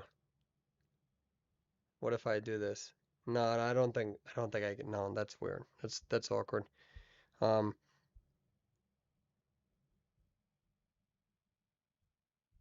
somebody messaged me and come here and shoutcast, and this is weird. I feel like we should sing a song. I have no idea what's happening. Well, actually, no, with that being said, let's use this time productively. So, people have been asking what is going to be the next tournament. It's 100% a 2 versus 8 tournament. Um, we're trying to figure the timing out because the COA qualifiers are about to happen. And I'm going to spend with some of the team the next month or two, definitely upgrading the software, upgrading a whole bunch of stuff. Um, so we're gonna have a 2 versus 8 tournament sometime. I would presume either mid July. Sorry, mid July, mid January, or perhaps I don't know, maybe early February. It's gonna depend. We uh we already started planning it to a degree, a little bit. There's not gonna be many rules. I think it's gonna be like a one weekend tournament. So it's gonna be a Friday during this time. It's gonna be a Saturday. It's gonna be a Sunday. single round elimination. We have no idea how many teams we're going to accept. We might cap it at, I don't know. We might cap it at 12. Might cap it at 24. Trying not to go crazy this time. All teams are going to have 10 people. You cannot enter a 2 versus 8 tournament with 8 because it's an all weekend event. So there's no way for us to really like guarantee the schedule. If you can't commit to an all weekend event, don't apply. Because that's what we have to do. We have to make sure that the times and everything is very, very, very strict, very transparent and honest. Nothing gets changed after we post the rules and everything like that.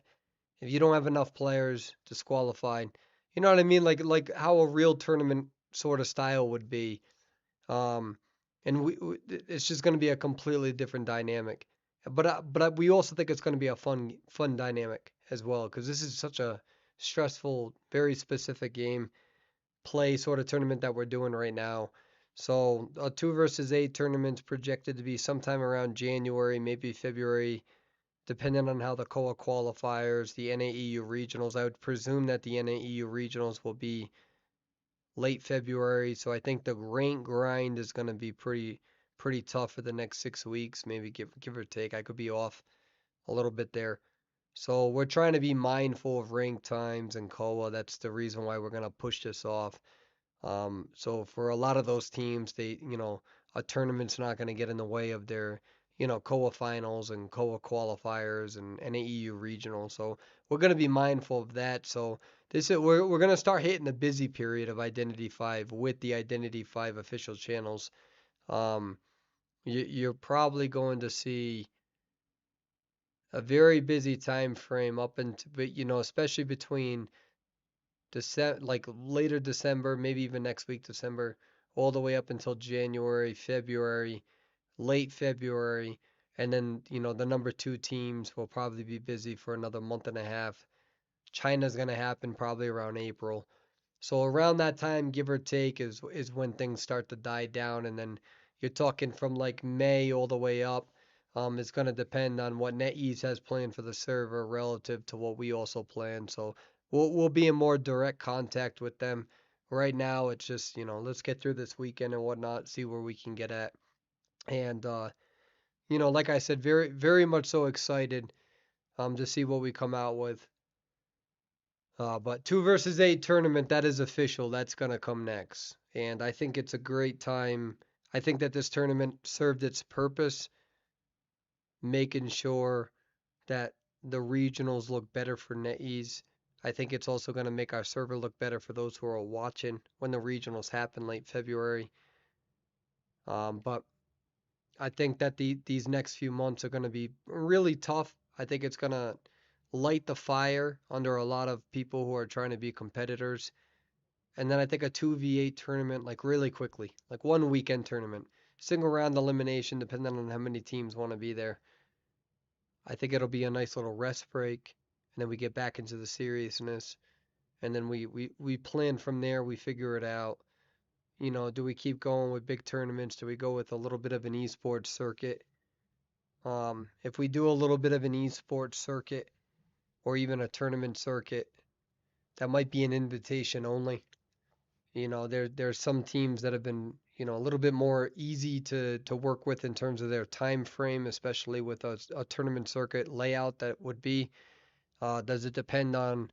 I don't think the placement of this tournament can be used because there's a lot of teams who are using substitutes. Like for instance, in that case, GSL, that's a backup hunter that they were using. That's not their main hunter. Same thing with like Rival, that's their backup hunter. Rival One. Then there's a whole bunch of other teams who are playing with like players that they don't play with. So, I mean, this tournament can be used as a loose idea of like who did well, who didn't, relative within like a certain parameter. Like where did the top 24 place? But then even then, like we made mistakes early rounds and stuff that altered their projection. So, this tournament is more so. I think the most important thing about this tournament, I've talked to at least I don't know how many teams I've spoken to at this point one on one. In the past 10 days, it might be above 30. and every single team was extremely pleasurable to speak with and talk with. So we don't know how that's going to work if we do, where are they going to be in the regionals? Where are they going to be in terms of availability? Because if it comes to a circuit, like you can't accommodate for people's schedule. That's not how it works on TV and with production and whatnot. It's like, these would be the weekends. If you do an esports, it's usually like Friday, Saturday, and Sunday. You have between 8 and 12 teams, depending on what you think is going to look good, depending on the trajectories. And then it's like, you got to be available during these days. If you're not, like we can't cater around that. Like when it's time to get on live feed, like people want a schedule, they want something. Like even now, most people didn't even know that we were going to be on live feed tonight, right? And so that's where that sort of expectation is extremely important. So there's a lot of things that we're going to have to figure out. And then the biggest thing is with the software and the graphics and trying to see if we can also make that more accessible to some of maybe the other tournament organizers and stuff if they want it or if they even need it. So, and Eli's doing a great job at, keeping that pose right now. Like genuinely, Eli, you're doing a fantastic job.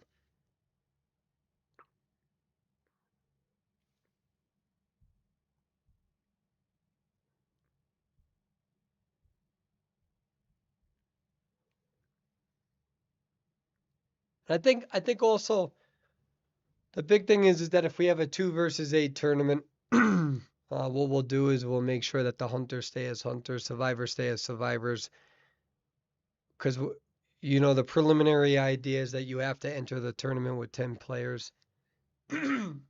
Excuse me. And the reason being so is that, if it's an all weekend event and there's going to be open availability between, like, for instance, it would have been when this stream started 4.5 hours ago, all the way up until, like, I'd say another, like, hour and a half, maybe 2 hours, maybe, or maybe we would stop it now. So it's like, if you have 10 players, like you have a little bit of versatility there. So that's what we're thinking, making a mandatory 10-player team layout. Like you can't join unless you actually have 10 players.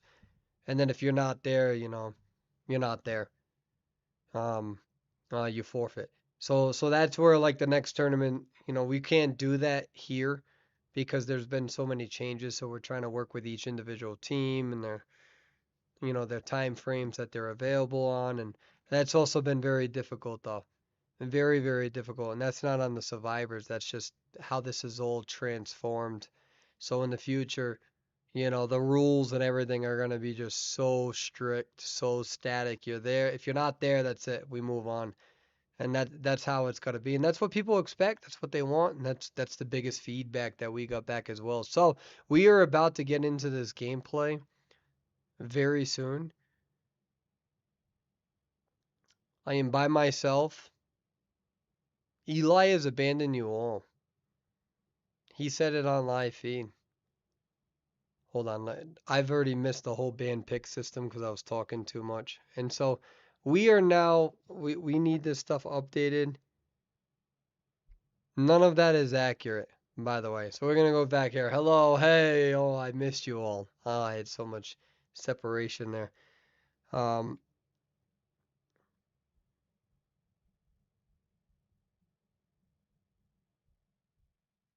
and we're going to see how this works. So unfortunately, because we have this, we're in round 2 now, and we're going to be on Arms Factory, so we can't really catch up to all this, not with the software limitations that we have. So the band pick phase and the final characters. And I think what I'm going to do, I think I'm just going to go right into this gameplay footage so you all can see the character selections. And this is where we're going to be at. We're going to take this and we're going to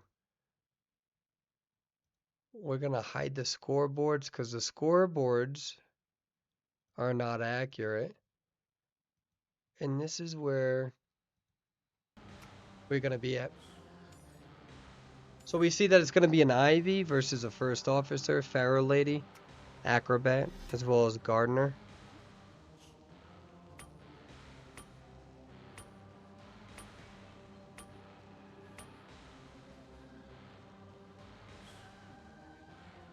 And this is why in the future we definitely need to get those clan names in here.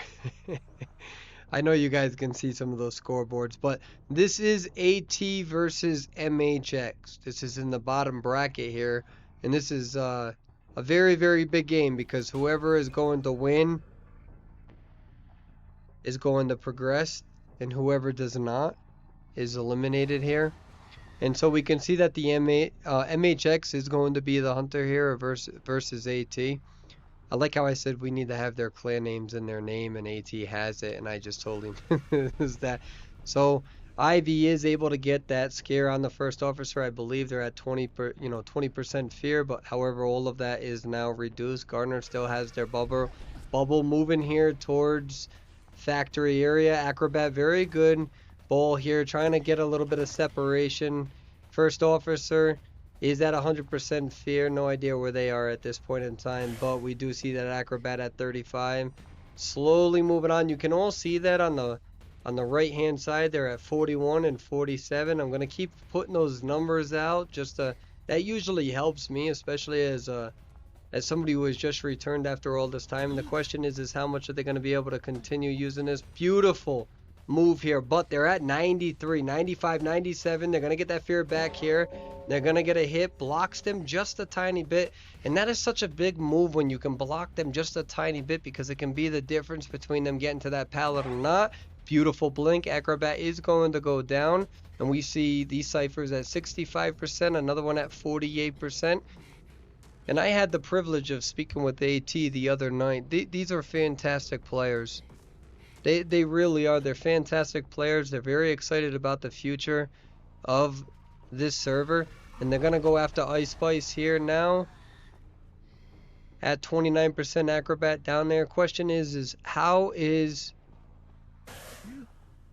Let me see here. We have the first officer not getting hit. There we go. They get the rescue before half. First officer at 22, Acrobat at 2. Question is are they going to be able to get any sort of double hit? Doesn't seem like they are. Beautiful patience. 22, 41 with this Acrobat. Gardner all the way over there. 5 ciphers still remaining. That's the difficult spot for these survivors. Beautiful discipline from AT Marone. Doesn't hop that prematurely, but unfortunately gets that fear on them. Acrobat is going to go down. First officer back on the decode in progress at 71%. When we also see that Acrobat does have one more firebomb left in their arsenal. They are at 4 ciphers here. 82% decoding from the first officer. 88%. Who's going in for the rescue? 420 Dacon still going for the decoding cat reposition. I didn't even know that name. I just noticed that now. AT Cat trying to get into position here. Trying to get this off before half. 3 ciphers remaining. Are they going to get this? As a big moment. Are they going to get it? They're going for it. They don't get that off in time. They get the hit. What happened right there? A lot of song and dance there, and it seems like the hunter was able to somehow prevent that. Again, I just returned after a while, so I'm over here winging this, just like a homework assignment the night before it's due. So, like, y'all gotta give me a little bit of patience here. But now, Pharaoh Lady going down in basement, 94% from first officer. Gardner at full health. They are at 2 ciphers remaining. And the question is what exactly are they going to do here? They're still at that 2 cipher. I understand that Gardner has to go in for the rescue. They're at the basement. But the question is how are they going to play this in terms of the decode and whatnot? The hunter does have blink, so we don't have that cipher. But this is going to be a really difficult rescue for them to pull off. Gardner uses their bubble, and the question is they're going to get down here. Before that bubble, they get the hit, they get the blink, but that doesn't work in their favor. Are they going to get the rescue off before half? They do not get the rescue. That is a terror shock! Ladies and gentlemen, that is a terror shock. I know I'm screaming, but I'm happy, and I don't fake my emotions. You get another hit here. That is a 4-person elimination from the Ivy. Eli, what just happened? What just happened, Eli? Well, from my perspective there, Perswayable, what happened there is that the Ivy played that very well. Very, very well. Now, if they had a cowboy like I am in this picture and they had a lasso, they could have pulled something off, but they didn't. And really, this is something that really happens, especially when you go on a 43.2-degree angle on that rescue right over there. And you try to go down in the basement. The basement's only at 33 degrees, but it depends on is it Celsius or Fahrenheit. No one really knows. And this is why it really depends on the thermostat, which I don't really want to get into there. But really, honestly, this is what I expect in China and Japanese gameplay because they're professionals. And we're still catching up, but we are getting there because we all love catch up. You know, Eli, you're getting a little off subject here, and I'm not trying to like interrupt you or anything. I'm not trying to be impolite, but like I feel like you did a good job there, Eli.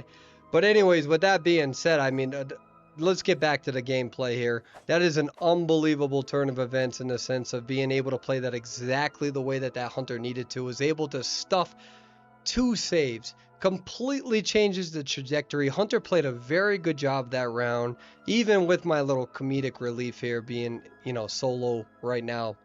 Give me a little bit of a break on that. I'm doing the best that I can, ladies and gentlemen. Nothing should take away from exactly how well that Hunter played that gameplay. That was fantastic. I'm excited to have been able to see that, be able to shoutcast it, and that's exactly what people are looking for, especially against two very, very good teams. Remember, Ice Spice and AT, these are very good players. These are very good players, and I don't think that we're anywhere near seeing the end of them. This is an opportunity for them to come out here and show their name, especially against a good hunter like MHX. And that's very important to really note here because MHX, the hunter in that round, they are a really good team. They've been around for a very, very long time. They have a lot of experience, and this is against the team AT, who is relatively, in the grand scheme of things, much newer compared to them. And they're using this tournament as an opportunity to really demonstrate what they can bring to the table. And so, unfortunately, we didn't see round one. We are looking at round two for the most part. And so the question is now, how are they going to respond? I know what some of you are asking. What is the score? Good question. I've asked. I'm still waiting. Eli over here, who knows what happened to him? He's playing freeze tag right now, and apparently nobody's tagging him back. Like he's frozen. Nobody's like untagging him. So like right now, I would like to apologize to the server because Eli's playing freeze tag and he got frozen. So hopefully he'll be unfrozen eventually. And until that moment, what we are seeing, you know what? Let me see something. Let me see if I can get Hikaru here. It'd be nice to have Hikaru.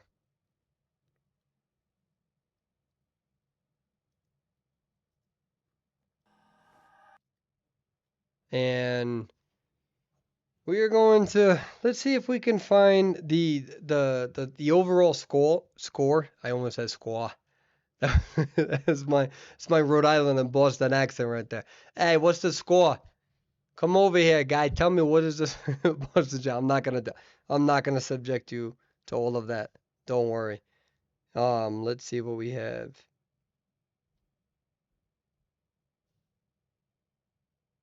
Okay, so what I do know is that MHX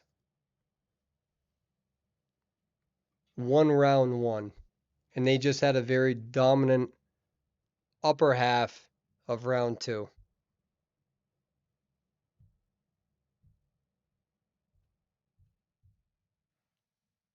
I got thrown into this. You know what I'm saying? Yeah, see, it's 12-2 for MHX. Cupcake knew that. What's up, Cupcake? Thank you for the update.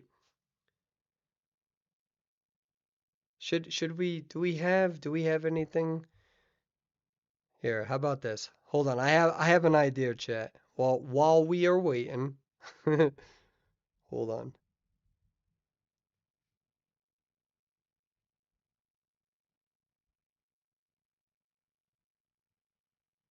Let's see if no, we don't got, nope.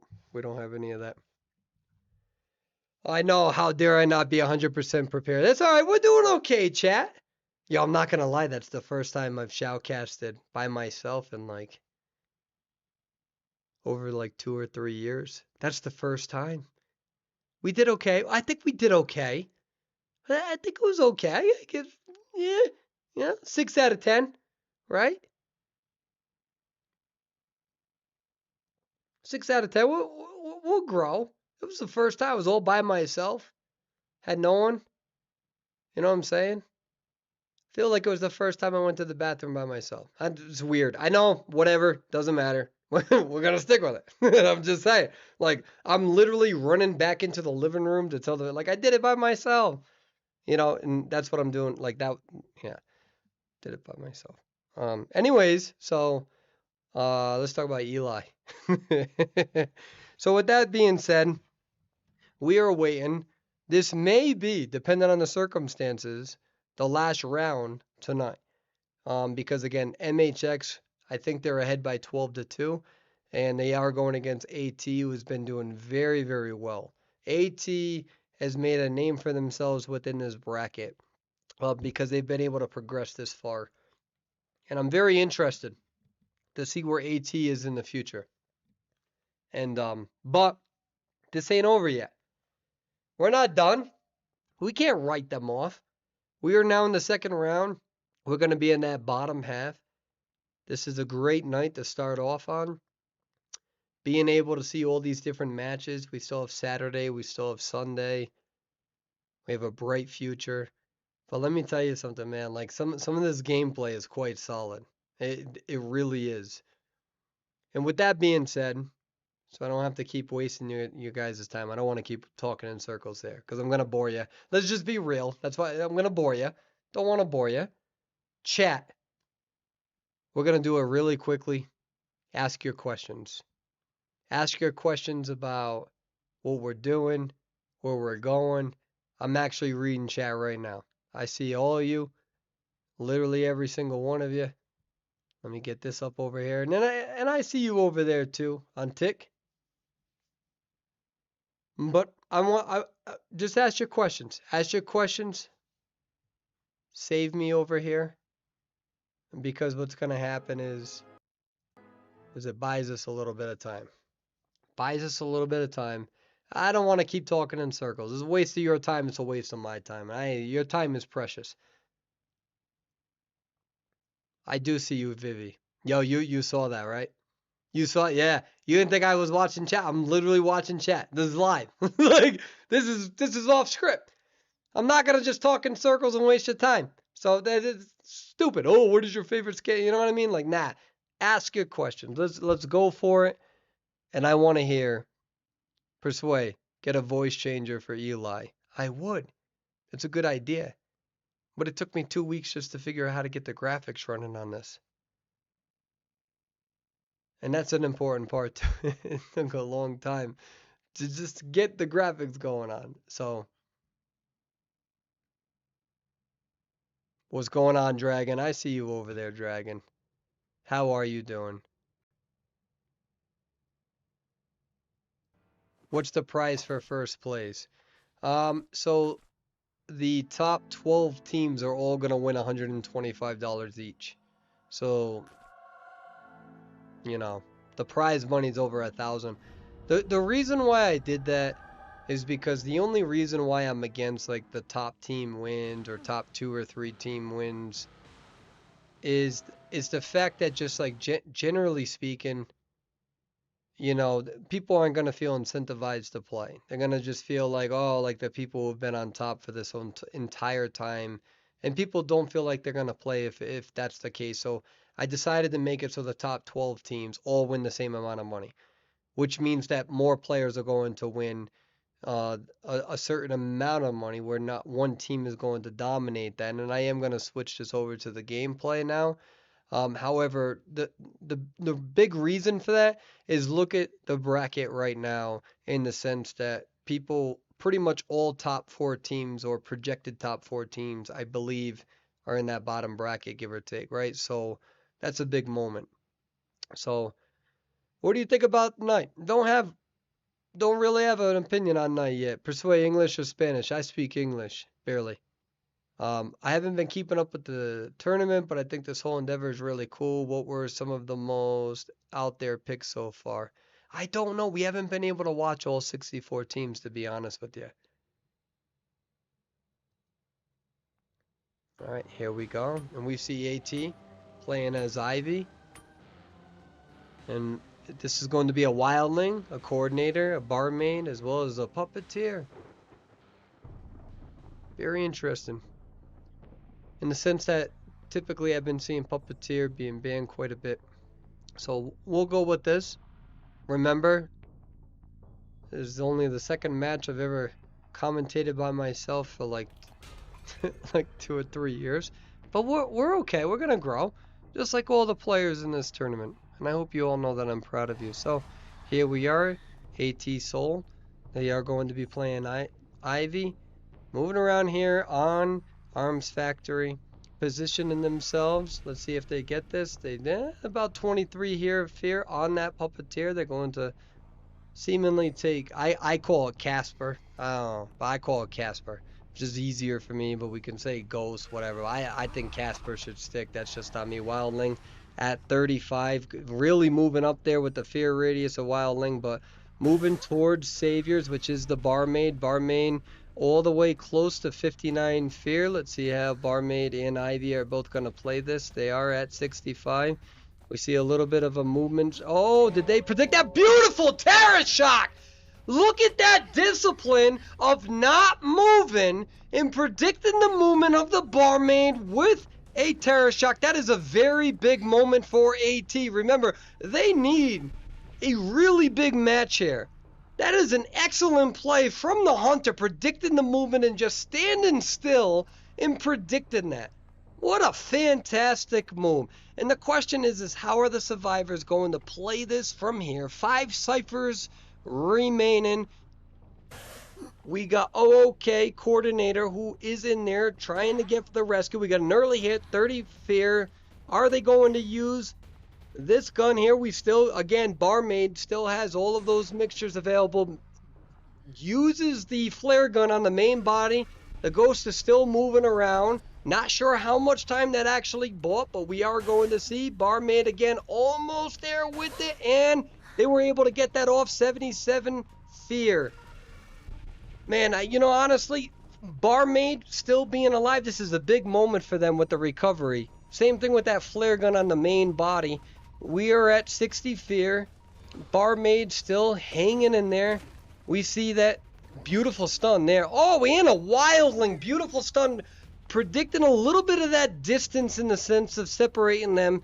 But the question is how long are they going to be able to continue to support this barmaid, especially at this 88 fear? But listen, they still got one of their skills left. You still got Wildling who's still moving around, full health, and they are buying a lot of time. The question is that are the survivors going to be able to buy that time? We finally used that blink, and beautiful timing from the Wildling. You got the fear.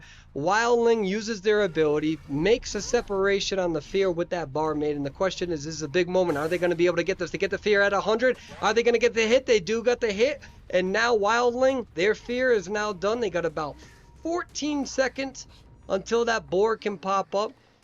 Now, the only thing here is that you're still talking about 4 ciphers remaining. And the question is that did the Wildling buy enough time?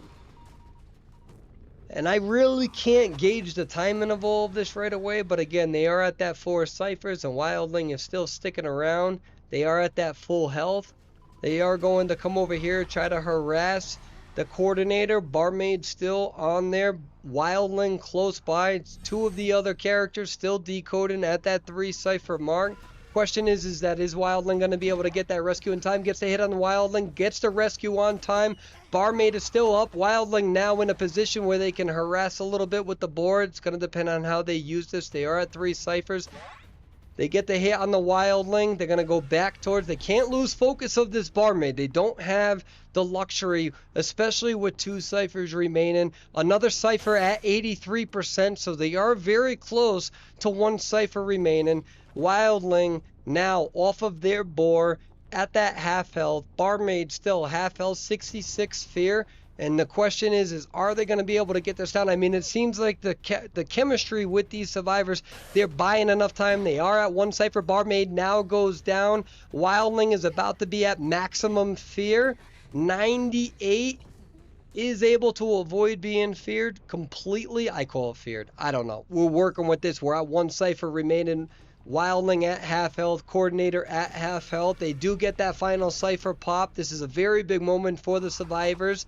Question is are they going to be able to get one survivor out? That is all they need at this point in time. One survivor out means they advance, means that the Hunter AT gets eliminated fully from the tournament, and this is a very difficult spot for Ivy. And the question is how are they going to be able to contest both of these gates? And again, with just one survivor out. And let's see where they're at. They're going to try to use that flywheel. Do they get the hit? They get the hit on them. However, is the other survivors going to get out in time? Wildling still up, Puppeteer up. We see Coordinator about to be chair, but that is enough time for the survivors to get a one-person escape for the victory for MHX to move forward. Valiant effort from AT.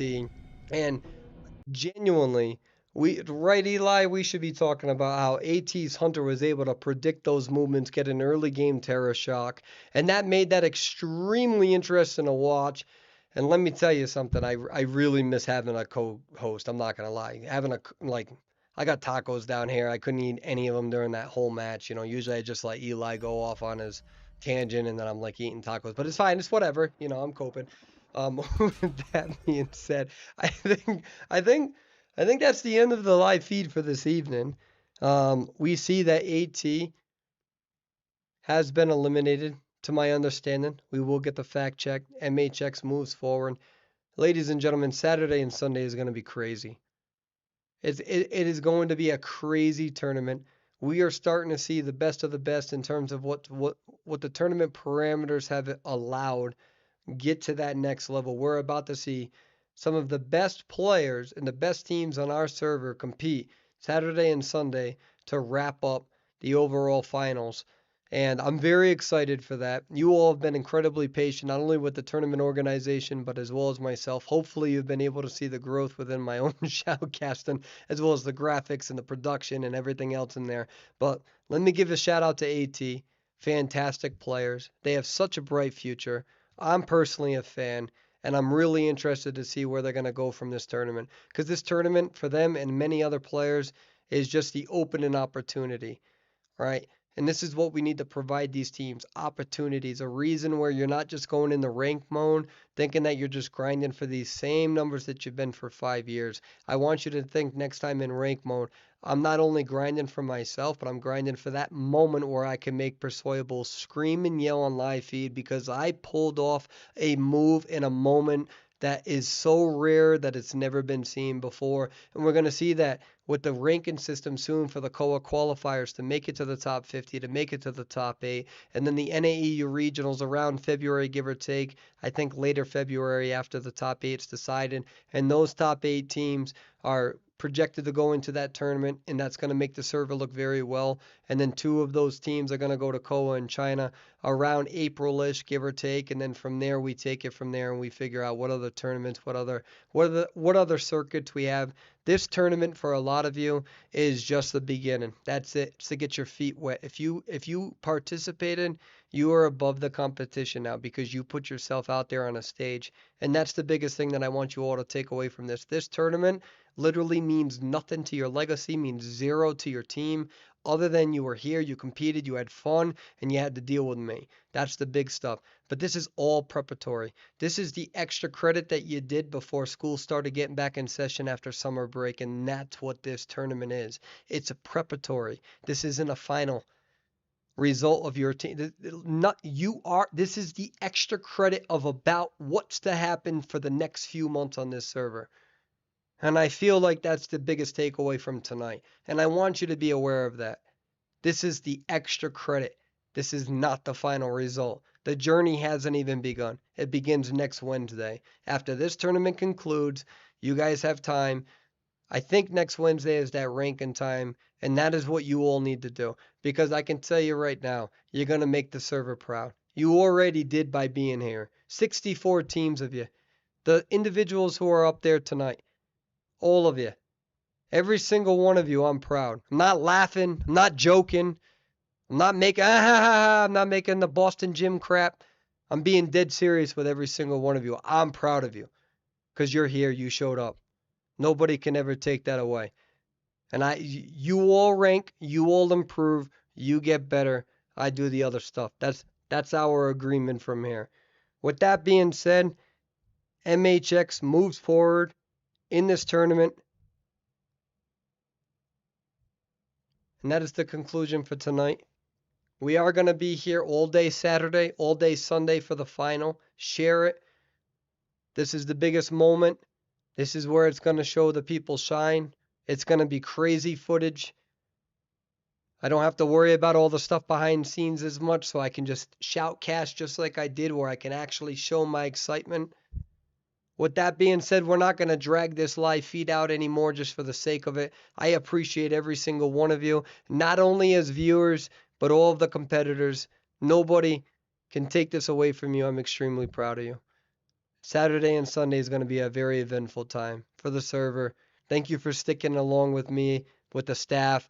Thank you to all the team and competitors. I said I wouldn't drag it out, so I'm not going to. You all have a good night, and we will see you tomorrow, approximately around 3 p.m. Eastern Standard Time. We're starting early, and we got a lot of energy.